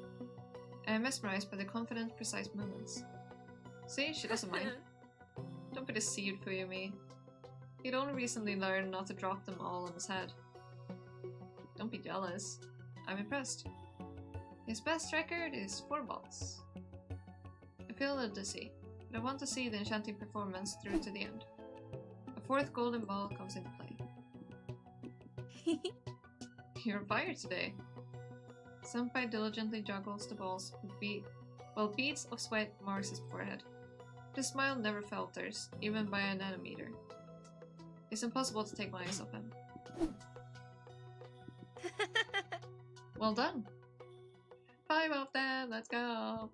Mitsuki claps her hands with genuine admiration. The ball has been executed. Well done. Execute those balls. It's necessary. Murder. And what? Think of that, bats! Thank you! Indeed, it's awesome. You managed to beat your record.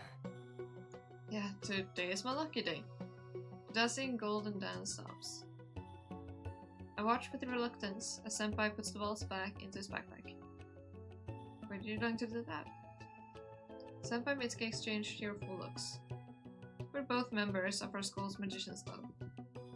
Magicians? Not what you were expecting, huh? but I really am into these kinds of things. To start, I'm surprised that your school even has a club like that in the first place. A variety of occult-related circles and groups of amateur ghost hunters are in vogue right now. But I'd really have to strain my mind to picture Mitsuki juggling apples. I like card tricks. It's like she read my mind. Card tricks? That's amazing. You think that's cool? Then you're going to love this. Senpai rolls his sleeves and holds his open palm out to me. There's a single cube of dice laying in it. Cool. The palm with the dice clenches into a fist, then opens, empty. Well, and now, Senpai's hand slides into the breast pocket of my shirt and freezes there. Talk about an awkward spot to place at. A clattering sound rings out in the silence, and a small object skips and hops to Mitsuki's feet. I'm sorry, something went wrong. I was supposed to get the dice out of your pocket. He carefully draws his hand away, and I can finally breathe again. Can't have it all. It's looking like you spent the last bit of your luck breaking your juggling record. Mitsuki picks up the dice and returns it to Senpai. He sighs and slumps his shoulder to feign defeat. It's about skill, not luck. Don't you usually use a coin for this trick? Yeah, but I don't want to be like everyone else. This trick is terribly banal as it is. He shows his open palm once again, but this time there are 2 dice riding on it. I consider these dice my lucky charm. Sometimes when I don't know what to do, I throw them and see what comes out. Even numbers mean yes, and odd ones mean no. And trusting your fate to a couple of plastic cubes. Or arbitrary. You're not wrong about that. Trust only your skills, but you carry around the lucky amulet. There's a logical fallacy here somewhere. Oh, come on. We all laugh. And just like that, the day's visit hours go flying by. Senpai turns out to be so amazing that it effortlessly melts the ice of awkwardness between us, and I find myself feeling eager with anticipation for the next visit. The lucky color of today, white. The lucky object, postcard. Lucky number 25. Senpai sits next to me on a chair that talks about every little thing he saw outside the hospital. Without his stories, I would have died of boredom. Even books are banned for me because of headache attacks. There's nothing more romantic than a snowy Christmas. Senpai cheerfully shakes his head. Who would have thought? You have a shred of romance in you after all. What a surprise! Like any young lady, I love bright lights, warm scarves, and hot cocoa. And you believe in ghosts. It's trendy to believe in them now, so why not? That doesn't sound very romantic. Do you have a boyfriend, Mitsuki? I'm sure Mitsuki has admirers lining up for her. There's no way she doesn't. She really knows how to carry a conversation. Her grades are excellent, and she's more than willing to help a complete stranger. She's probably a great cook as well. The ideal girlfriend. There we go. But she shakes her head. Alas, for me, I don't. Naturally, since you ignore all love letters and confessions. Tell me all about it, Mr. Popular. My breath catches in my chest as I feel a seedling of fear set in my heart. Is Senpai dating someone? Why does that possibility frighten me? Apparently my emotions come out clearly on my face, given the cryptic way Mitsuki smiles at me. No, I'll be all alone for Christmas as well. A charming blush touches his cheeks. We're like a club of desperate loners. You're the only person I know who could easily make light of our sad situation. Well, you flatter me. I laugh as I feel a sense of relief wash over me. Have you signed your Christmas cards yet? I don't feel like continuing the topic of couples and love, so I try to steer the conversation in a different direction. Senpai immediately comes to my aid as he decides to ramble on about the hassle of dealing with endless New Year cards. In response, Mitsuki teases and prods him in a way that only friends could. Looking at how cheerfully and casually they are chatting, I realize that I myself have never talked to anyone with such ease. Is this what friendship looks like? It's even better than I'd ever imagined. My past now seems bleak and painted in pale, lifeless grey. Why hadn't I noticed before that I was living in such a dull world. In a way, Senpai and Mitsuki saved me twice. And even if I knew what was going to happen to next, would I have changed anything? So I can making that really ominous. Today's lucky color, red. The lucky object, glasses. The lucky number, 3. I think I should have this on my face. So that said, the lucky number was red. I feel like this is the right choice. Lying in my hospital bed, talking with the two of them, I discovered new emotions, new feelings, and even new nuances of human behavior I never knew could exist. Bell! Think of that part. Go ahead, mate.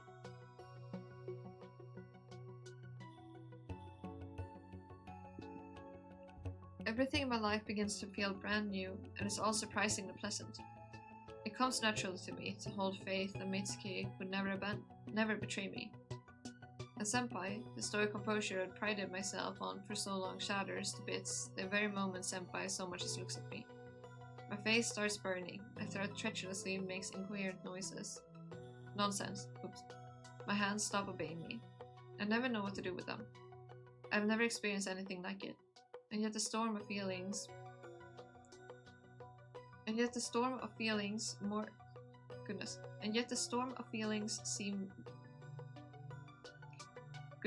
I've never experienced anything like it. And yet the storm of feelings seems more pleasant than burdensome. There we go. Warmth swirls in my chest at the thought of Senpai. Well, time to go. I like that they never gave him a name. You know what irritates me? What is it? He's about to get up, but pauses when he notices that Mitsuki remains standing by the window. Mitsuki? But she doesn't move, even though they usually leave together. It's confusing why she never says his name. He has eyes like Mitsuki's hair, and she has eyes like his hair.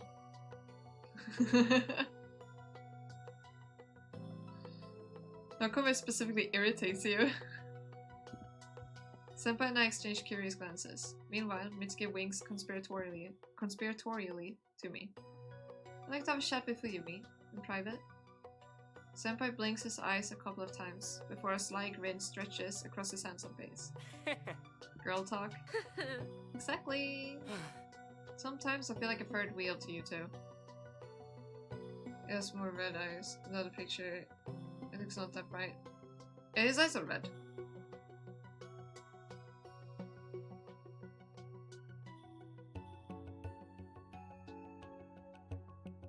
This connection all the time. Oh, I see. Gotcha. If anything, it looks like just like we felt the brother to Haru reminds of the child in the story. This guy has the looks of the child as well.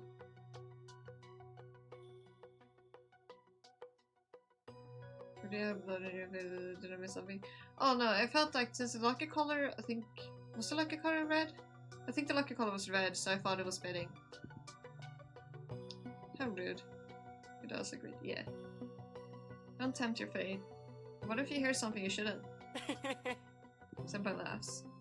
But instead of answering, he only waves goodbye and leaves the room. Mitsuki takes his usual bedside seat. She sits motionless for a few moments, her pale fists folded in her lap, then looks straight into my eyes. Are you going to confess to Senpai? I almost jumped on the bed in shock. What is she talking about? Noticing the genuine confusion on my face, Mitsuki frowns discontentedly. It's as plain as day you've got a crush on him. What is she talking about? Me and Senpai? Blood rushes to my face. I probably flare up like a torch.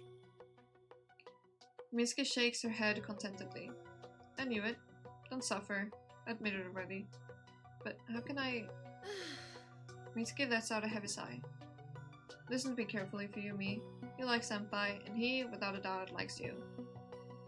Why don't you two stop screwing around and admit it to each other? I don't know. Get it together, Fuyumi. Otherwise, your only chance will be gone before you know it. But I don't suit him. His glasses and me and him. I'm left completely dismayed. The former collected Fuyumi has evaporated. Now in her place sits a ridiculous creature, red as a tomato and mumbling pathetic excuses under her breath. Mitsuki abruptly stands up and takes off my glasses.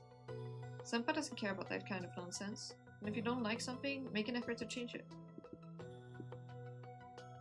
You must be strong, Fuyumi. Indecisive and weak people are always left with nothing. Having said this strange phrase, she leaves. I'm completely dismayed. I like Senpai? Senpai likes me? A new wave of heat surges to my cheeks. The more I think it over, the more convinced I am that Mitsuki is right. There's no other explanation. I'm in love with Senpai. I'm head over heels for him. I decide to come clean on Christmas Eve. I'm pulsing with anxiety, but I know that the sooner I speak the truth out loud, the sooner the heaviness will go away. Today's lucky color, black. Okay, well... Oh, wait, you didn't say that. The lucky object, daffodil. The lucky number, 0. For the first time, Senpai and I are alone in the room. He's talking about his school life and the upcoming exams as usual. I'm sitting, clutching the edge of the blanket in my hands, unable to grasp the meaning of his words. I have to say something before I chicken out. So I'm not quite good at history, but not as bad as Mitsuki is at math. Senpai? I don't know where this story is going, but I don't like where this is going. Oh, you were not here during the story? Oh, this is new for you then. Let's go. What's the matter? You're making a weird face. He smiles as he always does, in a friendly, teasing way. My heart jumps to my throat. He's so close. Closer than ever before. Yet at the same time, he's so far away. Senpai, my heart is beating at a frantic pace. Another second and it's going to explode.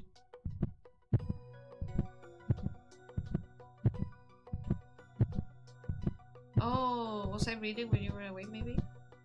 I know what you want to say. I understand your feelings. If you really want this, I'd listen. Senpai becomes very serious. This isn't how I imagined a romantic confession. I like you. Would you go out with me? Senpai takes a deep breath and resolutely lowers his head in front of me in a half bow. Forgive me. I can't be with you. I feel like a knife has cut off my thoughts. All I can do is stare dumbly at Senpai and flap my eyelashes. I'm at a complete loss for what emotions I'm feeling. I'm sorry. I know it's hard for you. If you want, we'll never see each other again. What? No. I know it's selfish, but I personally hope that we could remain friends. Tears come to my eyes. I hurriedly put my glasses back on. Yeah, of course, you're right. I value our friendship very much too. I don't like what this is going. Thank you for listening to what I had to say. If you don't mind, gently, like the most fragile treasure, he squeezes my hand and puts something in it. Dice? My Christmas present to you. Sorry it's so late. But this is your lucky... I'd love for you to bring good luck to. For it to bring you good luck too. I know you don't believe in all these vague things. But don't throw it away, okay? Senpai turns away. Merry Christmas, Fuyumi. He leaves, carefully closing the door behind him. I'm left sitting in an empty hospital room. There isn't a single rational thought left in my head. As if they are mourning my broken heart. What? How? Why? My body is paralyzed, just like back then in the alley. Even the tears have dried up. But the last time Senpai saved me, now I'm alone. And no one will come to my aid. What good are feelings if they bring so much pain? I think you and I had the exact same thought in the very beginning. Today's like a color red. Oh well, perfect. Let's go with this again. There we go. Lucky object hair clip. Lucky number 2. I managed to come to my senses only the day after Christmas. The failed confession now seems terribly stupid. The boy rejected me, big deal. Why did I behave like my life has lost meaning? Now I'm ashamed of my senseless and stupid behavior. Of my senses, there we go. Mitsuki, who came alone this time, is sitting on a chair with a detached look. We're both silent. Forgive me. For what? I didn't think Senpai would reject you. Goodness gracious. Mitsuki's more gloomy than ever. It's the first time I've seen her like this. It's not your fault. No, it is. I spurred you on. Somehow I was sure your feelings were mutual. I should have minded my own business.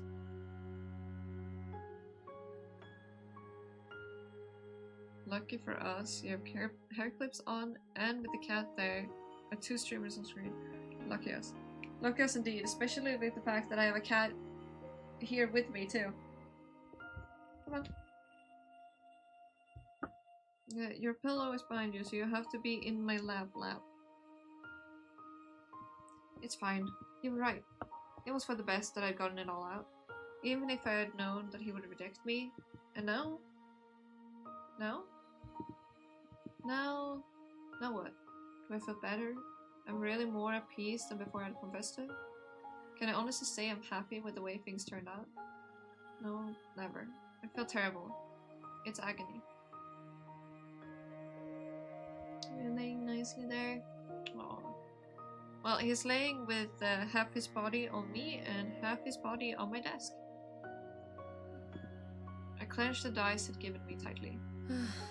Mitsuki understands everything from my expression. She lets out a heavy sigh. I don't know if this will make you feel better, but you're not alone in this. Well, that's news to me. Is there someone you like? Yeah, there's this boy. He's in the class next to mine. Are you drooling, buddy? Are you drooling? Are you drooling? This revelation is so shocking that I even forgot about the turmoil raging inside me. And he rejected you? You? I haven't confessed to him yet. Ironic, considering how I've been pushing you recently. Why not? I'm almost 100% sure he'd reject me. From all that it seems, he already has a girlfriend.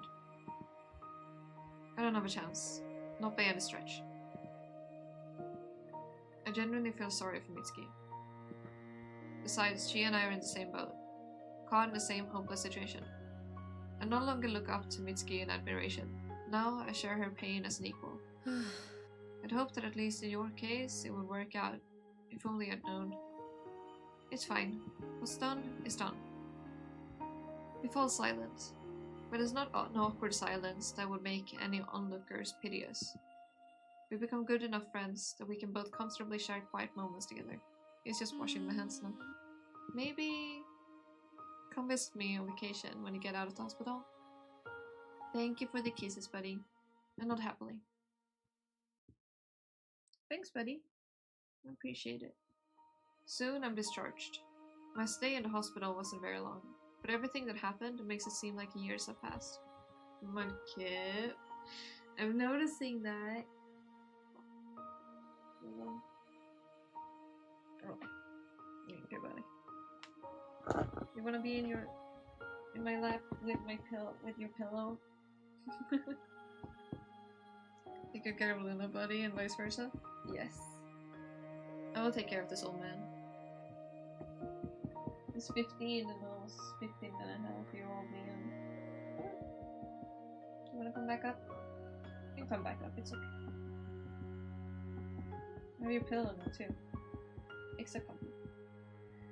Soon I'm discharged. Oops. It's so weird standing in my room, seeing my parents' faces, thinking about having to go back to school after New Year's Eve to people who will never be my friends. Everything looks differently. No, like this. I will become a completely different person. And this person can help but think about his senpai. Being obsessed with someone is not good. Girl, you gotta stop. Today's like colored green.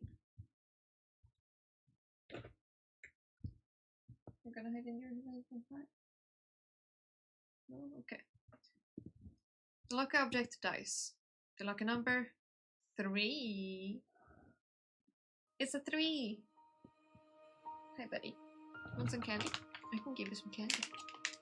You want candy?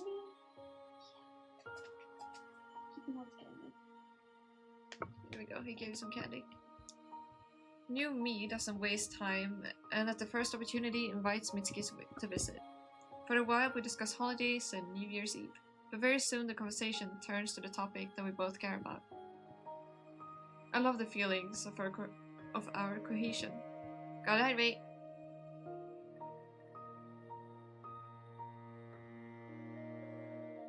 How's it going with you and Senpai? Mitsuki asked with seeming calmness, but I noticed her eyes narrowing slightly. I received a postcard from him. We texted each other a few times, but that's it. Looks like he's uncomfortable talking with me after all. Why is it going like this? If only we went on a date, I bet he would have changed his mind. Damn. She's like, he would have liked me if he went on a date with me. I know it. Perhaps. Love can't be forced, eh? Just like I couldn't bring myself to like Shamrock despite his popularity. Something about words makes me and Mitsuki freeze. It seems we got the same idea. Bell! Since we are discussing this. Think of that back. I'm the first to break the silence, as Mitsuki is hesitating for some reason. Gloomy expression still lingers on her face. You know about them, right, Mitsuki? Love spells? Of course. Why don't we give it a try? What do we have to lose? I can't believe such a phrase has escaped my lips. The former me wouldn't have left one stone standing of this idea. So crazy and unreliable. It's as if the moment Senpai gave me his lucky dice, I began to believe in subtle matters. Seriously, why not give it a try? It won't hurt anyone, and if it doesn't work, so be it. Yeah, it might work. I can't just sit and do nothing. I need to blow off energy. We really don't lose anything. She runs her fingers across the surface of the table in an uncertain gesture. Then let the fate decide. I pull out the dice given to me by Senpai. Even number, and we're going to try the spell. Odd, settle down and watch the new episode of A33. Deal? I walk over to the table and roll the dice. Am I expecting some certain results? Doubtful. My thoughts are confused. There we go. Filled with doubt and nervousness. However, when the dice stops, showing the number 3, I feel a giant wave of disappointment. Well, what does it say? In a quick motion, I lightly poke the dice. 4, it seems. Fate allows us to take a risk. Well, then that's what we're going to do. What do you think about that part, though, Tiff? The lucky dice says don't do it, and you go, well, I'm doing it anyway. Let me just trick my friend and say that it told us to do it. Smart. I love the backstory slowly from the possible Yonder standing there. True though, like that's what I call this. You're already like, she's a bit too much here. Accept it as it is. Don't anyone that may be here, don't do what think the way this girl is, please. She gets so happy. Alone, I like the resolve to do it, but with Mitsuki, so calm and reliable, sky's the limit. It's unsettling beautiful in one. It is. I adore this gift so much. I love it. We say goodbye to each other. I promise to look alive for a spell. Mitsuki simply nods. Naturally, love spells are foolish and frivolous stuff. Just a way to distract myself and have a little fun. Senpai isn't going to fall in love with someone just like that, without a single reason. Oh my goodness, I've been live for 4 hours, 44 minutes, and when I saw it, it was 47 seconds. Look at that. And yet, there's hope in my chest, and I clutch the dice until it hurts. I spent the entire evening researching relevant articles on Shamrock. Many spells are immediately discarded as it's obvious that they were composed for fun, not results. Some look more or less adequate. For some reason, I keep stumbling upon an article titled 3 Nights with a Dead Lover. It sounds like a title of a latest novel, but something about this lover intrigues me. Who is the dead lover? What caused his death? Why 3 nights? I give other and less popular sites a search as well, but my thoughts keep returning to that mysterious dead lover again and again. Every alarm bell that I have is ringing watching the CIA. No matter how skeptical I am, I have to admit that I get the feeling it's a sign from above.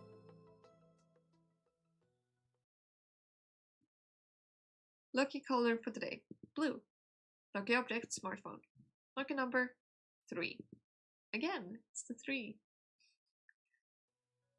Well, I guess 3 nights with the dead lover is perfect for the lucky number 3. The next day comes. I wait for Mitsuki's arrival, burning with excitement. She even freezes for a second, caught off guard by my seal. I'm sure we can do it. Look. Dead? You're stuck on dead lover? Girl, you're trying to make him fall in love with you and not kill him, right?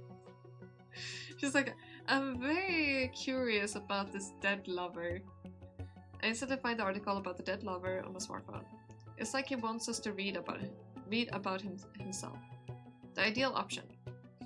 How is that the ideal option? Mitsuki takes my phone. The dead lover is a character from a popular urban legend. The gist of the legend is simple. A handsome young man, madly in love with his girlfriend, died because of an accident. Instead of mourning for her dead lover, the girl quickly found another. That rhymes. So instead, the dead lover has been punishing those whose love he finds wanting. He does his best to aid those who are beautifully faithful. Therefore, only people who are completely sure of their feelings seek his help. Mitsuki breaks away from reading for a second. Rather banal, don't you think? I feel a twinge of irritation as I hear her statements. Like any other urban legend, but that's not the point, Mitsuki. Read on. She snorts. Usually the dead lover helps lovers unseen.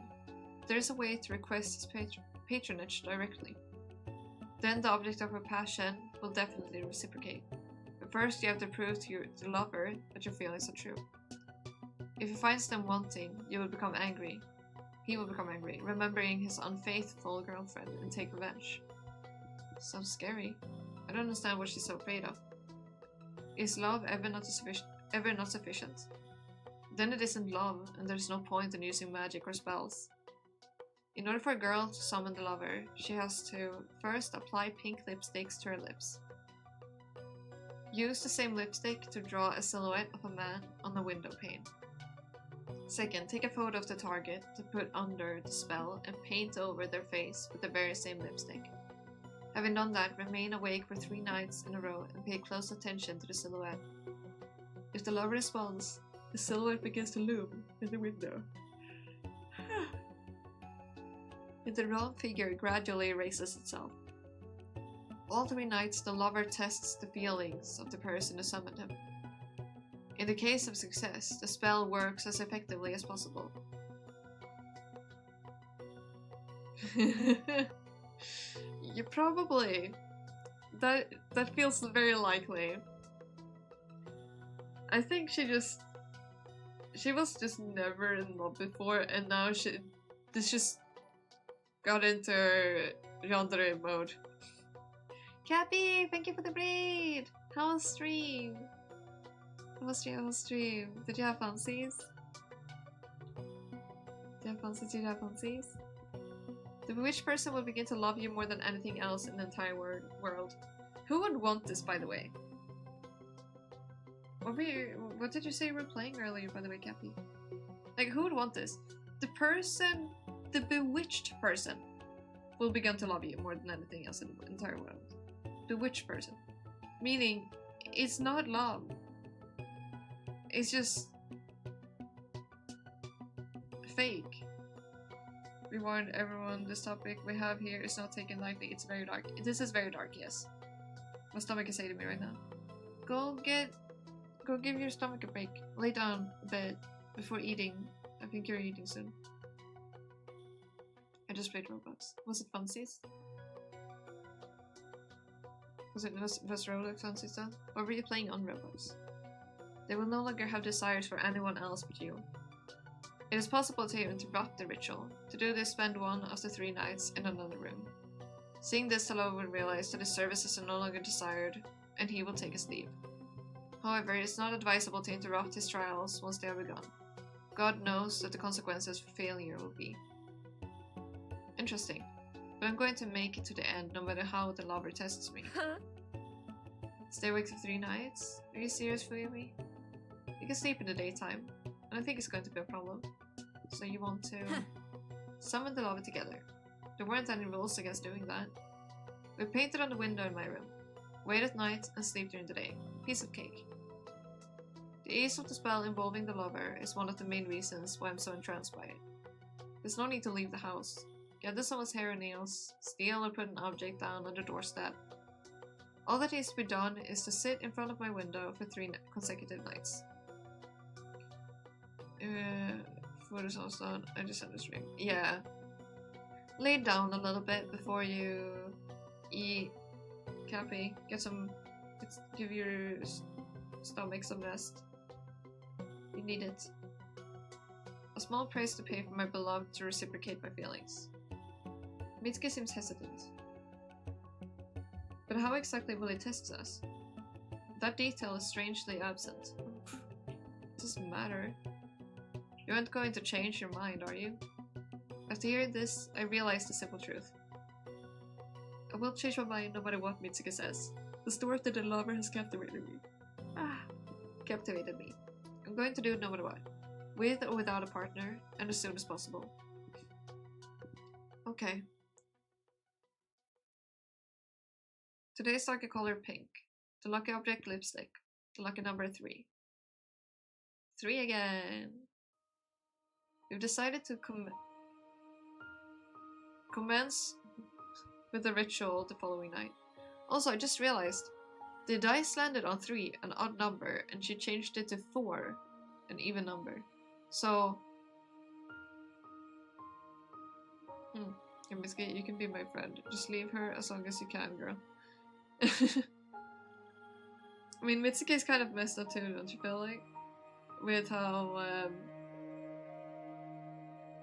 just straight up, like, pushed her friend down and everything. Hi, Mighty, how are you? How's it going? Maybe 2 to 3 more streams. Yep, you're very close on the way. We decided to commence the ritual the following night. Everything goes surprisingly smoothly. New Year's vacation has just begun and my parents are away at work again. I print a photo of Senpai stored on my phone. Go to my parents' room and pick up a tube of my mom's lipstick. She won't even notice that anything has changed. My parents never notice anything. I'm good, just tired. I'm tired too. And ouchies. But they're the usual ones, except like a frustrating weird headache that keeps recurring for some reason. It just loves me that much. My heart is pounding with anticipation. I can't believe that in just 3 days, Senpai will be mine and mine alone. I love how she's so happy about this. Like, she's super happy about the fact we're planning to entrance someone to love them forever. I can't wait for tonight. Tired already. Make sure to rest soon if you need to.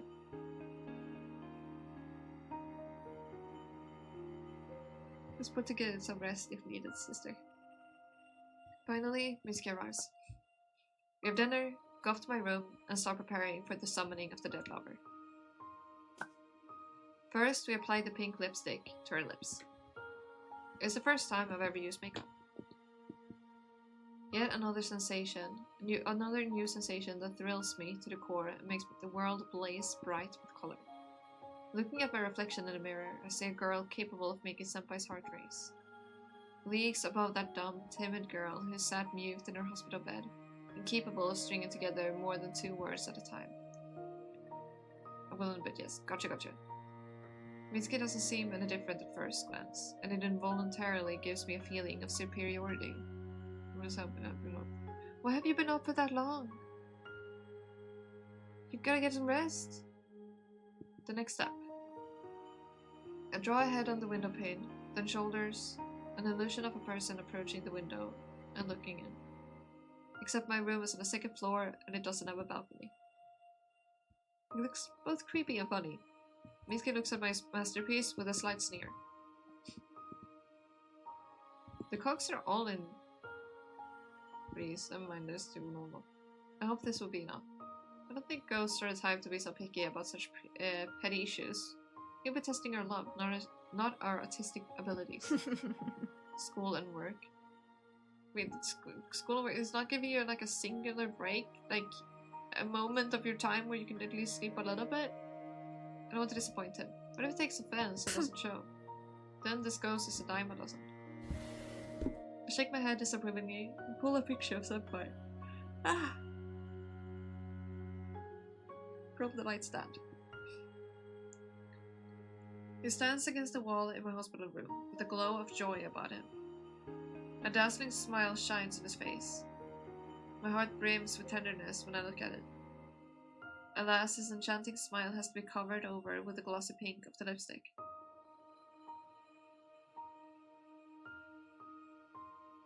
"30 minutes is not enough time." You get 30 minutes of your day off and then you have to do more. How long is this gonna last? Because you're gonna need sleep. You're not gonna be able to make it out. You need rest. I'll have Saturday and then I go back to work on Sunday. Please try and figure out a place with like a moment of rest, please. Senpai said Thursday to that. Amorphous pink splotch. There's something creepy about it, but I don't understand what exactly. Ouch. Mitsuki, meanwhile, pulls out a picture of the boy she's going to put under a spell. Bursting with curiosity, I peer over her shoulder. Standing in the photo is a blue-eyed guy dressed in a plain sports uniform. Mitsuki had taken a picture of him while he was playing soccer. The boy's frown seems a little plain. He doesn't hold a candle to Senpai, but I don't want to upset Mitsuki. How did you two meet? Mitsuki turns to me, holding the picture to her chest, and becomes gloomy for a moment, but right after that she smiles. He's my friend's older brother. Sometimes he and I cross paths when I go to her house. I had forgotten this! Her friend, Haru's older brother. I had completely forgotten about this. It's creepy girl because it looks like a trophy from serial killer. What do you mean, right? It only helps that long. Seems better. It's fine, I got a coffee. That is not healthy for you. Just drinking coffee to stay awake. That's not healthy. I had forgotten these were intertwined like this.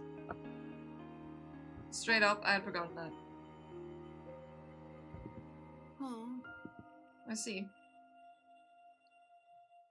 Yes, Haru's older brother. Mitsuki's love story turns out to be surprisingly trivial. I was expecting a long story about childhood friends or how he once saved Mitsuki from bullies. Something getting similar to Senpai and I. Mitsuki paints the boy's face with lipstick. The movements of her hand are quick and confident. Soon. Very soon. Feeling a bout of antsy energy, I approach the window where the lover's silhouette is painted and stare at. No, he said blue eyes. She said blue eyes. Unless I'm completely...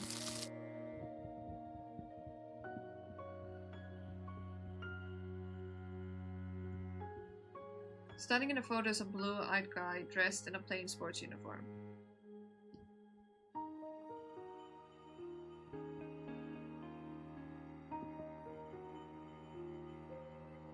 I believe he had blue eyes and blonde hair, right?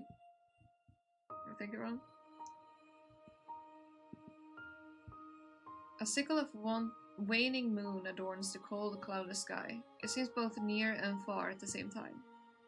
My gaze dials back to the pink outline on the glass. It's just like the moon. The spirit of a dead young man that's neither truly here nor there. Far from this world and yet a part of it. It is red eyes. Senpai had red eyes. What am I missing now? Not Senpai. The guy Mitsuki likes is her friend's older brother that has blue eyes.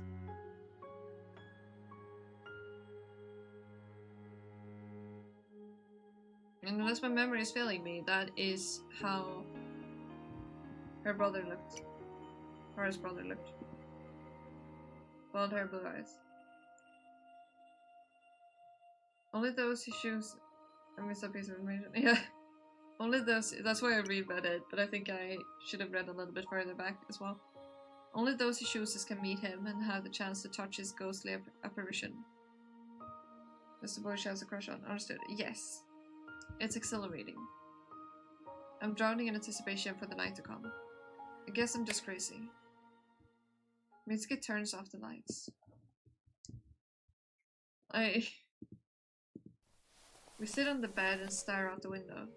At first, I'm unable to discern anything in the dark of the room.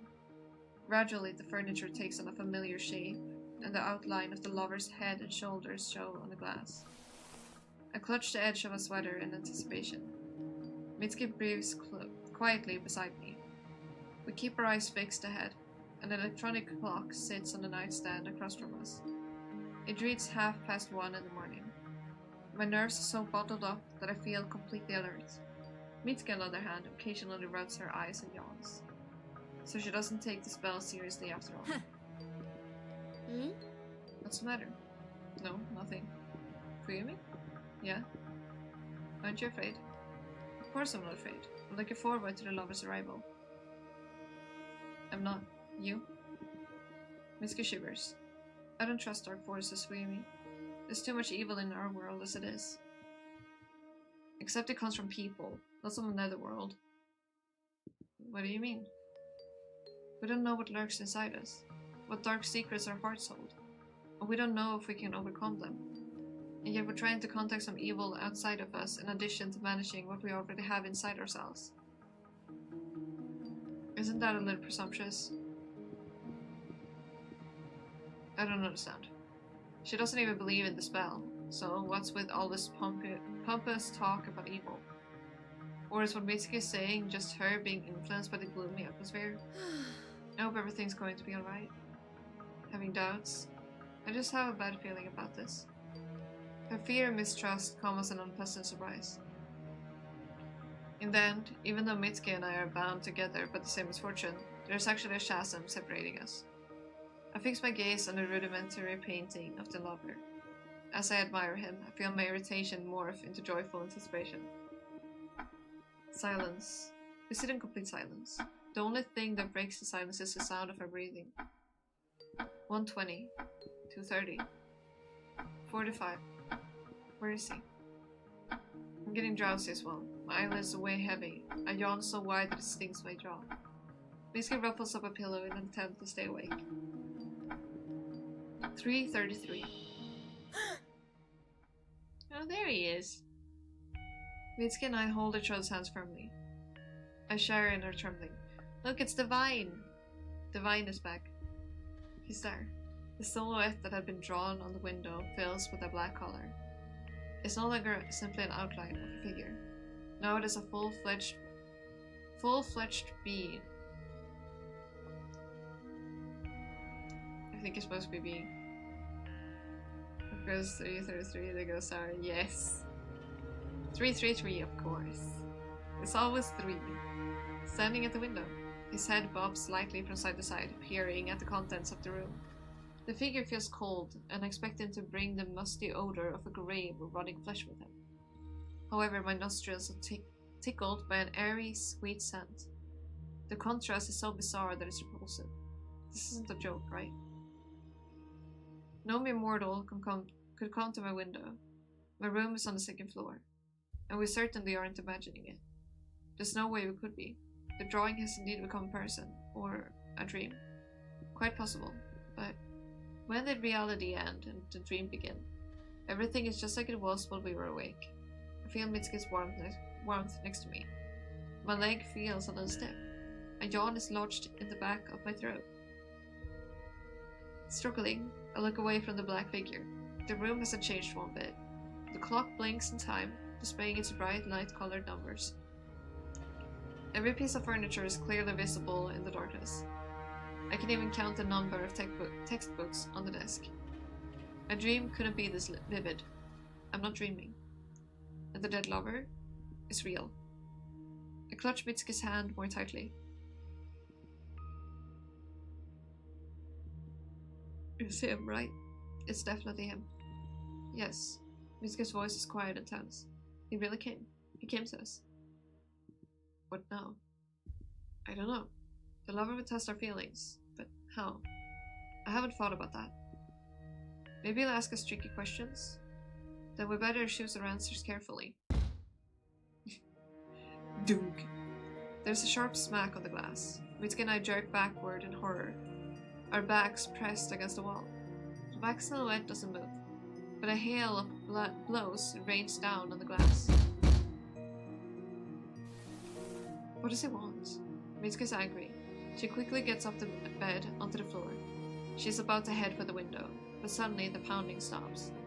Mitsuki freezes. I carefully approach her. So, what now? She shakes her head, uncertain. The dead lover isn't moving, but he doesn't stand still either. He seems to turn his head, first toward Mitsuki, then towards me. Is he studying us? Testing? If this is the test, Mitsuki was worried for nothing. It's silly, not scary in the least. I decide to say something, but at the same time another blow comes. The black figure still isn't moving. I fix my gaze on it, and don't immediately notice two curled hands crawling across the glass on the other side of the window. Their knotted fingers move silently, as if warming up for a game of rock, paper, scissors. What does this mean? No idea. The hands freeze for a moment before they scrape their index fingers against the glass. Does it want to come in? No way! The mysterious creature ignores Mitsuki's objection, instead pressing both of their palms firmly against the window. Then they push so hard that the window begins to rattle and vibrate. Having failed to achieve the desired result, the hands relax before poking at the glass again with their index fingers. Around an entire minute passes and nothing changes. The hands fail to enter my room. Only now I'll be able to breathe again. You shall not pat. Mitsuki stammers as she sees the curled fingers hit the glass with the nails again. After which, they pass through it as if the window had been a mere illusion. We back away to the door, but freeze when we realize that the hands aren't trying to sneak into the depths of the room. They hover in the air, resembling an unnerving art exhibit, and freeze just as the dead lover remains frozen. The sweet aroma becomes noticeably stronger. The hands twitch, come into life, and synchronously draw a curved line in the air with their fingers. An arc crawls across the glass, from top to bottom, next to the black silhouette. The hands keep moving and another line emerges, and another. It's impossible for me to take my eyes off of the eerie spectacle, which seems to reminiscent of a well-practiced dance. He's writing something. Mitsuki takes a step back, writing to us. Yeah. The lines form a word. It has to be read backwards, like a message through the looking glass. Go, the dead lovers orders us. Go? Where? I look around and then the door to my room opens slightly. Another hand obligingly clutches the doorknob, peering out from behind the wall. Looks like a cheap horror movie. There are nervous notes in her voice. Let's go. Unlike Mitsuki, I'm brimming with impatience. He's calling us. I pull Mitsuki out of the room. Of course, the black silhouette, the creepy hands, and the opening doors scare the crap out of me, but I'm not going to stop. Not worrying at all, right? Also, I think I'll do it like this. I'll start my second break now, and we'll be back in a little over 30 minutes. So between 30 and 40 minutes, because I think I'll just lay down for a little bit, because once again, oh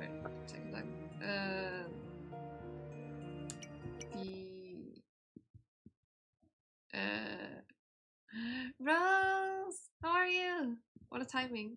The trading took a bit out of me. How are you doing? You arrived at a beautiful timing. Perfect timing as always. Well, normally I would have disappeared in 10, I guess, but I'm disappearing a bit early today for just to lay down a little bit, because I think I'm gonna need it in order to keep reading. Go on break. Yeah, I'm going on an early break today, a bit of a longer one, because I need to rest up a bit because I was training earlier and it took a little bit out of me. So I'm taking a little break, and then we're continuing reading. So I'll be back in around 30 to 40 minutes. You may be off too. I have to go to bed. Okay. Thank you, sister. Good night. I'll see you later, everyone. BRB.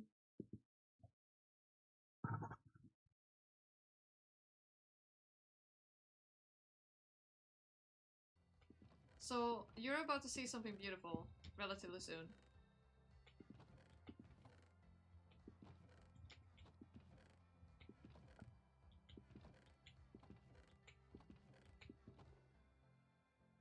Random stuff. Pink petals. A lot of pink petals.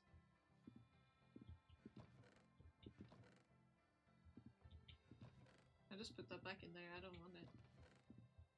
So. Yeah, I was in a biome that had a lot of petals.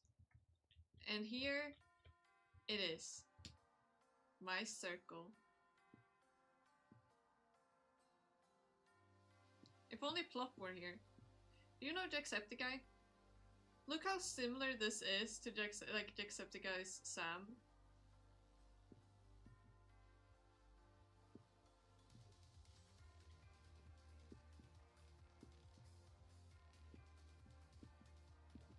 So the others on SMP are down here. Oops. One is here. An altar for her cult. What? No. And one of them is here. I went the exact opposite direction, as far away as I could, basically. That's spawn. And I just... There. This was my temporary base, basically. Sadness. Sounds about right. I don't know why I named it sadness, but probably accurate. Oh, you are so cute. I made Plop especially very obsessed with circles. And I also have the greatest naming sense you can think of. And you're about to see how. Let me show you the gorgeousness of my naming sense. They won't know what hit them. I'm not behind you. You saw nothing. You know what you did. What you looking at? Anyone see a chest plate somewhere? I can't seem to find my shoes.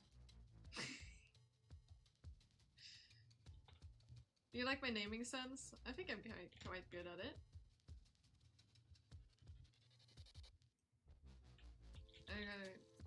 Night night, sister. Sleep well. What do you think? Do I have good naming sense? Thank you, bye. Thank you. I love your naming sense. Let's go. I'm glad. Good. I mined a lot of this with a stone pickaxes and no beacon. Ace, that we're gonna visit soon, is the one that helped me get a beacon.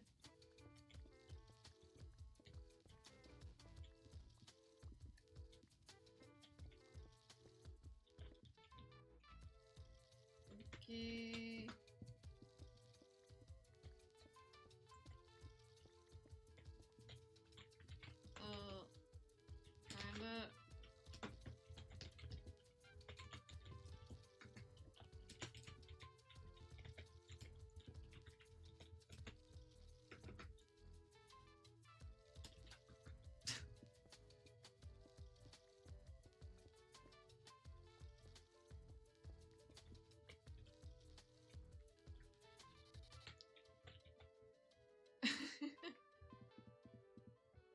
This is what it looked like, by the way. Character.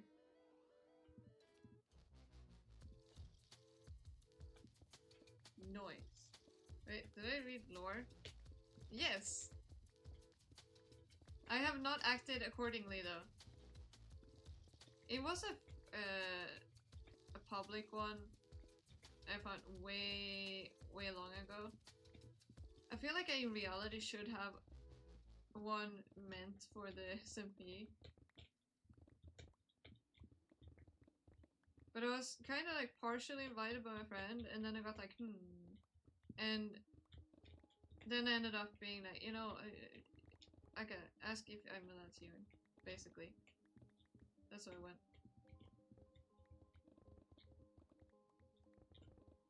I gotta keep an eye on my actual pickaxe, cause I love mining usually, but it's a danger mining here, cause the god of this game, aka the owner of the server, can appear anywhere, everywhere, and the spiders were terrifying, but I found a mod for that.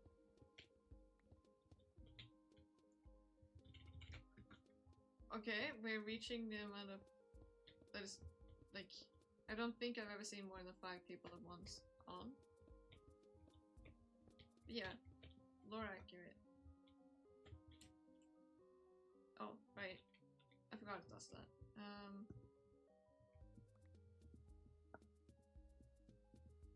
Let's just throw stuff in here.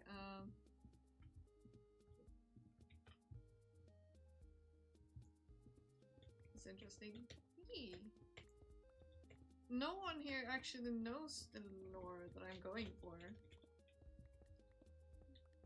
Random fun fact.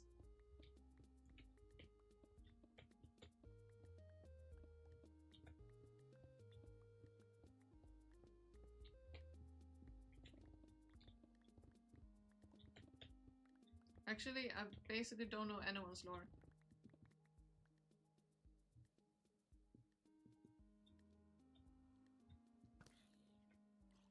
You light up my world. Bye. Thanks. Sleep well. Get BRB for a bit. Gonna decide whether I'll eat or just go to bed. Eat something.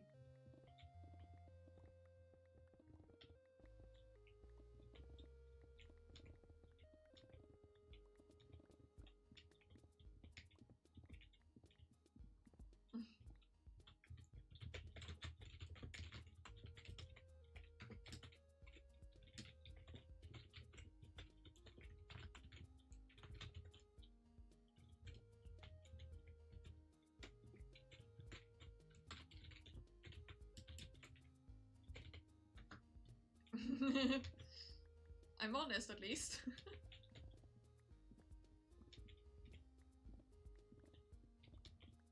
Well, as a guy has decided I should eat, okay. When I'm back, I want to hear your lore. I've kept my lore very quiet. No one knows about it.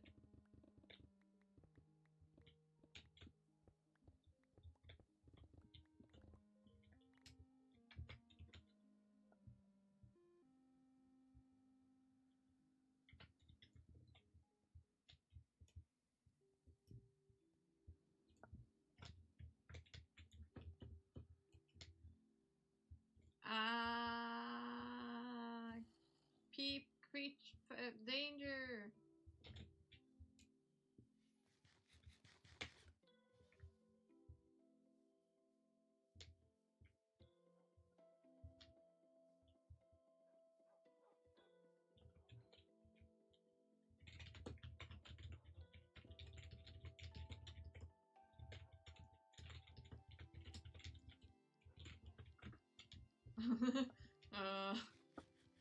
I'll attempt it.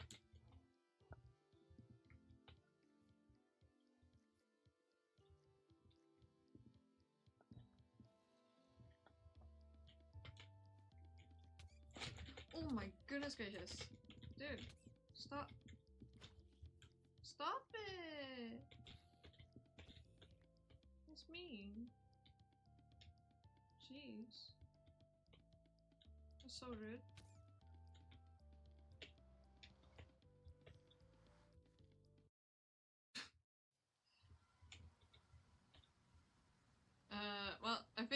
not gonna be too difficult, actually.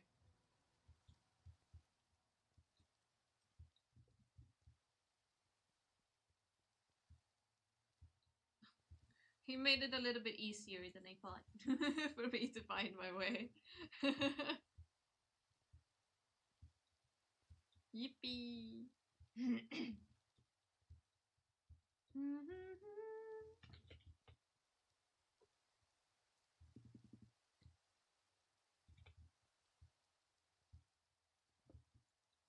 You are the shadow to my light. Oh.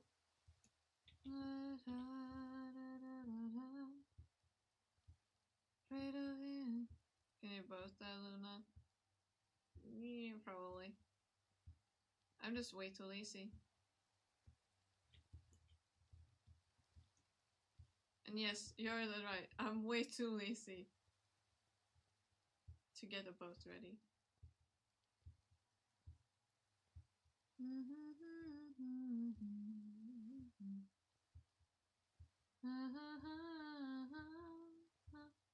Manual cave mode.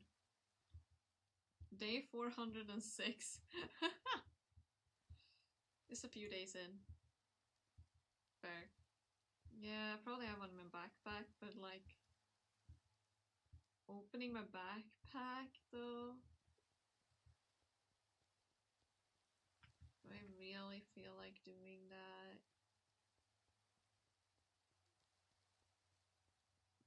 You know what I mean, right?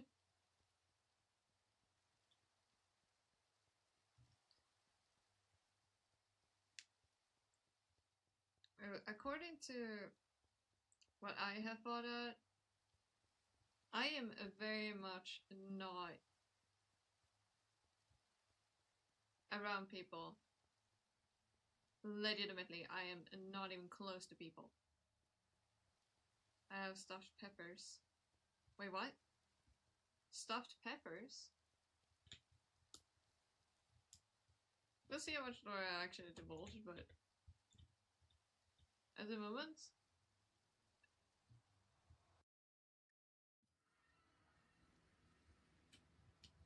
I think I'm here.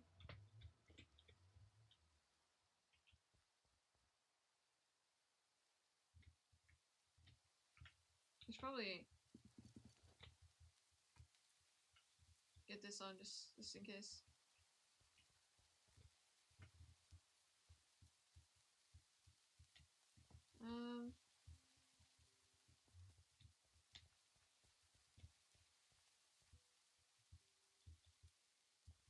Well, we have arrived, kind of, at our destination.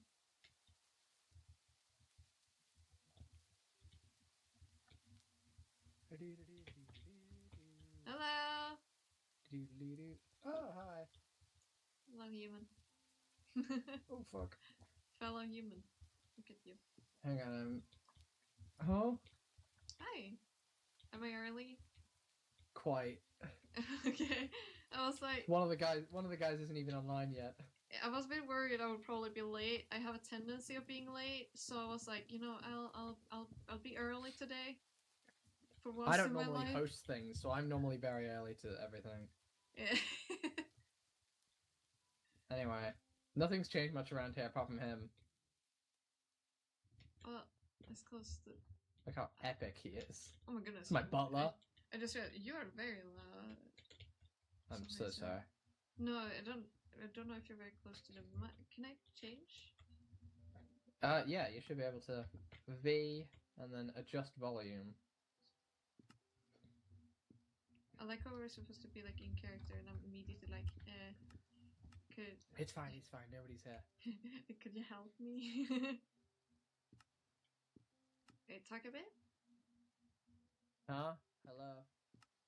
I have you at -87. Wow. My mic's not even that close to me. I don't know, do you have a fan on, by the way? No. Do you have another sound in your room? Not that I know of. Some type of Hang like on. constant? Wait, Me- go to my stream and you can hear it. Maybe. Oh yeah. I forgot your stream. That would probably be easier. I'm also getting over being sick, so if there's any, if you hear any sniffing, that's just me. Okay, but that's fine, don't worry. I'll increase your volume so you can hear properly on my stream. Hang on, let me just wait for this 20-second ad to play. Oh my god, why? Thank you, Ninja One. Oh wait, did it stop? I hope you get I hope you get a lot of money out of this. Wait, I think it stopped. Oh. Oh, no, never mind. Hang on, let me do my voice activation. Let me test my mic. Why is Gerard just pushing you around, by the way? Oh, he does that. He's loving it. I see. So he shows affection that way? He does. Oh, I see. Gotcha. Oh my He God, did punch me once though, but it was self-defense. I punched him back. Oh, well. There are stinky creatures outside, and I can hear them. Should I ask or refrain from asking why the punching fest happened? Oh, I was being stupid. It was entirely my fault. Okay, I see. Alright, but I won't question it then. I was just getting up. I shall not question. Hang on, I'm just... We did this. Yeah, I don't know what you're talking about with the sound. I can't hear Yeah, it. I don't hear it anymore. I sense there's a motherfucker outside.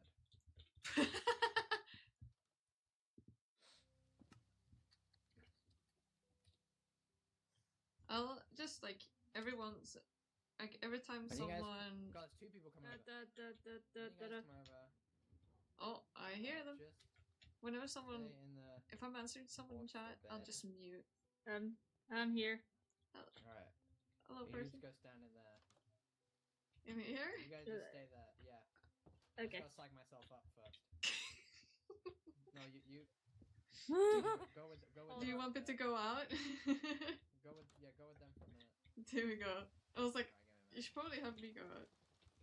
Gerard, I swear to God, stop touching the doors. Okay, so my command scan is already. God dang it. Nice to meet you. Just get out. I need to make it to just pretend I'm in a different skin. Got it. I don't have mine ready because studies for red sand. I feel like Gerard is like having evil plans cooking. He just gives everyone a side eye. I don't know.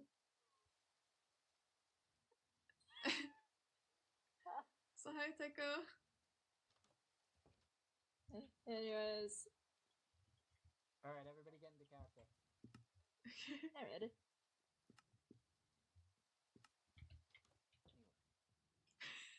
Alright. That's an Oh, outro hey for guys! Oh. I totally Hello forgot there. you guys were coming. Hello. You totally didn't. Why did you sound so Uh-huh. suspicious when you said that? Nothing, I'm just... it's late at night, I was hard at work earlier, I'm very tired. I But see, I see. I would never pass up an opportunity to meet new people. Yeah. Got it. Every new person is an opportunity for a great friendship, that's what I say. That is true. Anyway, if you would all like to follow me inside, Oh, definitely. where the fun will happen. Um, Me. uh, Don't mind what? him, Gerard's just a little bit frail. Okay. He just likes to make sure that everything's tip-top and walking around. Oh, I need to... hang on. Okay. There we go. Well, those are some pretty strong doors. Oh, yeah. True. He likes to test them on the regular. He's a very strong man. Yeah. Okay. Well, I like to make sure all my hinges are reinforced so that no he creatures of the night can get in. seems to be doing a good job at it. Yeah. He's been in my family for 3 generations now. Oh god, he's been there for a long He- time. He helped my father build this house with his own 2 hands. Isn't that right? Yeah. Anyway, do you wanna get straight into the dining experience, or do we want a little house tour first? I didn't structure this very well. Honestly, I'd love a Whatever you're house gonna- tour. Yeah, absolutely. Alright. I'm very proud of this house. Like I You said, should it's be. been It's very pretty. my It's family's beautiful. house for at least 3 generations now. Well, I mean, this property even. The It's actual very house pretty. itself was only built by my father. I don't know what the past generations did. They died a long time ago.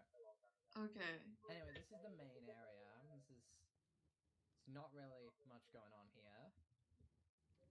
I haven't really decorated this much since I took over the house. May I ask what the sound is about? I feel like I hear a sound. Oh, that's... It's you.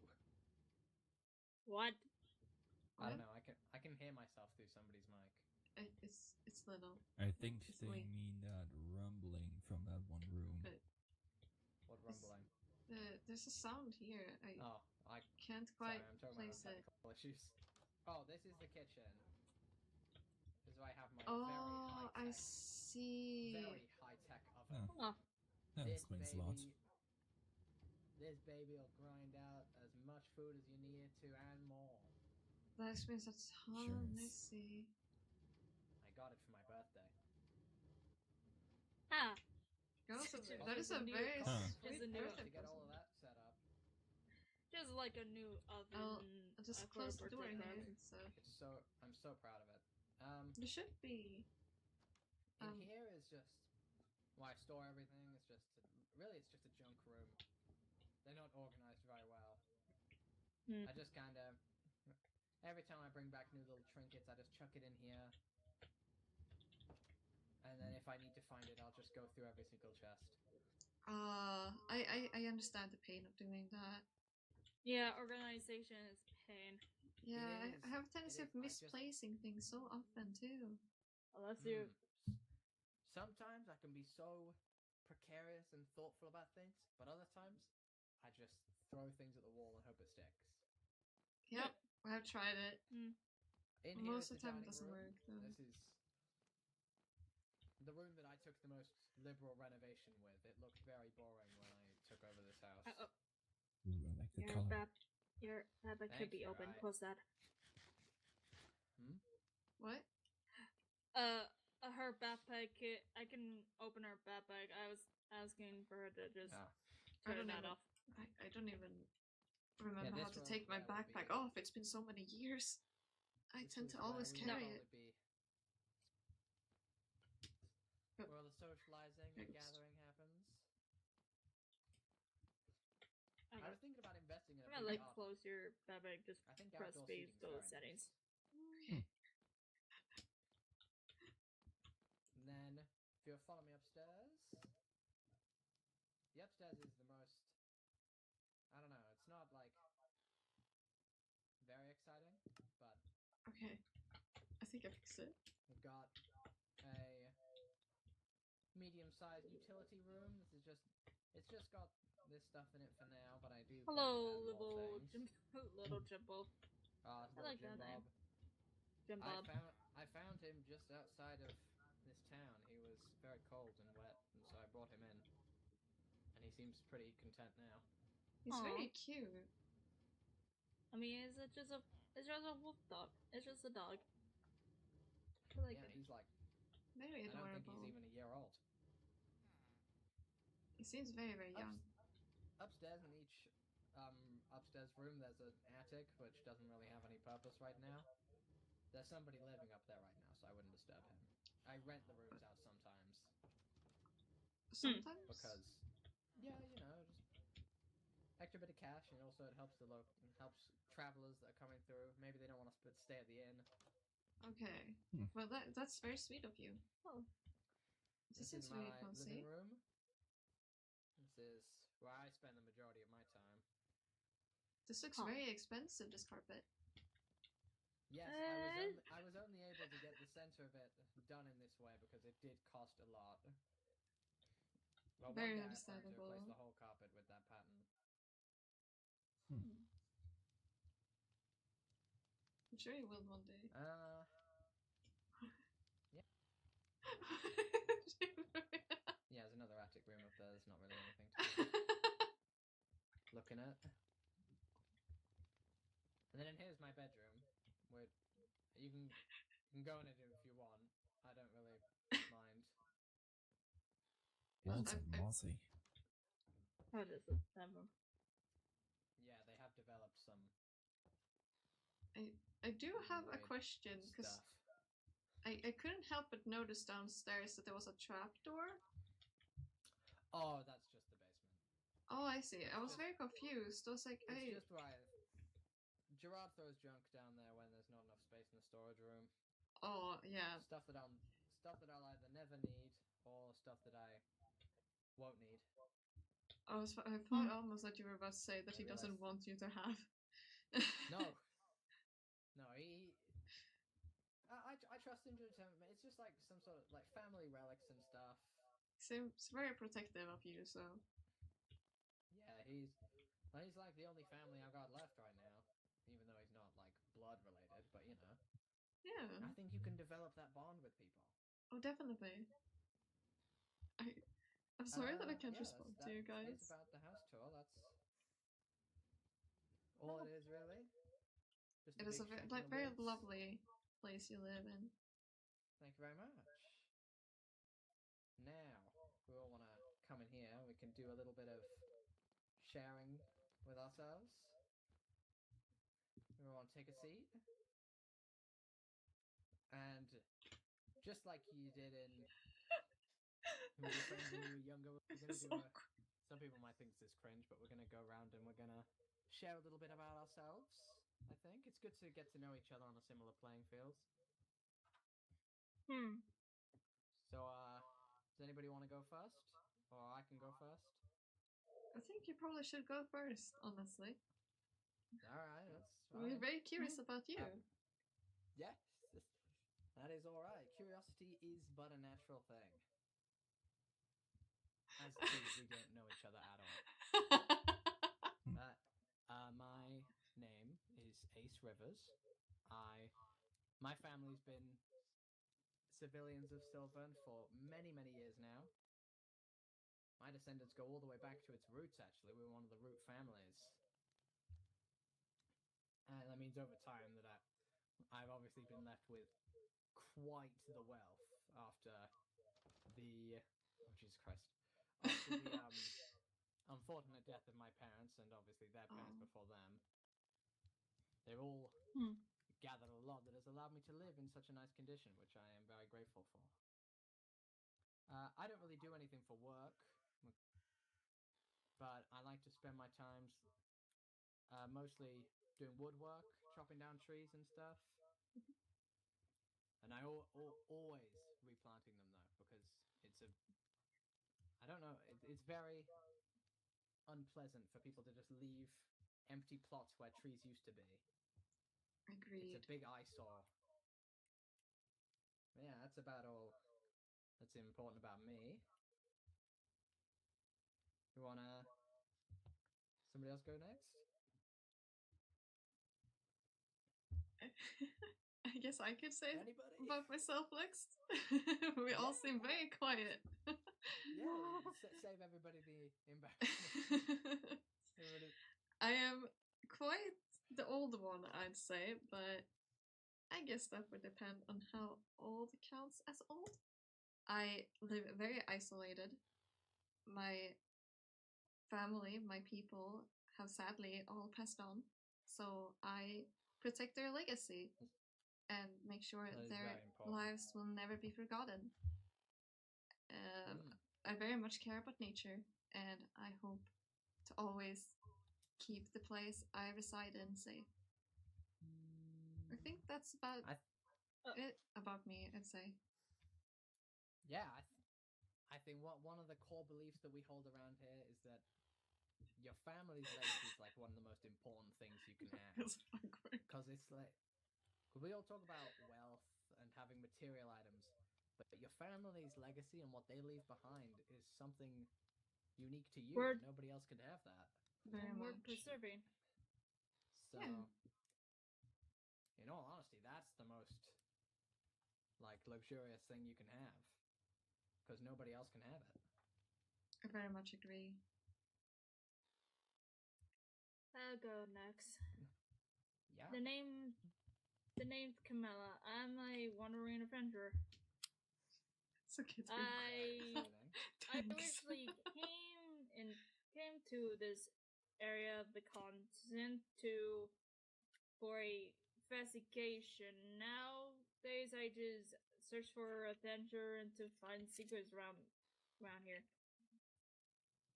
Yeah, that's really cool. I've always wanted to venture out and look at stuff, but I've also felt a deep need to stay close, so I haven't actually done much going out. When it came to posting the invites for this get-together, Gerard offered to send himself out, so I gladly agreed to save me the trip. I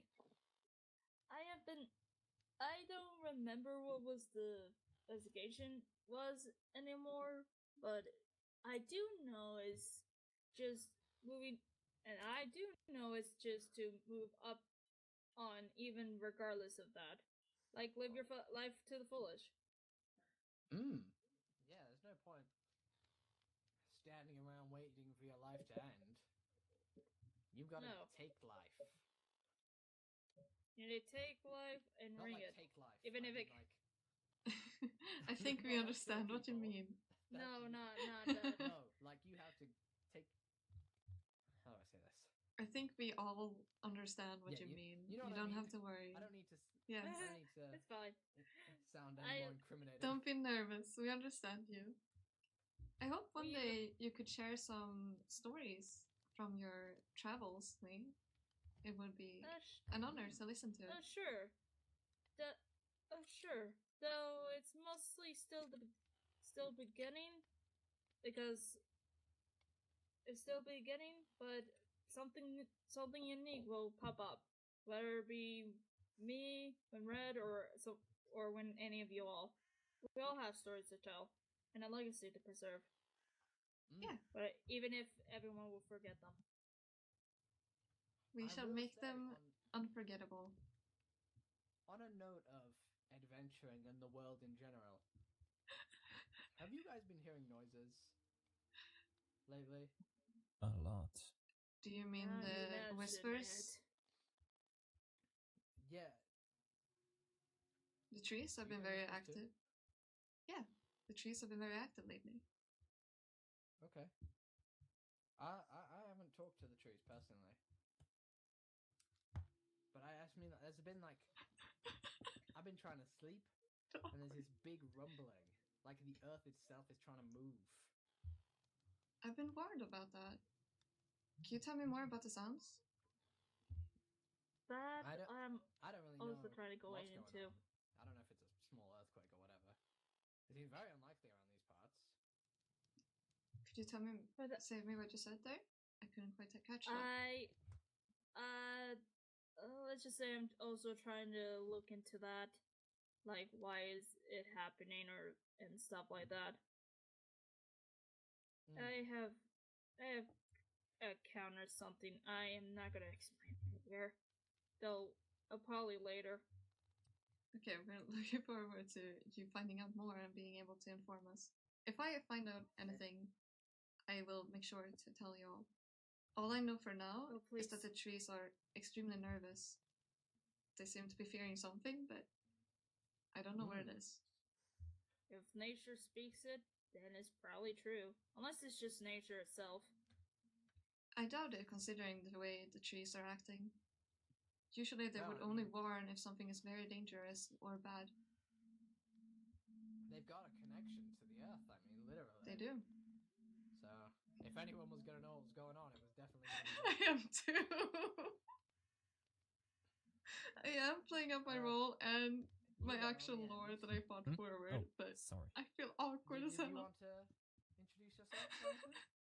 Right. I hope I'm doing okay. My name is Niall Vindorion. I've been traveling the world recently a lot, visiting one ancient structure after another, collecting old treasures, exchanging them, helping out adventurers. And I've been recently involved in these strange rumbling activities myself.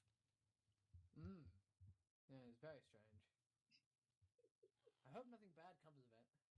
I couldn't bear to lose anything that I've got over the years. We all gotta band together when it comes to it, I'd say. Make sure everything. I feel awkward. I remember that. I'm back. Why did it have to be that one? I didn't realize. That's so awkward. I remember that one. I was feeling horrendously awkward.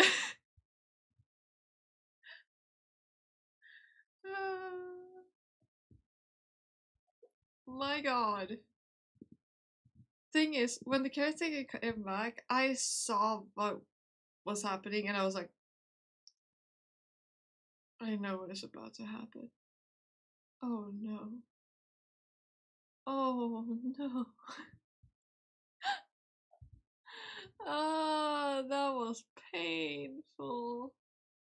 I'm back and I feel this suffering. Ah, the memories, man. Yeah, I'm back, yeah. Let me read here. I'm glad you're feeling better, Rose. I don't know if you're still here, but I'm glad. I was gonna say, are you still there, Mikey? You're still here. Let me read through what I missed. I'm just gonna give him some more candy, because you deserve candy. It's on the side of me, Mikey. Good job. Noodle back in 45 minutes, you just need a little beauty sleep. You know the one the model's talking about and that makes you absolutely. It really does make no sense. It's that one. The distance is needed because it's technically not a beauty sleep. It's a well needed rest after a full day. So please enjoy the VOD and take a break too if needed. Thank you for that tip. Yes. Thank you, Tiff. I know you're not here, but like, thank you. I'll have a shower and then probably lay down in bed, but still a stream because the stomach is really kicking me out. I hope you're feeling better now. My stomach is starting over. Let's go! Okay, I'm glad. I'm glad it stopped hurting. Let's go. That's awesome. Have fun reading, streaming, and take care of your boys. Thank you! I shall. I shall keep having fun streaming and reading. Hi, Uncle! I don't know if you're still there. But hello. Hope you're doing well. And then this chaotic bunch. Thank you, Cappy.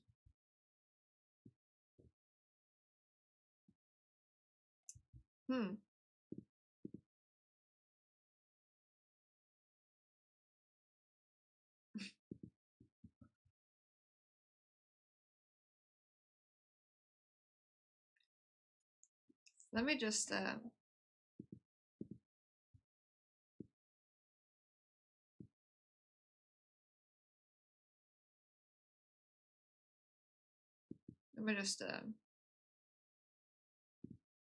do something quick here.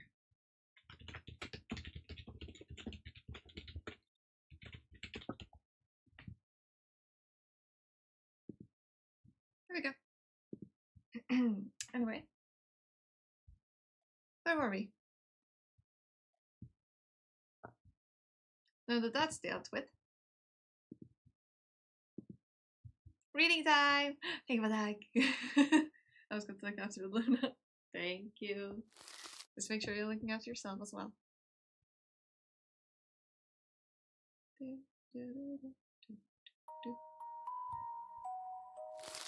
I just had to, as that person said, use your brain. I just had to use my brain for a second.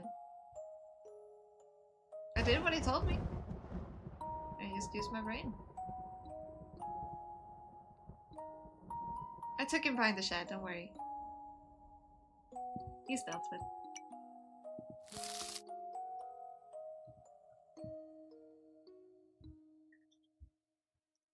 Anywho, where were we?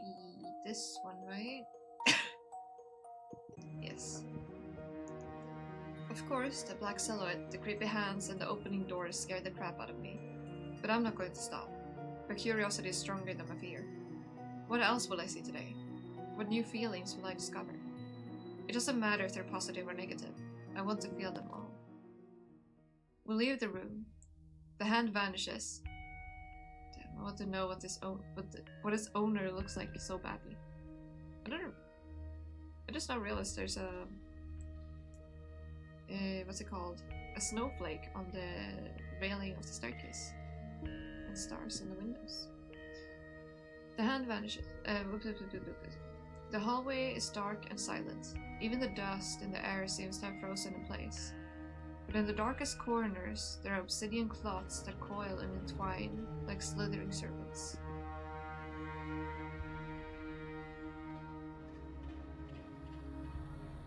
No, that person was just straight out, no. The first message had me going, yeah, no, this is not. And then seeing the second message, I was like, yeah, no. He out. Rage better troll or bot. He was banging on the window so hard that they could have woken up the entire neighborhood. Why is nobody awake? Maybe we're the only one who can hear him. What's wrong? Would they hear us if we called for help? Call for help? Why? The lover only punishes those whose feelings aren't strong enough. What does that have to do with us? I didn't know what they meant. Me neither! And I frankly didn't care in this moment. I was like, yeah, no, they're out. Everything is going to be alright.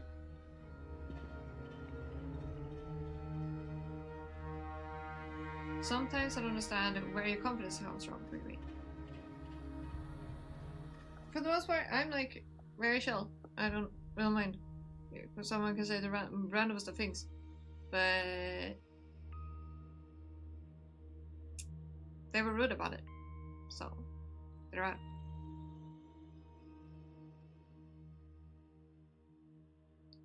Also, they never wrote a singular thing after that. I ended up deciding to go through to check the people in the chat thing and saw Person's no longer there, so they're in for a rude awakening, but they can't find back to return. I can't speak. Adol! How are you? How's stream? Thank you for the raid. Surprise. Surprise. I'll stream.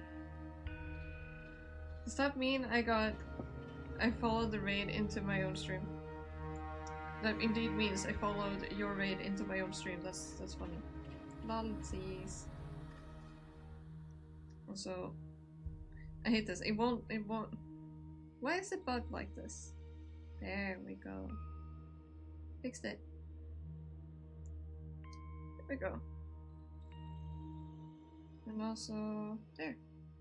You're doing well. Let's go. The VOD that played earlier was the awkward one, remember?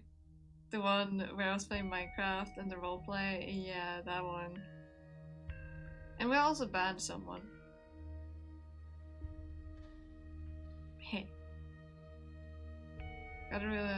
So I gotta take a break. I also gotta farm a few people off stream.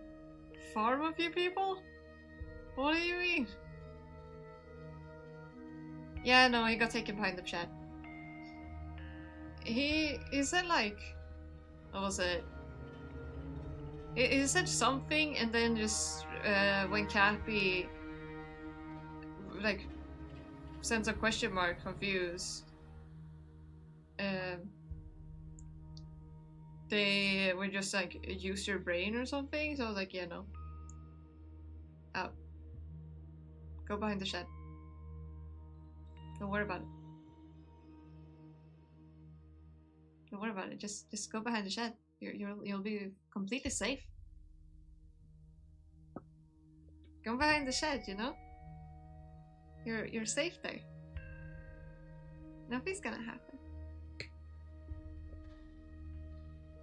There's no YouTubers hates me.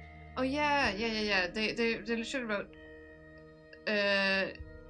like whatever, VTubers hate me, blah blah blah, VTubers over and over again in the same message.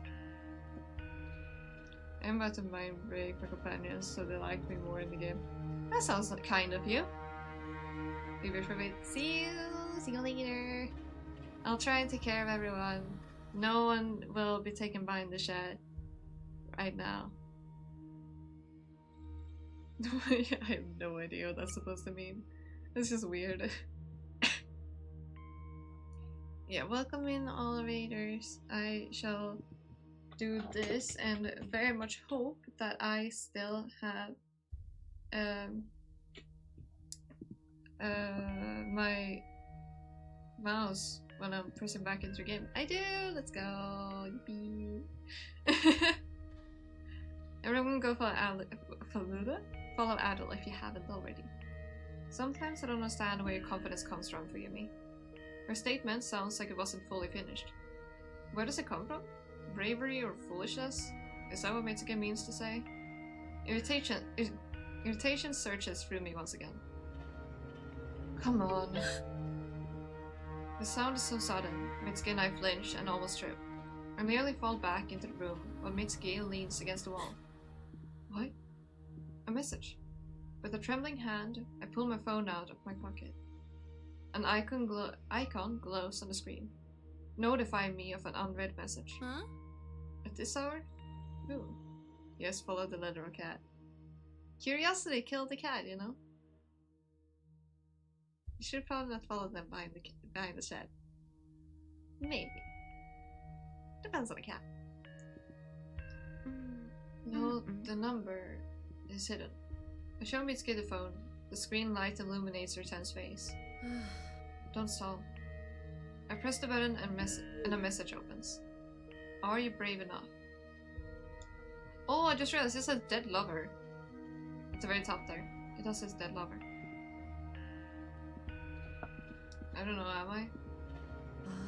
What? Maybe I'll demand an ordinary test of courage? We're not kindergarten. I'm feeling so worthless if some hands and knocking on the window is enough to scare us away. Come on. We stop in front of the stairs leading to the ground floor as the silence is cut through by melody again. I impatiently open the message. Once you step on the staircase, you will regret it dearly. I don't get it. Is he warning us? I think he wants us to find another way. I ponder it. No. No? He wants us to go forward knowing we'll regret it. Test of courage. Right? I nod and look at the steps. They are drowned in darkness and seemed as unreliable as fog. They feel frosty. And the smell. I doubt my mom baked vanilla pies, so where does it come from? I like how one of them had the smell of apple candy, and then this one now seems to have baked vanilla pie smell. Regret it. Mitsuki whispers something under her breath. Here, with the fate aside again. I squat down and gently release the dice from my palm. It makes a few somersaults and stops, showing 4 dots on the top edge. I squeeze Mitsuki's hand with vigor. See? You shouldn't back down. Better not to disappoint the lover. By this point, I've already realized that there are no coincidences. Just like celestial luminaries moving in precise trajectories, our actions are predetermined. Girl, you changed the dice earlier. And it's not predetermined. You were like, yeah, let me move the dice so it's favorable to me. Whilst Mitsuki's not looking. Okay, let's go on 3. 1, 2, 3. We stop on the staircase. Stay in thoughtful silence. Nothing is happening. A sigh of relief escapes my chest. Before I know it, I'm falling somewhere down. A scream is stuck in my throat. My ears are filled with the crackle of breaking boards.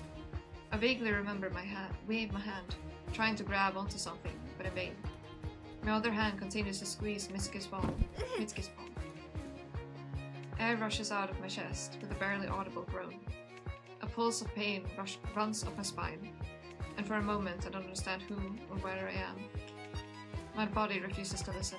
My arms and legs resemble parts of a wooden marionette. The staircase collapsed? How? The lover's trap? I need to come to my senses. I slowly clench and unclench my fist. It's okay. Much better than the day I slept. I sit up with difficulty. My back aches mercilessly, echoing waves of pain in my nape. Something hot is running down my neck. Blood? Mitsuki? She lies beside me, still clutching my hand. She isn't moving, only writhing in pain. Mitsuki? I help her up. Are you okay? My hand. Damn, it hurts so bad. Mitsuki's face contorts in a grimace. She presses her right hand to her chest and clenches her teeth. A drop of sweat rolls down her temple. Looks like she twisted her wrist in the fall. I shake my nape. My hand feels something warm and sticky. I shake it off in disgust. Black drops fall to the floor. The floor? Wait, what? Mitsuki and I are sitting on the floor in front of the stairs, as if nothing happened. But we fell somewhere. We fell right onto broken planks. I ran my hands around me. Nothing. The usual floor. He's playing with us. Are we in some other reality? Are we simply victims of a plausible illusion? Pain is no different from the real thing, but I can't explain our return to the first floor as anything other than a trick of mind. In any case, we have no choice but to continue the trial. What does he want this time? Keep going, but remember, once you step on the staircase, you will dearly regret it. I stare at the stairs in horror. Mitsuki snorts sarcastically. We're brave enough to repeat the fall. I stare at Mitsuki's mangled hand. We got lucky last time, but with a less fortunate fall, we risk breaking our necks. Wait, what the hell? I take my phone into my pocket and turn to Mitsuki. Ready? Mitsuki covers her eyes for a second. I can see that she's in a lot of pain and scared. She was hurt more than me after all. Ready. I glare at the stairs. Sweat beads on my forehead. One step, and we're flying down again. We can break our legs, arms, necks, fall head first on a sharp nail. Or has the lover prepared something new for Antu? One step, forward. Don't think about anything. I exchange looks with Mitsuki and step onto the stairs. Mitsuki follows immediately. This time, we don't hold hands. Nothing. We aren't falling. The steps remain a regular step. The lover tricked us. Only now I notice that my heart is pounding in my chest like crazy. Its beating is overriding the pain in my nape and back. That's all. I don't know. However, we have no choice but to move forward. Nothing. He is mocking us. He's so scared that I feel nauseous. My chest feels like it's covered in ice. And yet we step down again. Nothing. The torment begins anew. We expect a trap on every turn. Every time we take another step, we prepare to fall down. But nothing happens.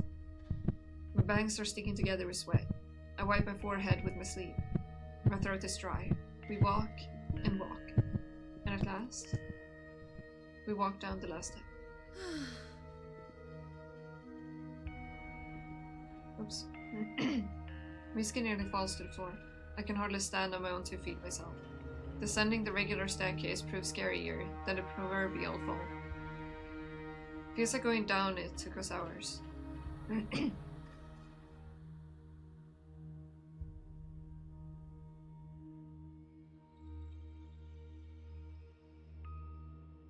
If it felt like that, I recommend talking to your parents. Just in case. I'd much rather you talk to your parents than me, like... Cause that's not a good...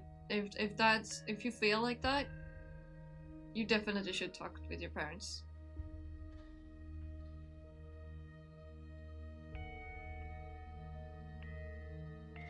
And bring it up to them. Like, very definitely, 100%. Hopefully you're just imagining it. But still, it's better to take it up with your parents so they are aware rather than just leaving it be.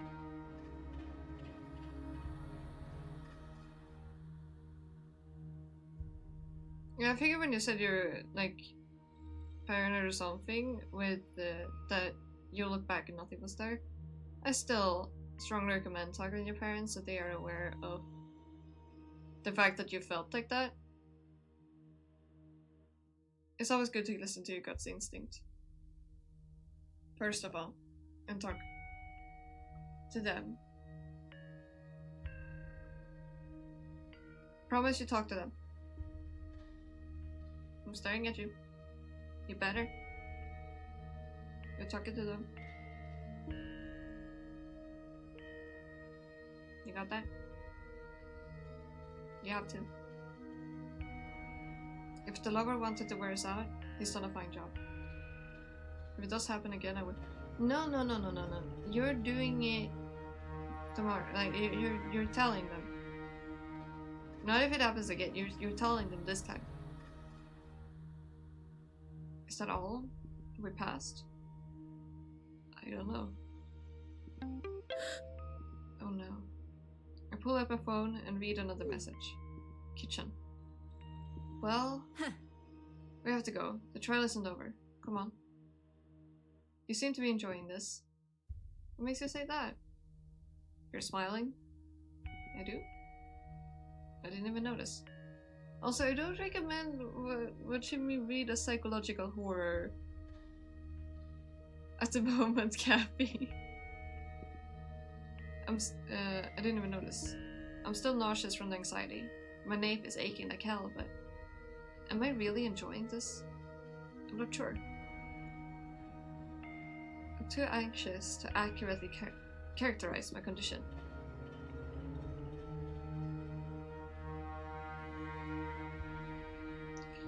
The same box was in Aki's house as well. There is no one in the kitchen. I shake my head, not sure what to do next. And then black flashes glimmer before my eyes. It's like a flock of agitated bats is rushed to me. A couple of times I have a weightless touch on my cheek, but it doesn't hurt. As if someone's fingers are studying my face, trying to penetrate deep into my mind and read hidden thoughts through tactile contact. The strange vision lasts mere seconds. Welcome back! The world freezes again. The black flashes dissolve like a haze, revealing a different, more terrifying sight. Think of that bats! Thank you! I got sandwich. Let's go! Is it yummy? The kitchen's changed. No, it's like the world around us has changed. Like Mitsuki and I are sucked into some horrible, unveiled nightmare. How pretty. A strong cloying odor hits my nose, and nausea assaults me with renewed vigor. It's yummy. Let's go! Hell yeah! It's yum, let's go! Mika presses her hand on her mouth. Her gaze is running frantically from side to side. What kind of sandwich is it? Where are we? Still playing with us? Scaring us? If that's the case, he has a rare talent. I try to take a step only to realize that my feet are bogged down in a thick brown substance. It covers the floor in an even layer, which is up to my knees. Disgusting. Not knowing what to make of it, I make my way to the kitchen table and run my hand across it. The tabletop is smeared with something viscous, sticky. What do we do now? Give a piece of yourself in the name of love. What? Mitsuki and I exchange looks, and then something falls next to us with a nasty splash. My nerves are stretched to the limit. I jerk backward, subconsciously expecting the floor beneath my feet to disappear again. Grab it before it sinks. The object, for now resting on top of the liquid, starts to slowly sink in. I try to grab it, but I miss and my palm catches a handful of slimy slop. Hurry! I'm on it! On the second try I managed to grab the oblong handle. A knife. Give up your pinky fingers. That I may join them with the scarlet thread of faith to your beloved ones. Yikes. Unbelievable. Even in the darkness, I can see Mitsuki turn dramatically pale. He wants... It's a no-brainer. She nervously squeezes the pinky finger of her right hand. There's no point in panicking and shouting. We have no choice. The lover isn't asking. That's an order. Don't be afraid. This isn't real. The kitchen, the knife, blood, all of it is an illusion. Her hand looks like it's muscles rather than a shirt. Or than a... whatever it's called. How else do you explain falling down the stairs? It's a dream. Just a very plausible dream. I place my left hand on the kitchen table. It immediately gets stuck in something sticky. My right hand, with the knife, trembling with anxiety, hovers over its pinky finger. Sweat rolls down my forehead in large hailstones. Fuyumi? For a moment, I think Mitsuki is about to start talking me out of it, but she stammers and falls silent. What can she say? Which argument to use? Exactly. None. It's not that hard, is it? Cowardly I just realized I was gonna change this and I forgot to change it anyway. Whoopsies. I meant to change it, but then I saw the person that I banned. There we go. Cowardly thoughts flicker at the edge of my consciousness. I want to drop it and run away, because what's happening is pure madness. But I look around and realize that there is nowhere to run. And not in my world anymore. I'm not in my world anymore. Where can I go? And where will it lead to? I shudder with fear. What if we are stuck in this body nightmare forever? What does it take to wake up in my room, erase the image of the lover and forget everything? I sharply shake my head. I'll cut these cowardly thoughts out of me. Cut them off with my pinky finger, for Senpai's love. I grit my teeth with force. Cold steel touches my finger. Come on. Yep. Yep. Yep. I dropped the knife and jerked my hand away in a burst of unbearable pain. Yep, that happened. That happened. Yep. For a moment, it seems as if my hand and the finger lying on the table are connected by a thin, scarlet thread. No longer holding back tears, I press my hand to my chest. It hurts like hell. Mitsuki is looking at me with a direct, impenetrable gaze. Also, hey buddy, come here. She resembles a marble statue, forever frozen in one pose. Gosh. I rush to the sink, grab the first towel I can find and wrap it around my hand. My kid? That's not yours. And only a few seconds later I realize that it's completely soaked in blood. Not mine. It takes a while for the noise in my head to subside. The pain dulls. Mitsuki speaks for the first time. Now it's my turn. She picks up the knife without question and places her dislocated hand on the surface of the table. Mitsuki? I can't bring myself to watch Mitsuki cut off her pinky finger, so I close my eyes. Watching another one suffering turns out to be harder than cutting off my own finger. Think of that fast! Hi, Rose! So weird. There is a nasty sound. And then, a melody. I open my eyes. Mitsuki is clutching the wrist of her left hand. Her white face is filled with pain and disgust. I pull out my phone. Give up your hearts in the name of love. What? Welcome back. Oh my goodness, did I ask how you're doing? My brain was like, oh yeah, I'm glad because you said you were doing better. I'm happy you're doing better. I'm glad. I love the expression give your hand and heart, but a ghost seems to take it too literally. He wants My gaze falls on two pinky fingers, resting sadly in a sticky scarlet puddle. I gulp, trying to deal with nausea. It's not enough for him. Damn lover, not satisfied with pinky fingers. But I've already made up my mind. I've cut out all my doubts and fears. Still, my hands are shaking, my legs can barely keep upright. My head is dizzy from the pungent odors. For senpai. Somewhere on the edge of my consciousness, I realize that none of this is real. I won't die even if I stab myself in the heart. Fuyumi? Mitsuki watches in disbelief as I reach for the knife. You really... I unwrap the towel and grab the knife. We can see her cut off finger there. And grab the knife with both hands. My palms feel cold. The pain from the severed pinky is suddenly gone. All pain is gone. Strike.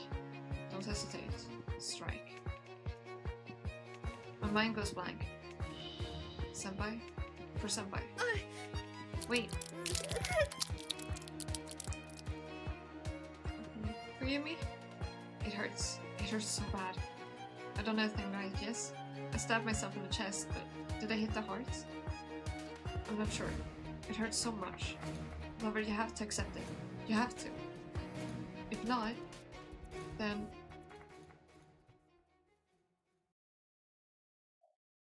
Black fog floats before my eyes. I no longer hear Mitsuki's voice. Pain has gripped my body and my thoughts. I must have died. I should have had this on my face. Let's have this on my face for a bit. Oh, look at the TV. The black sludge and a vine from the tree. From the tree, what I mean, what the vine theme about. The vine from the vine, yes. I just realized the sludge is like purple.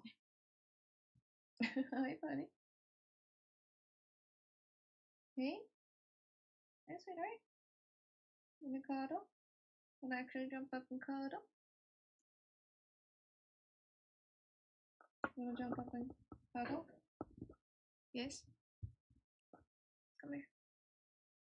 Come here. Jump up and puddle. Oh, jump up and puddle. Goodness gracious. Cuddle. Come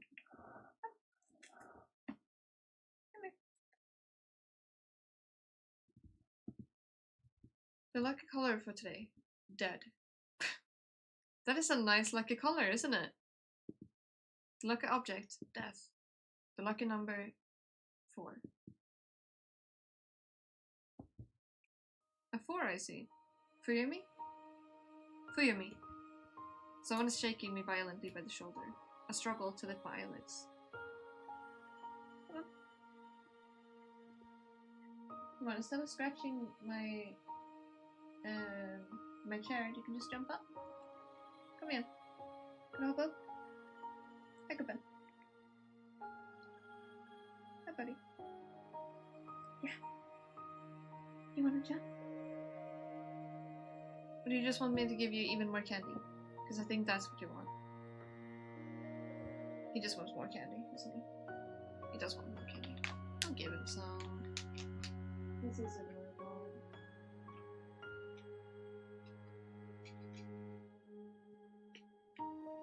Hey, he's on the chair. Come on.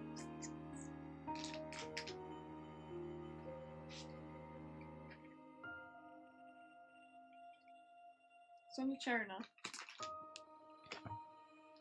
It's on the chair. My head feels like it's fracturing into shards, and each and every one of them is screaming in pain. What? Mitsuki's worried face appears before my eyes. What happened to me? I'm lying on my bed. Sun rays gently stream through the window, filling the room with the light of life. Morning? How did I end up here? I nervously press the fabric of my sweater against my chest, but it doesn't hurt. I reflexively grab my pinky finger. It's still attached to me. Was the lover's trial a dream?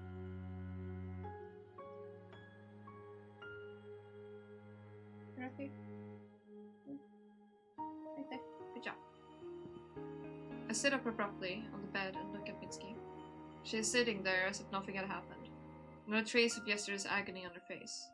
Her right hand rests on her knee. Minsky follows my gaze and twitches her hand. The pain is gone. My hand is fine. It's not dislocated anymore. How? I don't know. It's really weird. My hand stopped hurting as soon as I picked up the knife. I didn't think I'd be able to follow through with a mangled wrist. Follow through. So you two... Of course. You remember you can't disappoint the lover, right? Had I refused, I'm afraid there would have been something worse in store for me. We didn't dream all of that up, right? The same dream? Both of us? Whatever it was quite real. She gestures her head towards the window. The silhouette drawn with pink lipstick had changed. A part of the dead lover's head had been erased. Next to it the word go is written backwards. So it wasn't a dream. No. I hope the second night will be easier. I laugh, expecting Mitsuki to support the joke. Why would she think that she would happily be like, oh yeah, it's gonna be easy. Yes. Mm-hmm. But she remains silent, her eyes fixed on me. Direct and attentive. Her golden eyes seem to look straight into my soul. It gets a little awkward. What's wrong? Hi, Artix! How's it going? No? Nothing. I hope so too. I don't feel like sleeping at all. I originally thought the lover's challenge would last all night, but I was wrong.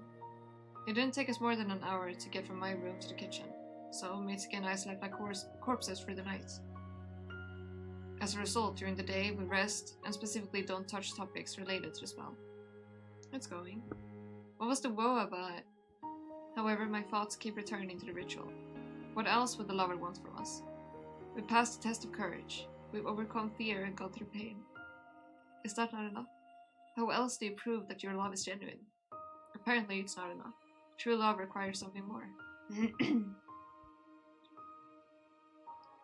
The night comes too quickly, as if it has been chasing after us to keep us from catching a breath. I walk over to the mirror and put on the lipstick again. My reflection looks strange to me as I see the treacherous smile reaching across my face. A smile too joyous to belong to a gloomy girl like me. It suddenly dawns on me. I'm no longer afraid. Fear has turned into excitement. I want to see the lover, start a trial and find out what he has in store for me as soon as possible. More. I want more. I want to pass as many trials as possible, like in a game. Only this time I'm not participating in childish nonsense, but something real, something serious and adult. Hurry. Meow! Hi, buddy! Is it time to talk? We're sitting on my bed again. The glowing green number of the clock showed the inexorable passage of time. Meow! The black silhouette reappears in the window. Meow! He's really good at making us very immersed with his meows. Oh, bless you. Rosagubben. Wait, give me one moment.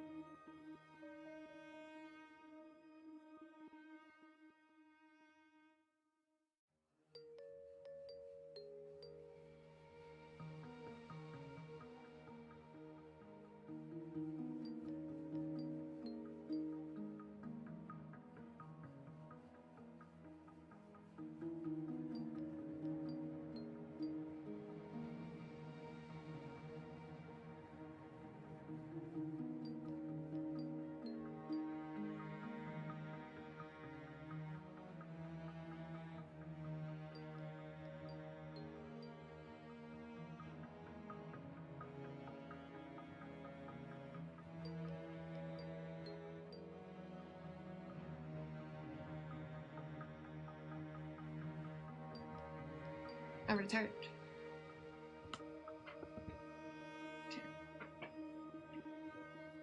He's focused on looking out the window now. Suddenly. Okay. Oh god, that's the wrong way. Here he is. Yeah. Just like last time, the lover stands without moving and silently surveys the room. Give up your future in the name of love. Our future? What does it mean by it? Our lives? Isn't it pointless? How can we ever happily ever after with our other halves if we die? No matter. I don't care what he asks. We just have to say yes. Take it. A life without a future is disgusting, even when it's brightened by love. Take it. For a moment it seems the shoulders of the black figure in the window shake with laughter. And then, I no longer understand where I am. Mitsuki, the room, the dead lover, all gone. Nothing but darkness before my eyes. I feel no pain. I feel nothing at all. It's like I'm floating somewhere in infinite space. Where am I? Is this life without a future? If that's the case, I'm not scared at all. What are you trying to accomplish, dead lover? Me? Is someone calling me? Me? Senpai's voice? My whole my whole being is drawn in towards the sound. The darkness begins to part. There it is, the light. And from beyond it comes my beloved's voice. Why does it sound so sad? Is something wrong? I hope Senpai is okay. I open my eyes in horror. The first thing I see is a familiar ceiling of a hospital room. What? I'm back in the hospital? My brain refuses to think. Senpai's worried face comes into view. Fuyumi? Fuyumi?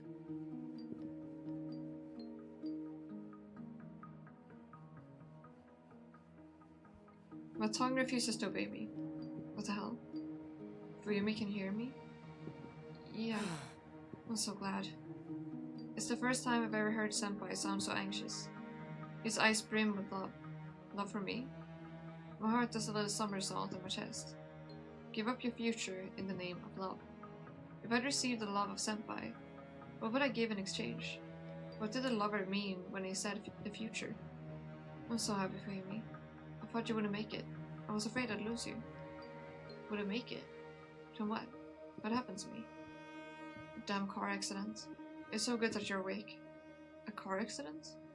What the hell is he talking about? I want to sit up and comfort my frightened senpai, but something's wrong. Something weird is going on. Something incomprehensible. My arms and legs refuse to listen to me. Really? Senpai whispers, holding back tears. Oh. Practically a scene out of a movie. Isn't it romantic? A man holds his beloved's hand dearly as she lies in a hospital bed and smiles with the last of her strength. Why isn't Senpai doing that? I try to move a hand that's closest to Senpai. A fleeting cramp passes over my shoulder and nothing happens. What's wrong? I raise my arm frantically in horror. The blanket lifts with it. Wait, hold on. Why is my arm so short? It seems to end at the elbow. Further down, the blanket drapes low, hanging off of the stump. Everything inside me goes cold. What happened to my arm? I quickly turn my head to the left and try to raise my other arm. Again, I feel nothing below the elbow. What happened to me?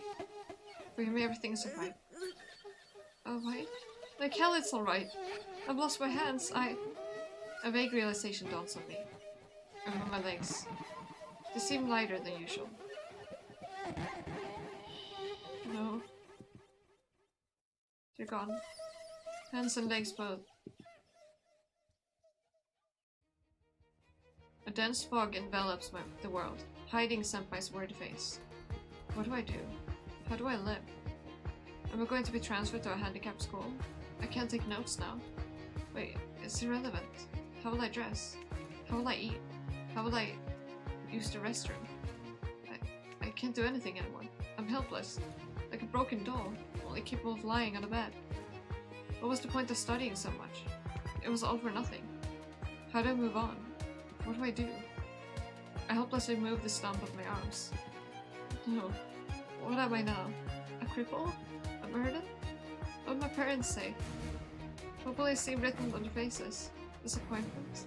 Disgust? They never loved me. Our family always had a chill relationship, but at least it was in a state of equilibrium. And now? Am I going to be an eyesore to them? An eternal burden? Oh no. No. Yumi, don't cry. I'm with you. I'm right here for you, Yumi, and I love you. Love? I snap out of my panicked thoughts abruptly. Yeah, Senpai loves me, but what good is it if I become nothing? We'll never walk in the park holding hands. I'll never make him dinner, and he'll be forced to spend his life caring for an infirm cripple. I don't want this. I want my hands and legs back. I want my bright future back. For me, it doesn't matter what you are, I will always love you. Shut up. Shut up, I don't want to hear it. Return them to me, return them. Be careful what you wish for. Terror and panic cloud my mind. Return. What happens next is a blur. I'm sucked into a crazy world of pain and despair. I don't distinguish the faces of the people coming into the ward. I don't recognize Senpai.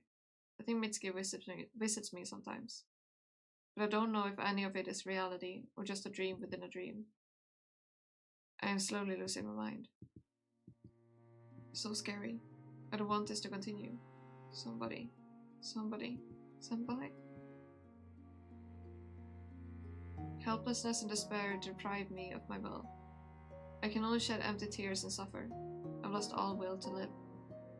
Senpai visits me every day. As the lover I promised, Senpai loves me even when I'm in this shape. He assures me of his eternal feelings, cheers me up, promises me a bright future. What goddamn bright future does he see? Sometimes it feels like the lover lied and Senpai is just joking around, mocking my injuries. But no, he truly loves me. It only makes things worse. I don't want to live. What good is this life? What good is it to be forever tied to Senpai whose feelings can't even be called real? This is the first moment she realizes that means it's not true feelings. Wow, amazing girl. I'm so proud of you. Love was instilled in him. In reality, Senpai would never stay with a cripple like me. It's sickening. I want to end it all. I will do everything for you, Fumi. Senpai's face is pale and emaciated. Is he eating normally? I can't look at him without my heart aching. What did he say? He'll do everything? Then maybe kill me? Or prolong our mutual suffering? If I'm gone, Senpai will be free of the spell. Then, kill me. What are you talking about? You don't get it, do you? Senpai only blinks in surprise. He looks adoringly at my face, as if he doesn't notice anything else. He won't kill me. He loves me too much and naively believes that everything will be alright. Silly Senpai. Maybe everything really will be alright. For the first time in the long days of despair, a faint hope awakes in me. Pull yourself together. You love Senpai and he loves you. He loves you despite what you've become. Isn't that more important than anything else? That's right. That's exactly what the lover wanted. He wanted me to panic and give up. The lover. That's right. I'm on my second trial. I'm being tested and I panicked and ended up spending an unknown amount of time in a bloody dream. I have to get up. I can't let the negative thoughts in. Get it together. Pull yourself together. I force my train of thought to catch the right set of rails. Now Senpai will never leave me. He'll never look at someone else. He'll take care of me and love me every day. Is this not enough? Not at all. I wouldn't dream of more. People live somehow without arms and legs. I'll survive. I have Senpai support, and the rest doesn't matter. Get it, dead lover? You won't scare me. As long as I've got Senpai, you might as well take me apart. And there she lost her lesson.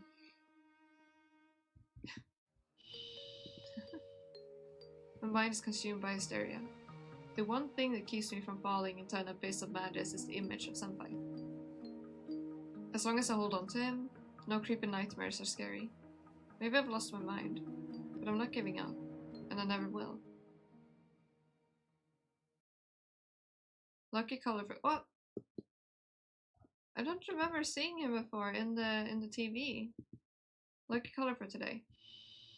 Did you really agree to this? The lucky object Is love so important to you? Like a number? Are you out of your mind? I wake up in my bed in the morning. Tears stream from my eyes. My lips curve into some sort of crooked grin. Mitski's lying next to me, face buried in a pillow. She's shuddering with sobs. Mitski? I rise up on my elbow and it hits me like lightning. Hands. I sit up abruptly and examine my hands. They're in place. I'm over the moon that they're here. That they're there. As if testing that they are real, I rub Mitski's shoulder.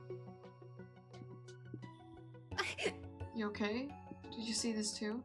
With great travail, Mitski tears her tearful face away from the pillow and looks at me in a way that twists everything inside of me.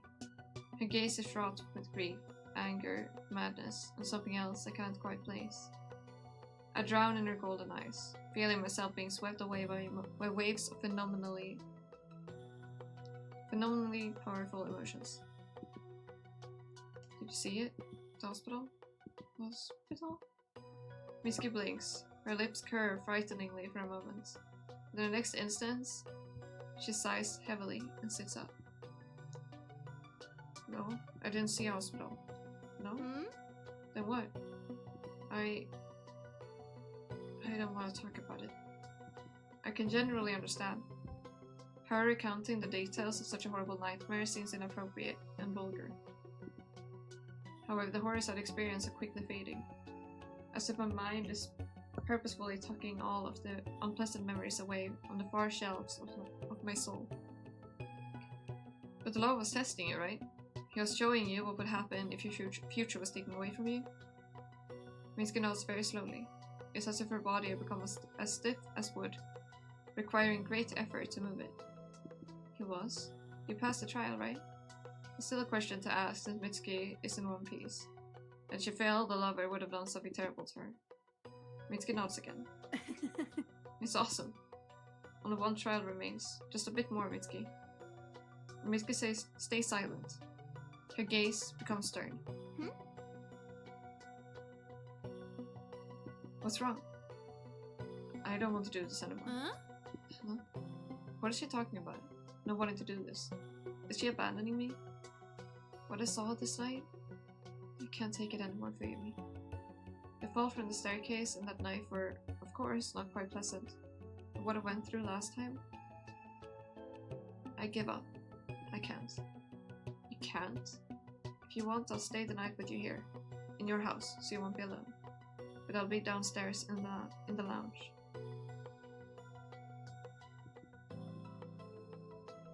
Maybe the lover will be disappointed in me, but I'm not willing to play his games anymore. Mitski has decided to give up. She's afraid that she wouldn't make it through the third trial, so she's simply stopping halfway. This way, she'll never get her beloved, but neither will the lover punish her for failing the trial. You know, I've decided to pursue love on my own terms without depending on some otherworldly forces. And if it doesn't work, well, that's life. You should respect the feelings and choices of the person who rejected you. Otherwise, a disaster might happen. Mitski doesn't say anything else. She's quiet and grave and serious for the whole day. I'm fuming. How could she back off when the goal is so close? Especially after what we've been through. Mitski got cold feet, but I feel hardened. The world seems surprisingly simple. Come quickly, dead lover. I can't wait to defeat you again. The night comes. Mitski goes down to the ground floor to sleep on the couch like she said she would. I walk over to the mirror and perform the now familiar ritual. Oh wow, would you look at that? Let me show you what his hands look like. What is that? Like, there you can see how it what the arm looks like. Also, the lipstick is red now. Wait, in the mirror, it's you can see the lipstick is bloody. Or something. Well, it looks of it at least.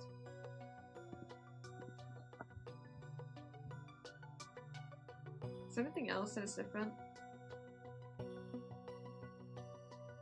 can see the hand still in the mirror.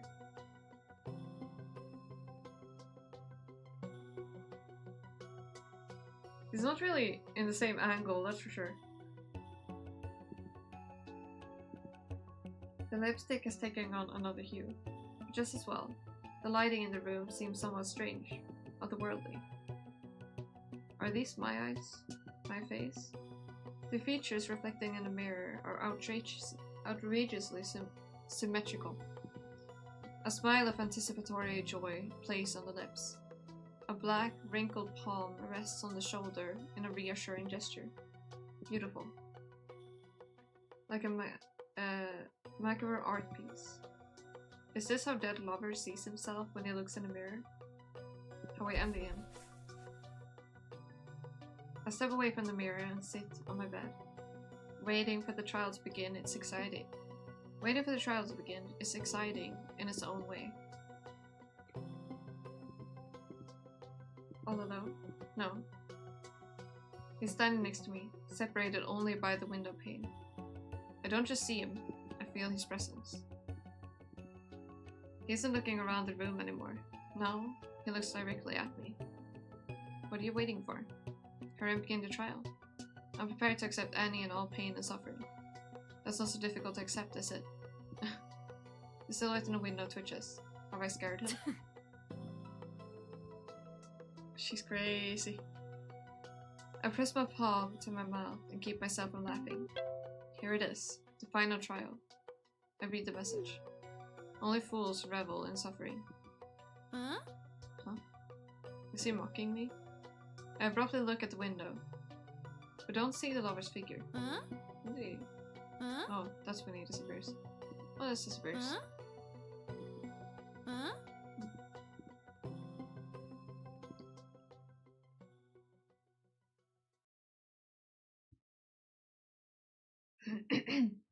The room changes into a different place.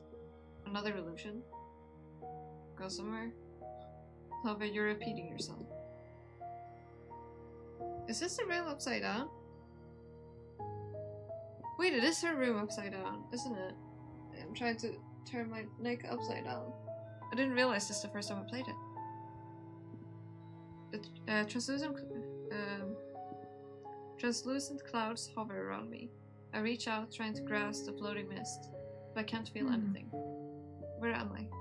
The lover didn't even say what I have to do. I reach into my pocket, but I can't find anything. My phone is gone. How am I supposed to get directions now? In any case, there's no point in standing still. I step forward, and the world shakes. No, it's not the world that shakes, it's me. I'm shaken with sudden feelings. My breath is stolen away, and it takes me several seconds to begin breathing again. My heart feels like it's been put in a vice. It's torn with unexplainable emotion. What are they? Pain? Guilt? No, enough. Whose voice is this? I feel so lousy that I completely forget where I am and what I'm doing. I want to lie down, curl up and forget myself in a swamp of uncontrollable longing. This feeling is very similar to what I'd experienced in the second trial. Endless despair. Sora. Huh? The hell? With an inhuman force of will, I suppress the waves of incomprehensible feelings. I take another step. My foot lands with a squelching sound. A chill runs down my calves. And again. I don't want this anymore. The voice sounds in my head. It echoes through my soul with a feeling of sadness so overwhelming that it makes me want to howl. I, or maybe not I, suddenly realize that all my actions are meaningless. My thoughts stop obeying me. Another step. My leg is submerged in knee-deep water. Enough. Enough. This distorted world is driving me crazy. I can't understand where my emotions end and someone else's begin. Whose are they? Why are they being revealed to me? Stop. The water is waist deep now. If this keeps up, I'll just drown. I have to go back. I turn around hoping to climb back where I came from. But my foot sinks even deeper. Why can't I just go back and change everything? No matter where I go, I'll only descend deeper and deeper until I drown, right? Is there a safe island hiding somewhere on this water after all? How do I find my way out of this lake of tears when I have to search through it at random? If I make the wrong choice, I'll be submerged further. I can't afford to make any mistakes.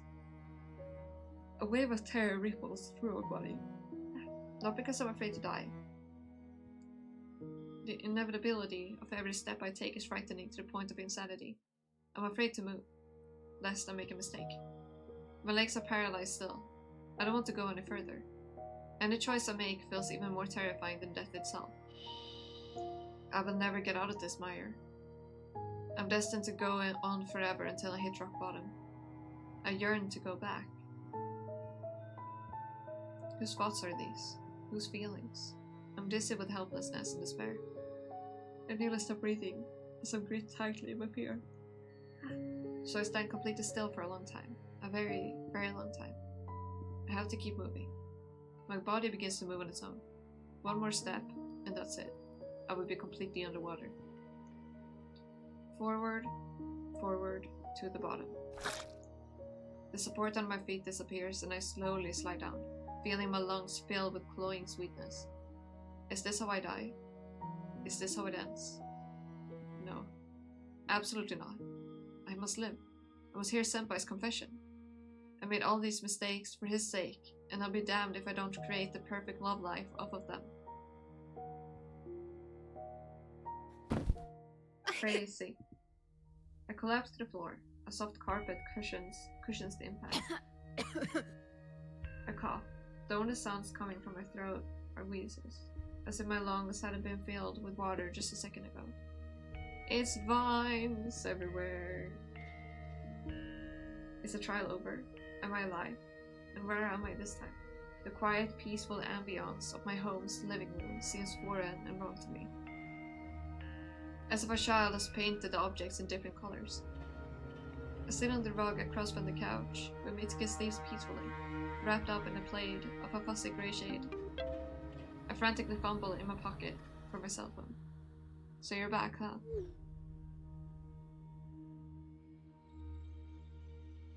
You throw your pain around like it's nothing. What of other people? Will you hurt another person? I involuntarily look at Mitsuki. Is this what the lover means? I have to hurt Mitsuki? My chest feels chilly. What should I do? Condemn her to eternal torment. I don't get it. You've just seen her nightmare, her second trial. Those feelings are Mitsuki's fears. Condemn her to an eternity of doubts and misery. Agree to this, and your dream would become reality. How despicable. I can only be with Senpai if I doom Mitsuki to the nightmare from her own second trial. How can such a choice be forced onto someone? Choose. I can't decide. Mitsuki didn't want to talk about her trial. The entire last day her face was stony, as if she was barely holding back tears. I recall her sobbing into a pillow this morning. A distorted world filled with despair and fear, where every step means only more agony. And I'm being asked to condemn Mitsuki to that.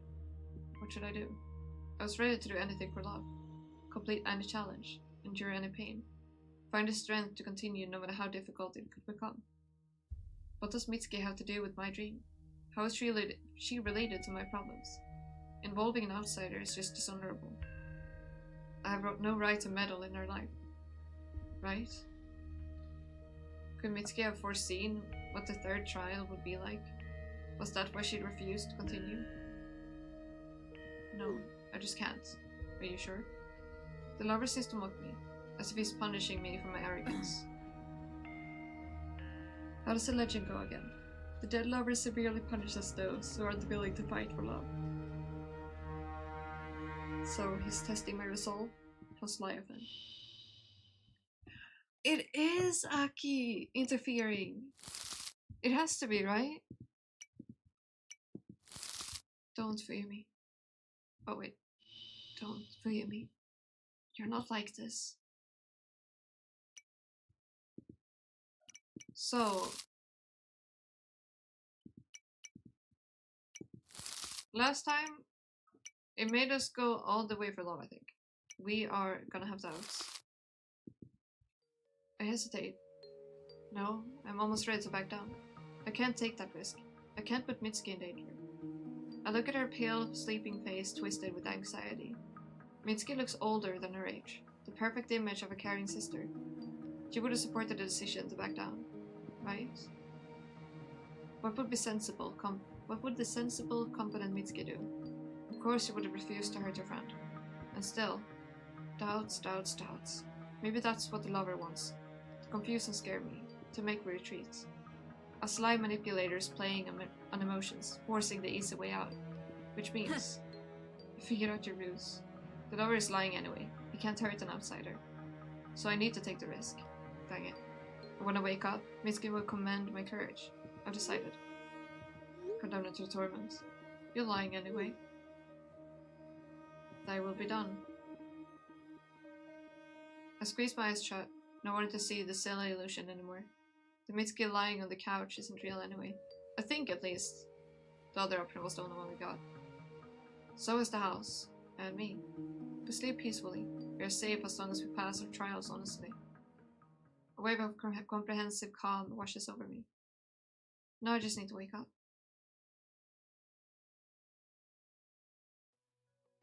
The spell works wonders.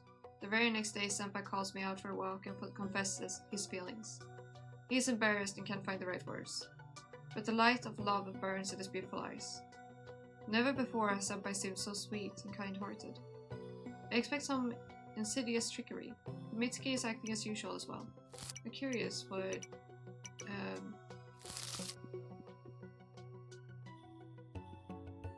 memory we got. Not this one.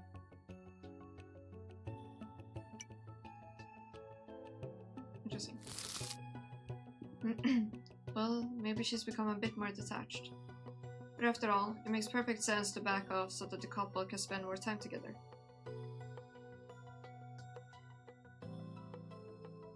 Are his eyes more red? I can't stop looking at Senpai. So handsome and sweet. I want to cuddle him like a stuffed toy. When you look at me like that, I feel awkward. Should I turn away?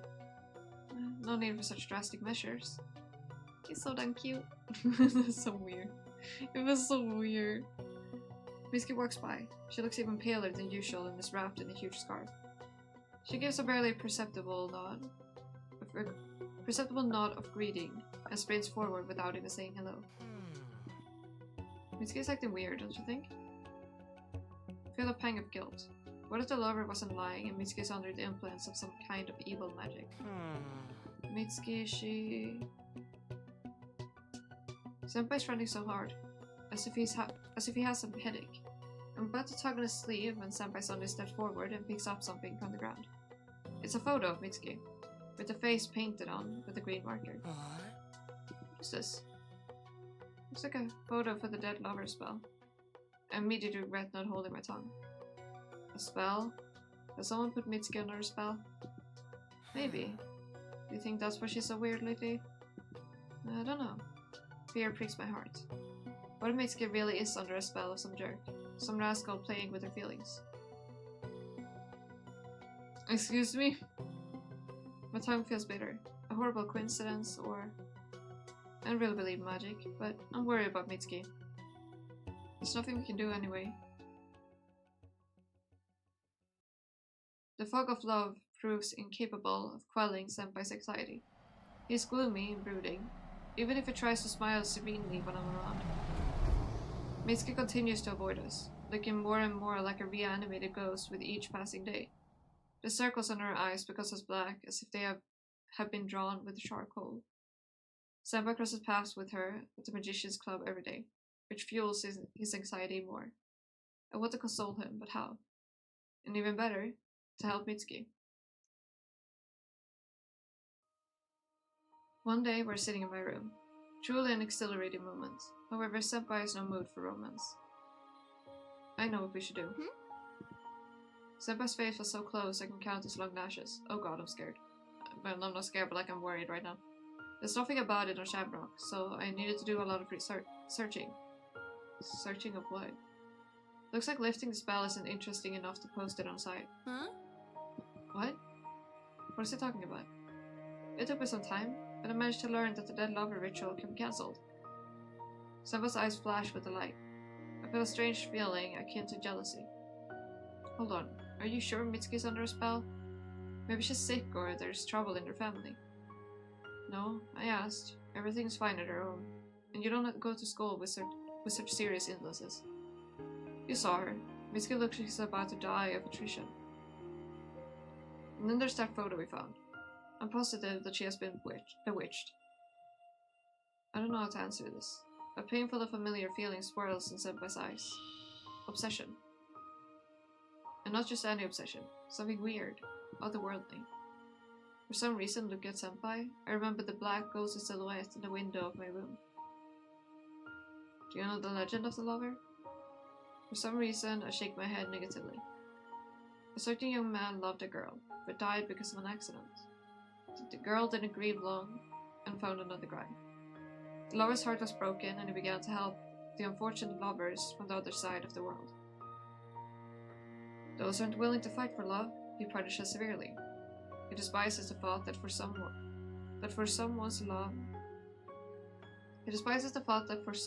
love is a frivolous game that's easy to dismiss.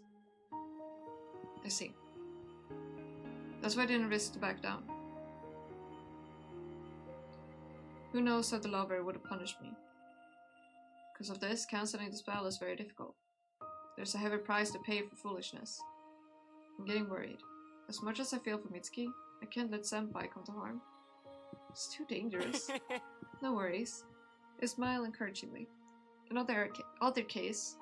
any other case, I would have marveled at how unreliable and brave he is. Oh. So what's required? Senpai nods happily, as if he's been waiting to brag about the rare information he had found. The cancellation ritual is performed in a place where, according to legend, the dead lover took his last breath. They say that his beloved was very fond of primroses, so it's necessary to bring a bouquet and burn it. And of course, you need to offer the lover a gift. Something valuable that can count as payment for the trampled love. Like what? Not some material good, something very important to you. But don't be afraid. I know what I'm going to sacrifice. I think my love for tricks will be enough. Don't understand. I will never touch a cylinder and a magic wand again in my life. You love tricks so much. You finally managed to recruit people and officially start a club. That's the point of the sacrifice. To lose something important. Better to forget about tricks than about you. You are my most precious treasure. Sensing Senpai's loving gaze becomes unbearable. What's more, I'm starting to feel guilty. I'm the one who condemned Mitsuki to suffering in the third trial. And now she's suffering because of someone's spell. Why should Senpai pay the price? Is there no other way? Alas, how do we know where the dead lover died?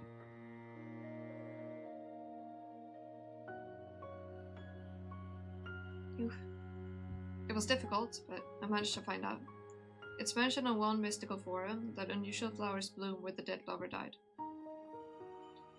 Not the primroses that his beloved adored so much, but eerie and repulsive green buds. Oh, Andocoris. Sounds very much like Andocoris. Oh, there we go. Andocoris. What? Andocoris. They say it blooms all year round and can grant any wish. Wow, never heard of it. Andocoris only grows in one place outside of town. It won't be hard to find. There's a cave nearby. What a coincidence. An urban legend character dies exactly where the magical flower bloomed later. On the contrary, rumors are to be believed, and the chorus appears where 3 people are destined to die. First death, thorns stretched out of the ground. Second, buds are blooming on the thorny vines. Third, flowers gain the power to grant wishes. Creepy. It's like the chorus feeds on human lives. So, 3 people died in the clearing by the cave? Seems so, but I couldn't find out about the other 2. I see. So the task is almost done. Senpai is burning with determination, and I have no choice but to support him, especially since Mitsuki doesn't deserve to suffer. You can do it. I believe in you. Thank you. The more I think about it, the more angry I get at the mere thought of love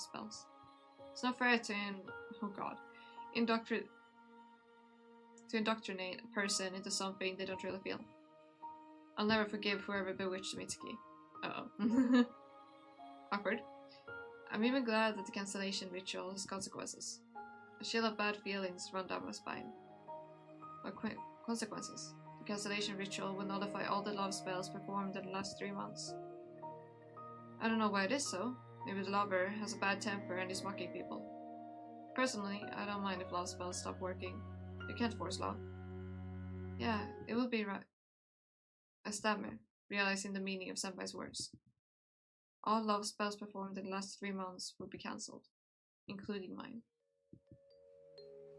No, don't. It won't do. I worked so hard. I even betrayed Mitsuki just to get Senpai's love. It's wrong to just undo the result of my labor. Wrong. How do I live without Senpai? Although, you know, I still don't like that you put yourself in danger. Don't deprive yourself of what you love to do. You aren't even sure that Mitsuki changed because of a love spell. What if she just got bored with us? She has changed too much. No, I'm sure. I gently place my hand on his fingers, squeeze a little, and speak in a heartfelt voice. What if I ask you to forget about the ritual and Mitsuki for me? Beautiful face freezes, losing any expression. The glittering eyes resemble empty glass. For you? Please. I'm really scared. You got that fight. Got it right, and I was like, well, gosh, darn it.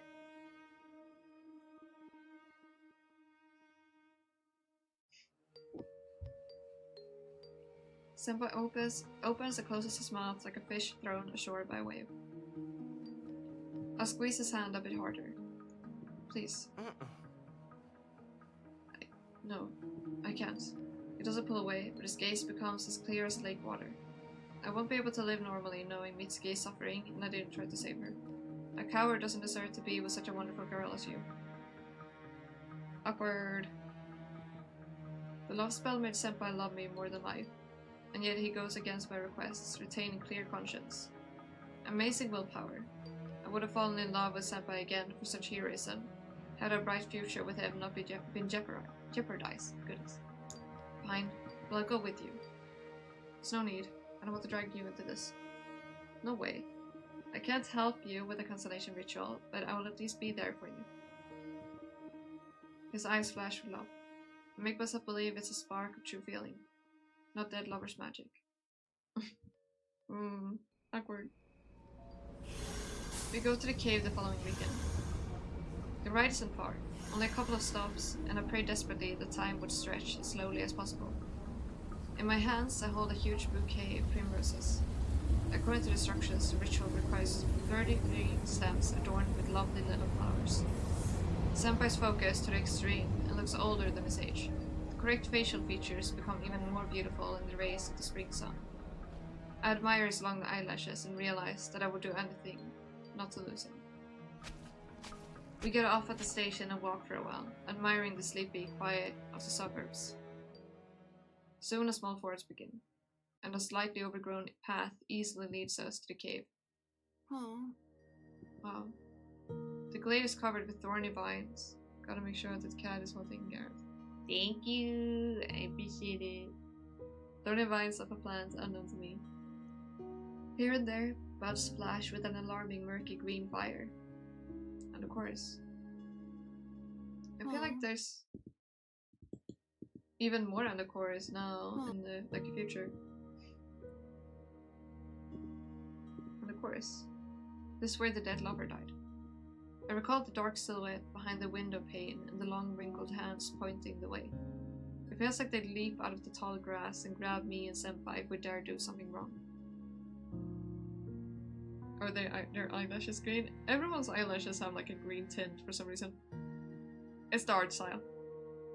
It's cool though. I like it. Good. It will be dark soon. Let's wait. Of course the ritual has to be performed at night. How else?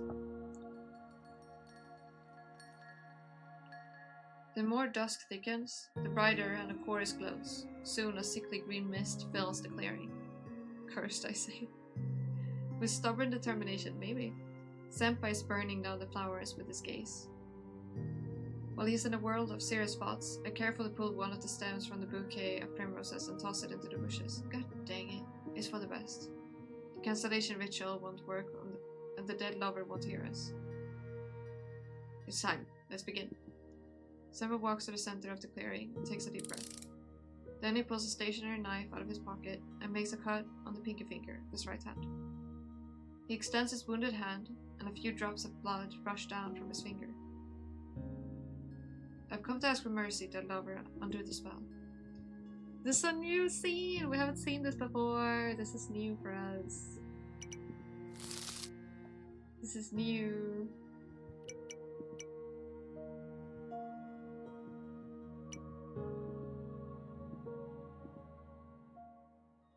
Instead of stopping, blood begins to ooze more and more from his cut pinky finger, as if connecting Senpai's hand and the ground beneath his feet with a scarlet thread.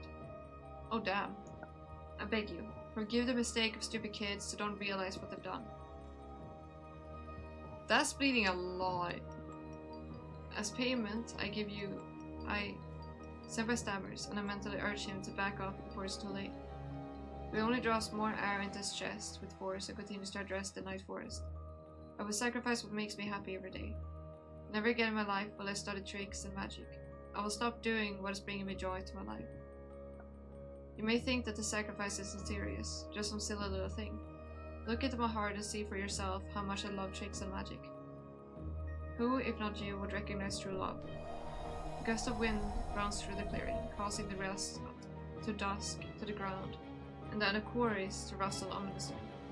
Senpai doesn't even frown. You seem to appreciate my sacrifice. He turns to me. Flowers, please. 33. Yeah. A hand in the bouquet. Senpai grabs it with his free hand and tosses it under his feet before reaching into his pocket to pull out a lighter. But the primroses burst into flame of their own accord, sliding the tongues of flame across Senpai's raised palms. Seems to be working. Burning primroses scatter bright sparks to the sides. Senpai's shoulders relax slightly, and he even smiles. The blood continues to drip from his pinky finger. It's kind of interesting. The pinky finger was the thing that they had to cut off during the trials as well. Stop it. He's going to die. A gust of wind blows across the clearing again. It's colder this time, and it slams into my back so fiercely that I'm spayed. Something's wrong. Don't be mad at us, dead lover. We just want to right the wrong. You know better than any of us how precious love is. You can't force it. Instead of an answer, we hear the rustling of a chorus. The flowers change hue to a brighter and more saturated one, as if nourished with spilled blood. The primroses have long since burned out, but the fire continues to blaze. Pesky tongues tug at the scarlet thread linking the ground to Senpai. They seem to wrap themselves around the pouring blood like small vines. He's angry. I don't understand. Let's get out of here before it gets worse. What went wrong? Let's go. All's well that ends well. The lover is displeased, the cancellation ritual has failed, and we can safely return home. Oh. Green fire. The fire rushes upward, enveloping Senpai's hand. The blood stops pouring, becoming as hard and still as a root, and the chorus stems creep upwards, enveloping Senpai's hand, becoming one with it. Oh damn. Senpai's hand loses its familiar shape. There are tree roots sticking out of the leaves of his jacket, and the chorus buds spring up here and there. Don't stop. In the sparks of the fire, Senpai's eyes burn with terror. In desperation, I rush to the spot where I had thrown the 33rd stem. Here it is. Throw the flower into the flames, hoping that the lover would temper his wrath. Nothing changes. No, it wasn't supposed to be like this. I rush to Senpai's aid, plucking rapidly growing vines off of him. Leave him alone! Senpai no longer has legs, only roots. Thorns have almost completely encircled his body. Damn. Crazy. I feel a stab of pain. A needle-sharp vine pierces my hand. More and more vines rush toward me, forever connecting me to Senpai. Get off of me! Enough! Yikes. It's painful. Unbearable. The only thing worse is the realization that Senpai isn't screaming anymore. And neither am I. The glow of the flames goes out. The chorus no longer rustles. The cloying fragrance dissolves. I no longer feel anything.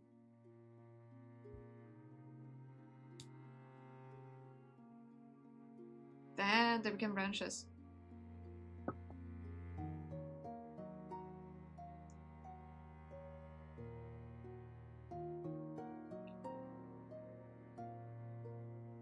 The demo.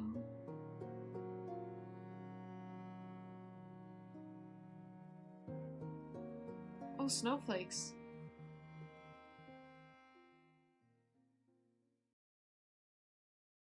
That reminded me of the demo.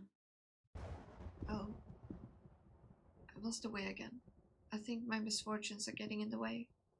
Maybe. They won't defeat me.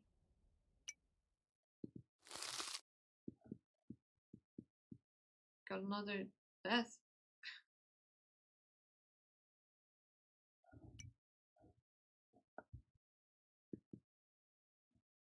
Together forever.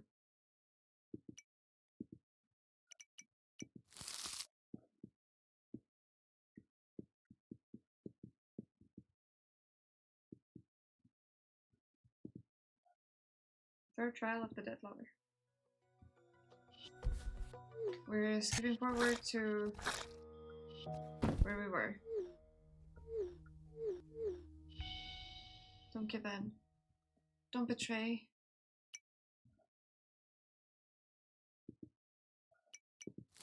I wonder if when that happens, since it changes. Oops. When that changes, if you have doubts, again, just out of curiosity, I'm going to have doubts again. It does change. Doubt knots my fingers, preventing me from typing a reply. I doubt the lover can hurt Mitsuki in reality. It's noble to take risks, but is it worth it? It does change. Is Senpai worth it? I glance once more at Mitsuki's sleeping, distorted face. She would never condemn another person to suffering. She certainly wouldn't agree to the dead lover's condition. She wouldn't agree to condemn me to torments. A chill runs down my spine as I remember lying in the hospital bed. It's horrible. I wouldn't wish it on my enemy. What is Mitsuki so afraid of? I recall wading through the water, where every new step means approaching of imminent doom. Nothing but water, some vague abstract images, echoes of emotion. Mitsuki is very afraid of making a mistake and going down the wrong path. How could it possibly be a worse nightmare? Irritation scrambles in my chest again. Why is Mitsuki so afraid of this? If you don't want to do something, don't do it. If it's scary to move forward, don't. It's foolishness, not fears. She has imagined horrors and is shaking at the mere thought of them. Although in life, there are far more nightmarish situations, like being left with no arms and legs. So why do I hesitate? Mitsuki is strong. She can easily endure it if she puts her mind to it. Senpai and I will support her. Yes, of course. Together we will overcome the hardships of her second trial. They aren't that bad. I smile contentedly, having come to a logical and sensible conclusion. Isn't that a happy ending? I bet the lover agrees with me. Belittling another person's suffering is even more selfish than condemning them to it. What? I don't get it. Your visions is not the universal truth. How come? I'm just being logical. People live in a world where there are certain rules and laws based onto commonly accepted notions. If everyone starts thinking that only they are right, the world will fall apart. That's why middle ground is so important. Proceeding from concepts taken as obvious, collected and logically verifiable truth. Yes, Mitsuki was scared, but fears don't hold a candle to the nightmare from my second trial. What a naive and selfish judgment. He is mocking me. I shake my hands in frustration and walk across the room, trying not to look at the sleeping Mitsuki. You want to get philosophical, dead lover? Or what is this all about? I agree to condemn Mitsuki's suffering. You hear me? It isn't that much of suffering anyway. Silence hangs. For a moment I think that the lover took offense. Is Mitsuki like awake or something? Or hear it? Or he doesn't know to counter my impenetrable reasoning. Let's do it another way. You will experience the same pain Mitsuki felt in the second trial. Go through everything you've condemned her to. If you agree to endure, I won't touch Mitsuki and you will win. Think of it that bad. Interesting. What a stroke of luck. All I have to do is endure pointless fears once again, and then there will be an unmarred, happy ending. Was a generous dead lover. Are you impressed with my determination? I agree. I will make it. Same Mitsuki and Senpai will be mine. Don't stall. You measure life with cold-blooded logic. Emotions defy logic. For them, there are no weights and measures. Pain that seems insignificant to you will drive another mad. The horror of the second trial practically drove Mitsuki to insanity. You will know the same nightmare. The message sounds ominous, but there's no way I'm going to believe that I can't handle the innocent fear tormenting Mitsuki. Whatever happens, I've already said yes. Welcome, and goodbye. So that means if we had picked the other option again last time, we would have seen another reality then, I guess. Hear me? I open my eyes, not understanding what's going on. Senpai's beautiful eyes look at me anxiously. I know the time would have melted under the rays of his genuine concern, but he seems too shocked to rejoice. We are standing outside. It's snowing lightly, judging by the backpacks on our backs. Senpai and I are on our way to school. What happened? Am I awake, or am I in a realistic illusion conjured up by their dead lover? Probably the latter. Otherwise, there is no way to explain why the world suddenly seems grey, pale, lifeless, and boring. Just like my life before the fateful fall. Fuyumi? I'm fine. I'm going. Something on your mind? Senpai's soft smile brightens the winter landscape. Or so it seems to me. I'm probably expecting a catch, since I fail to genuinely rejoice at my favorite smile. Yeah, a bit. Let's go. Senpai seems calm and will continue on our way. While Senpai talks about silly stuff, I look around and try to figure out what's going on. Where's the agony of hell? Where's the maddening heartache? Everything is calm and ordinary. Even too measured, though going to school with Senpai was supposed to overfill me with happiness. Why am I not feeling joy? Stress. Huh? No, nothing. Lessons go smoothly. I'm listening to teachers, writing the material, looking out the window at the little dancing snowflakes. Nothing. Is the dead lover mocking me? Is his sense of humor that weird? Or is a catch waiting ahead? To tell the truth, I'm more eager for the catch than afraid of it. Ooh, I'm not stressed by waiting. It's boredom that plagues me. I invite Mitsuki to come over. At first glance, she looks as usual, too calm to be the truth. Did anything weird happen? What are you talking about? You know. Senpai asked me to tell you that he dedicated a trick to you. What a sweet couple. What a boring conversation. As dull as walks with him, Senpai. His shadow isn't annoying, but it isn't interesting either. I absolutely don't care about who is walking next to me. I don't care about Senpai, Mitsuki, boring school, my dismissing parents. The grey, boring life becomes dull and doesn't please me at all. Why? Meeting Senpai made me believe that the world wasn't devoid of bright colors. I was going crazy with excitement going through the dead lover's trials. But right now, I don't want anything at all. I say goodbye to Senpai and go to my room. Another dull evening will be filled with routine homework. Boredom. The message notice gives a vague hope that the lover is about to give me the worst possible nightmare. Alas, it was just Senpai asking me out this weekend. I'm supposed to be happy now. Squeal at the night, collapse on the bed, hug a pillow and roll from side to side.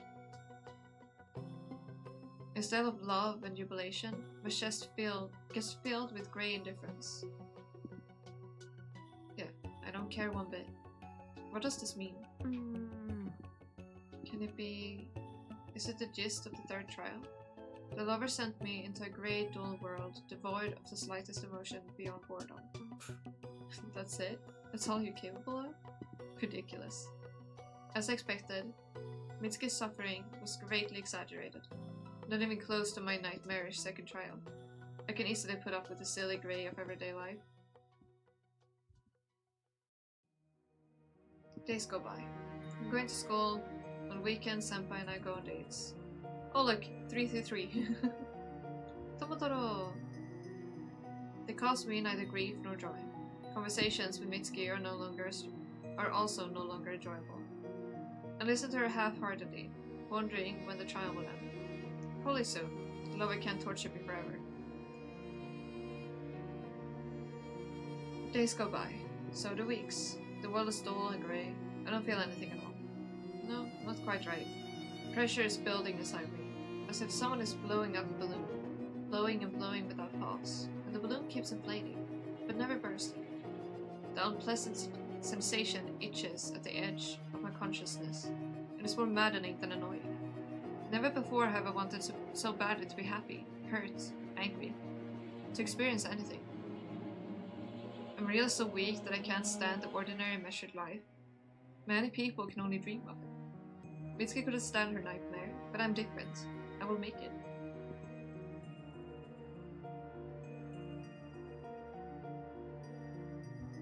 Oh.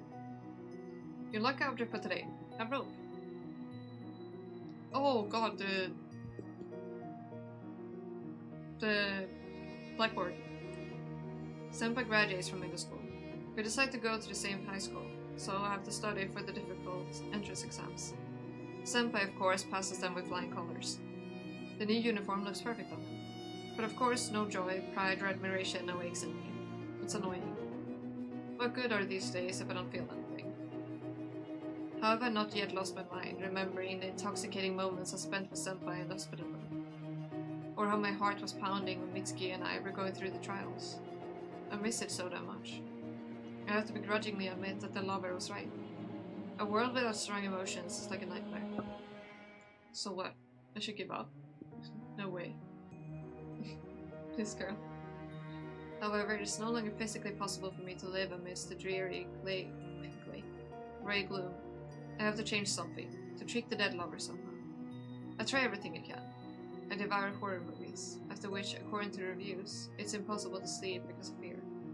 I watch the saddest and most tragic dramas, after which some develop depression. I spend the whole weekends on the craziest rides at amusement parks. Dangerous slides, horror rooms, crooked mirrors, I try everything. I eat oversalted and spicy food that makes tears roll from my eyes. Even rotten food with expired expiration date. Not a thing. Your luck object for today, dice. What do you want to talk about? The affectionate smile glows with love.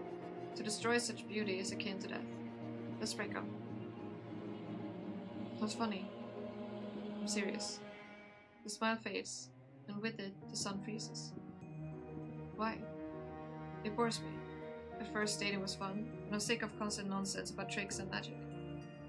There's actual real dangerous magic, and you're doing some childish nonsense. Better spend this time on studying. Senpai looks at me, his eyes round from astonishment. Here, take this back. I forcibly grab his hand and put the dice he'd given me at the hospital in it. The last thread binding us is broken. What a heartbreaking scene, like in the movies. Alas, the tearjerker doesn't work. You aren't serious, right? This is a trick. Do I look like someone who would make stupid jokes? Senpai's shoulders slump. He looks like a poor puppy abandoned by his heartless owner at the roadside. Indeed. Truly heartless. I don't feel a thing. I'm not hit by a desire to take the words back, to reassure, to dissuade. I started a ritual for Senpai's love, and now, when the lover allowed me to be with my beloved, I have no reaction to the breakup. Black, all-consuming emptiness. I don't understand. Farewell. I turn around and walk away. Even as Senpai's shouts pound on my back, it's hard to imagine how much pain he's in right now. How I'd love to be in his place. Make me feel something. Anything. Thirst is nothing compared to the sensation that torments my body. Hunger is child play. I know how to quench it. forcibly evoking feelings in myself. Meanwhile, it's impossible. Forcibly? I lean back in my chair and glance at the edge of the desk. A clerical knife lies there, its blade gleaming. I lift the knife and unleash a couple more steel divisions. I never thought it's possible to experience phantom joy. I could taste experiencing my first strong feeling after many months. I rather fantasize than feel, my heart thudding in my chest. Finally. Hurry. Hurry. The blade pierces my palm, leaving a scarlet streak on it. Another lifeline. Nothing. Pain doesn't come. Why? With a trembling hand, I draw another stripe. Blood swells on it in little beads. Can't be. The lover deprived me of the ability to feel pain. No. No, you got to be kidding me. No. The worst part is that I feel no anger or frustration. But the thirst for emotion remains. I realize that I'm missing something. That I was better before. Much better. I feel inferior. I'm sick of it. It's probably Senpai writing about his day. There was no magician's club in his new school, so he decided to start it himself. It wasn't working out so far, but Senpai wasn't discouraged. I unlocked my phone. Suffering. But I still have arms and legs. Enjoy life. Dead lover. He's mocking me, understanding that I can't get angry at him. Because of this, the void inside me becomes even more vast. He's right about something. I have arms and legs, meaning I can act. Surely there must be a way to stir the repressed emotions to somehow override the dead lover's magic.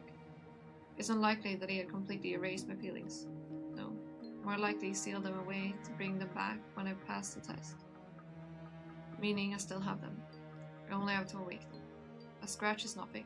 I need something more substantial, more shocking. A balloon burst. Your lucky object for today. Knife. I go down to the kitchen and pull a knife out of the rack. It has to work. My heart doesn't beat any harder. My pulse continues its steady rhythm. Steel sinks confidently into flesh, severing the pinky finger. Nothing. Thick black blood oozes from the wound, giving off something vanilla sweet instead of iron. I look at it and don't feel anything. Insufficient. I weigh the knife with my healthy hand. Should I cut off something else? No, it's pointless. I won't react to it anyway. Stab my heart. Even more foolish. I die and not defeat the vile lover. Then what? What would shake up dormant emotions? Is she gonna kill someone else? Your lucky object for today. Hammer. Maybe I should take a sheet out of a movie's book. Watching vivid scenes filled with the strongest of emotions, I willy-nilly try to copy them. Every last one. Me at least one work.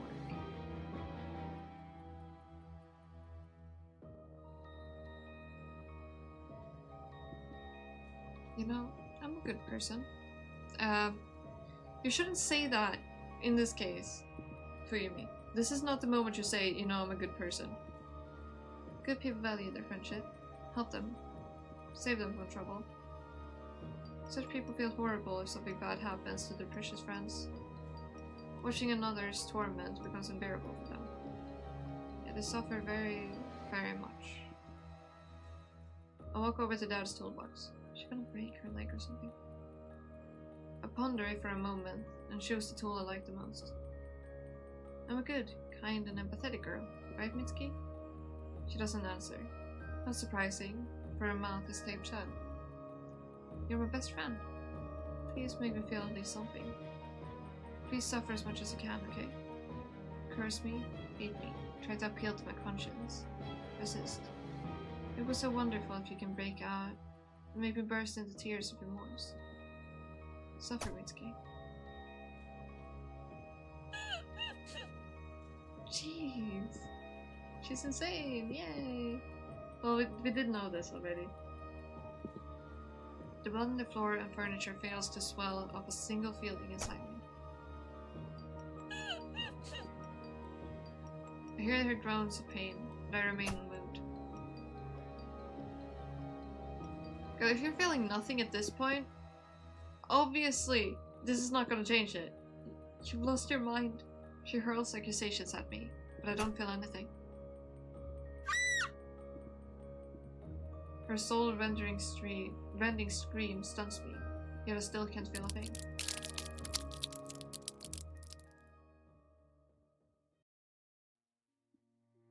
What did we do on that live screen? What the? The street is sparsely lit by streetlights. The sky is cloudy. I shake the blood off my fingers and grit my teeth. Why does nothing work?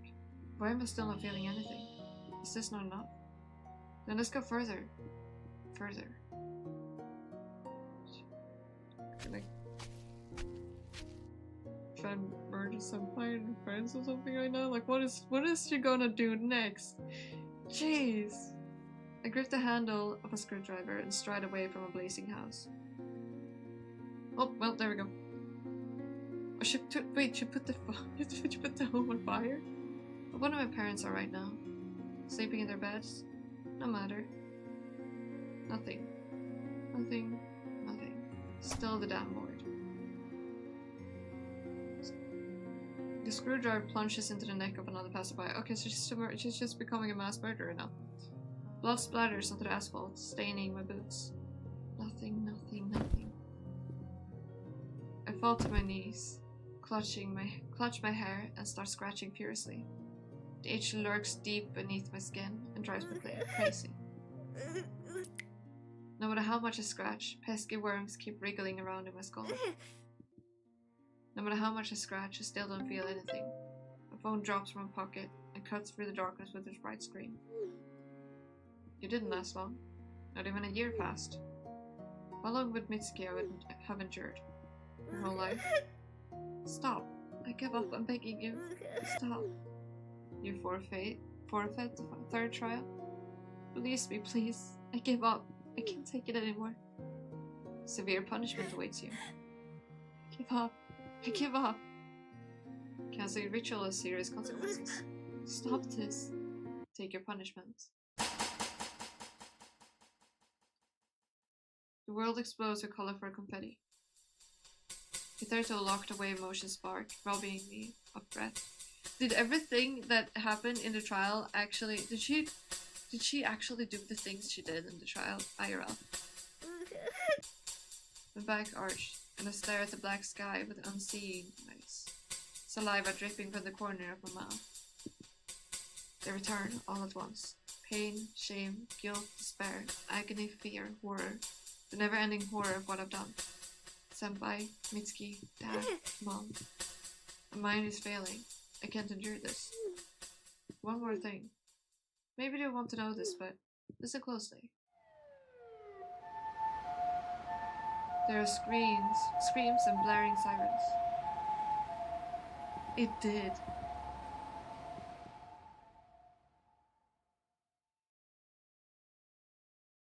Everything happened. Another wrong turn. You can do it, Aki. I believe in you. We got all the death endings. Damn.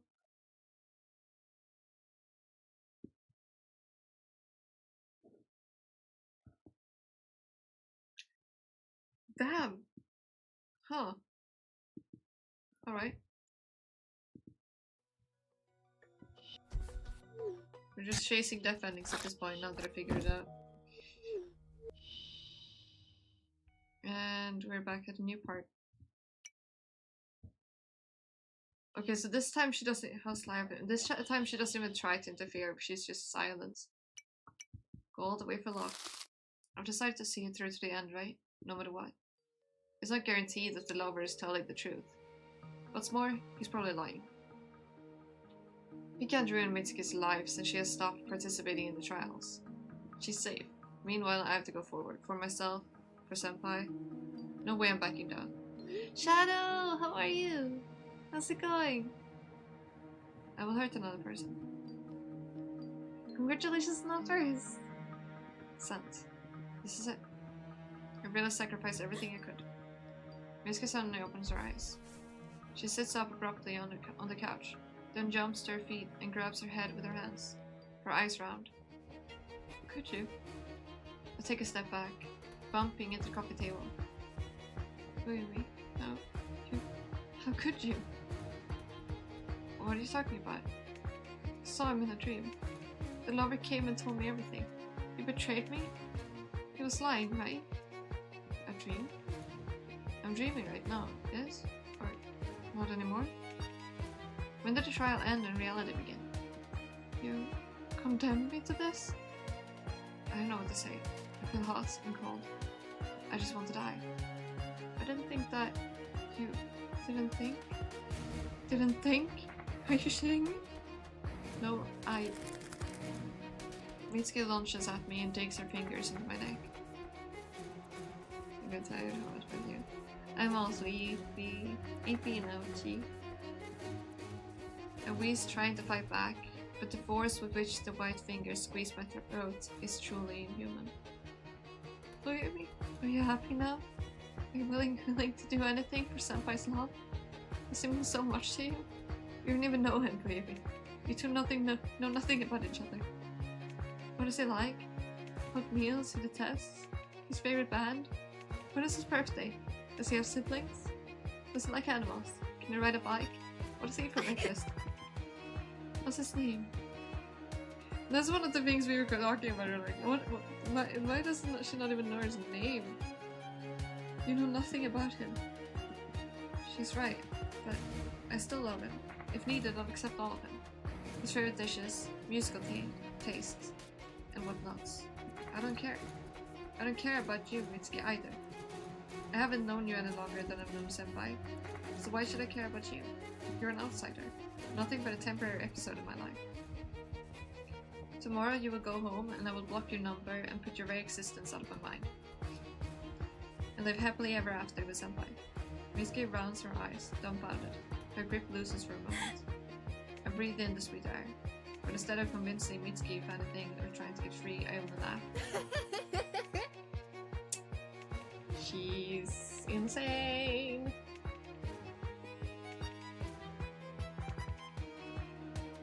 Mitsuki's face changes. She looks at me with disappointment. What a repugnant gaze. The world drowns in blackness. The trial is over. I wake up in my bed. The silhouette painted in pink lipstick on the window is completely erased. The spell is successful. Mitsuki is already awake. To my surprise, she acts as usual, as if nothing happened. In a trembling voice, I inquire if she remembers anything from last night. Mitsuki is genuinely surprised. According to her, she slept like a dead person and didn't even have dreams. She looks like she's fine. I feel immense relief. So the lover was lying. He couldn't hurt Mitsuki. He never actually harmed us either. He just gave us believable visions. What a fool I was for being afraid. In a great mood, I say goodbye to Mitsuki and watch her figure recede down the road. Never before has life seemed this beautiful to me. I look up at the sky. It's the same as when I slipped on ice in the alley. I feel like 100 years has passed, but the sky is still the same. But back then, I didn't know about Senpai. I know him a new me, transformed and ready to love. My heart thumps unkindly in my chest. The message tone reminds me of the dead lover. But of course, it isn't from him. The lover is in the past, and now Senpai wants to see me. He wants to talk immediately. And I think I know what about. Fuyumi? Senpai hugs me so tightly, it takes my breath away. He's saying something, but I don't listen. I just revel in his presence and warmth. 97.8 points, let's go! You're getting there. You're so close. Oh, but you didn't see that. But don't listen. Oops. Could I feel any happier? From now on, we are forever bound together. Forever. See, lover? I made it. My love is stronger than anyone else's. Even Mitsuki gave up, but I didn't. Ain't I good? Come on, praise me, lover. Praise me, because I'm the one who made it so Senpai can't live without me. You know Fuyumi? Yeah? I have a confession to make.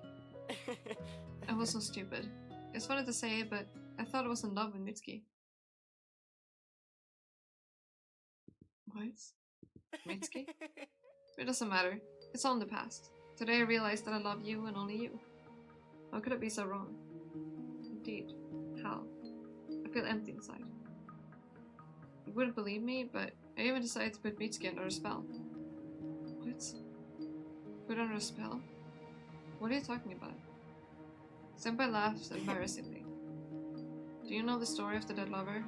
It's quite popular in the internet nowadays. Oof. So I decided to try it. I drew a silhouette with a black marker and stared at it at night. It was scary. Senpai, it can't be. Last night was the third night. I bewitched Mitsuki. Why? I love you. It's ridiculous. Yeah, ridiculous. But now she loves me, right? What was it like in the spell? Now she can't live without me? Indeed. So says the article on Shamrock. The one you put under a spell begins to love you, and only you, blindly and incessantly. Of course, no one would put someone under a spell just to dump them afterwards. So I didn't even think about what happens to the bewitched if you suddenly say no to them. What will happen to Mitsuki? Condemn her to eternal suffering. Isn't fretting from unrequited love a torment? Isn't Mitsuki's life going to become unbearable? So unbearable that it's easier to just end it once and for all? Senpai, what have you done? What have I done? Senpai continues to hug me and be puzzled about why he'd even taken up the spell in the first place. His voice is calming. I don't want to think about anything else. Neither Mitsuki nor the lover. I already betrayed Mitsuki once before, didn't I? I willingly threw her into the depth of hell. So what does it matter what happens to her?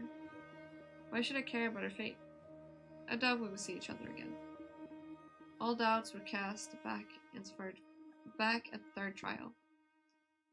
For I have found my only happiness. Bingo that fast, my precious love.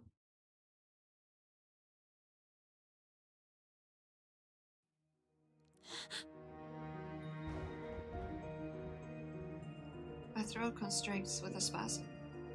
What's wrong? What happened?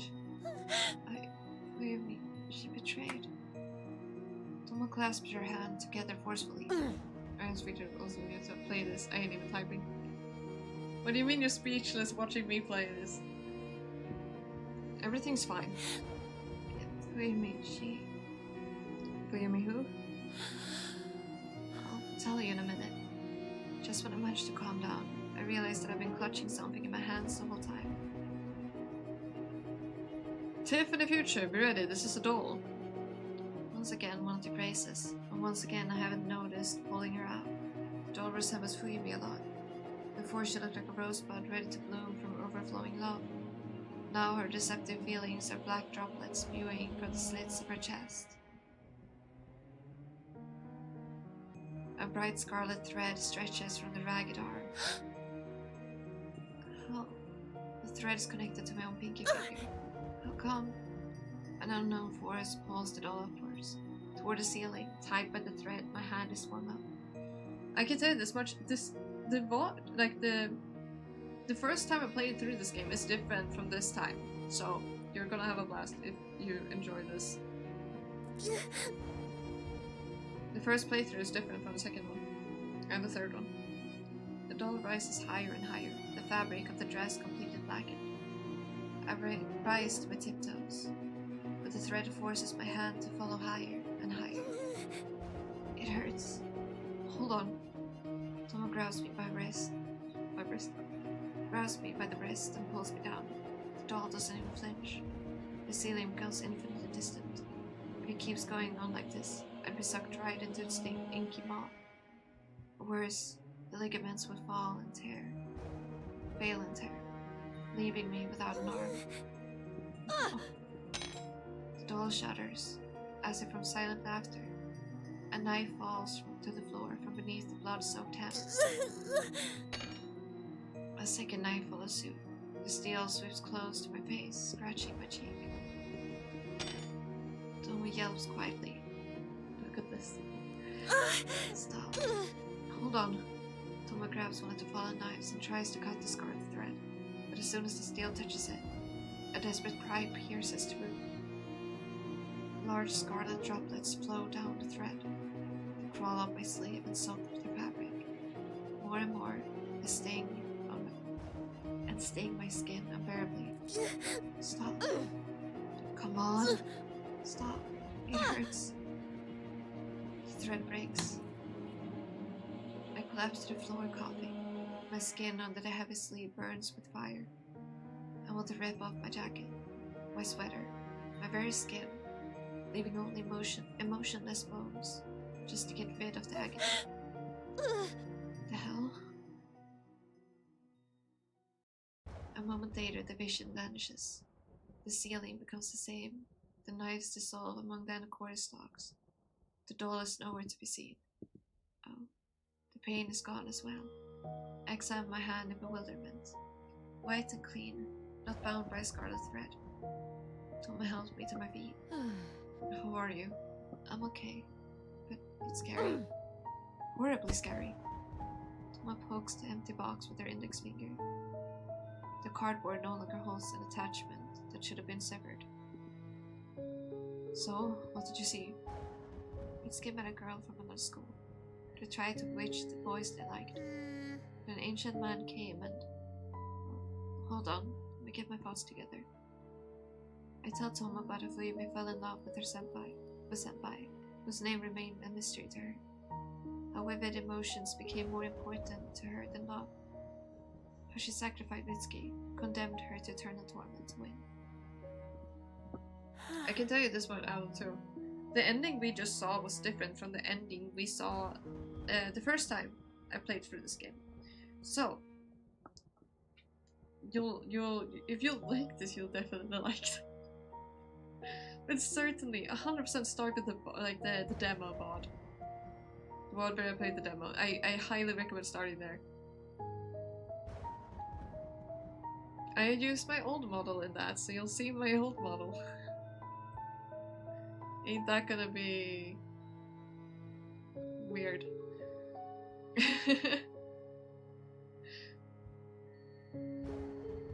Bro. You're insidious. For what? I'm so damn angry. So, what do we have? Vtube died because he couldn't stand the curse we put on her. It's unfair. Vtube has nothing to do with some schoolgirl's stupid sugar dreams. What does she have to pay for it? Because dark magic makes people suffer. It's so damn unfair. Agreed.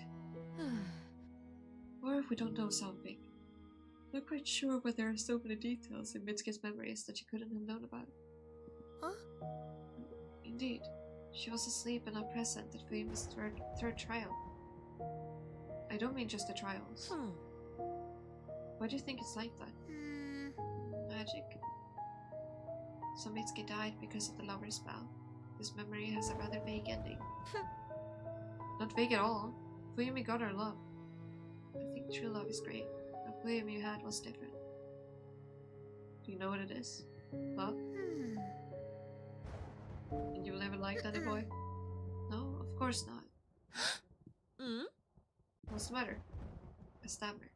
A memory flashes in my mind. Go ahead, wait. Then give me the high, Jay.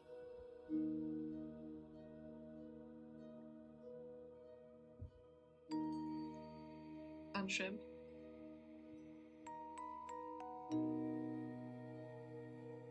I'm not sheepy. Did you think I'm sheepy? And I was like, well, gosh darn it. Oh, I needed that.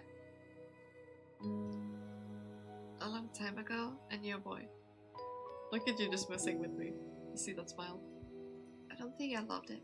We were little, but I worried about it. He was always sad. Very sad. All alone. What was his name again? Something like... What happened to him? He was sad so often that I wanted to help him somehow. Right. Totomo's bear plushie would have shared him up. Making a gift didn't work out. I still don't have a Totomo's bear plushie myself. I'm sure would have been thrilled to get a gift. Of course, but no good deed goes unpunished. Something went wrong. What happened? Where is that boy now? He has a triangle on. What was his name? Why does my head hurt so much when I try to remember? No, stop. The ritual makes care more important now. Inhale, exhale, exhale. Look, I'll show you a trick. What trick? Whiskey Senpai was a master, but I'm no worse. She waves her Haori sleeve. And now, stretching out the words, Toma puts her other hand behind her back and pulls out. Oh. Told a bear. I collapse on the bed in joy and surprise. Look how cute this is. Like, it goes from such like extremes. And then becomes like super cute.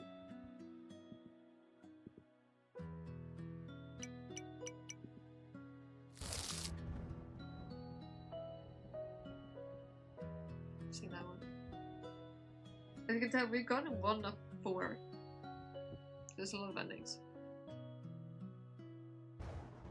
There's a shred of cuteness that can blind me. Well, yeah, but it's cute.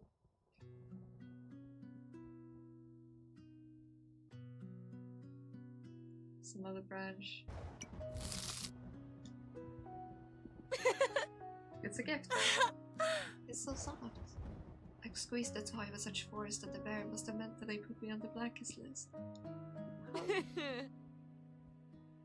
How? A magician doesn't reveal her secrets. Hey, I took a risk. We're in an unreal world, right? But we're wearing clothes, and you got your hat back. So, bought some material here. I wanted Totoma Bear to appear, and here he is. It's awesome. Feeling better? Yeah, thank you. Tomo smiles with relief. She's so worried about me. She has even managed to create a plush toy out of thin air. Tomo is so wonderful. Aki, what's wrong? Hold on, I'm concentrating. Why? It doesn't work. What's the matter? I wanted to give you a chessboard, but it seems I'm doing something wrong. Sorry, next time I'll definitely manage. Oh, Aki, you're so cute. Toma suddenly wraps her arms around me, pulling me into a hug. Why? You're so damn cute. I didn't manage. No matter. Okay, since Toma is satisfied, then the attempt counts. I have to try harder. I approach the table. Oh, we went through this adorable thing. And now there's just one more. We go through the third, 2, and we're on to our last one.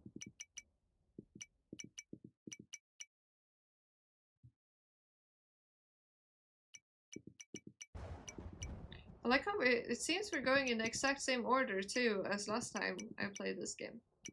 Somehow we've ended up going in the exact same order.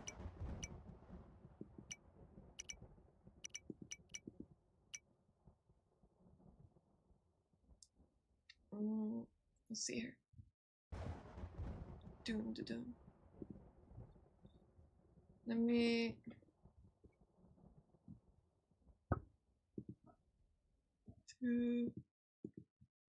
Gotta go to bed now. Can you wait 1 second before you go to sleep, Cappy? Just 1 second.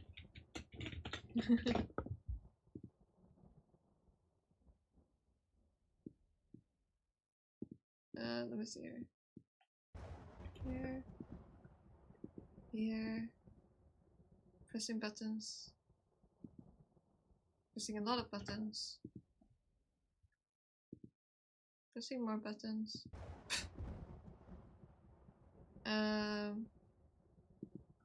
These are as well.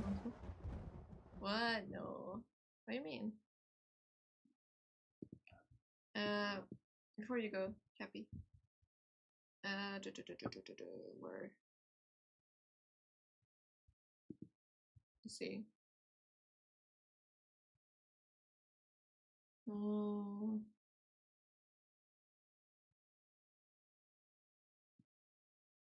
Let's see.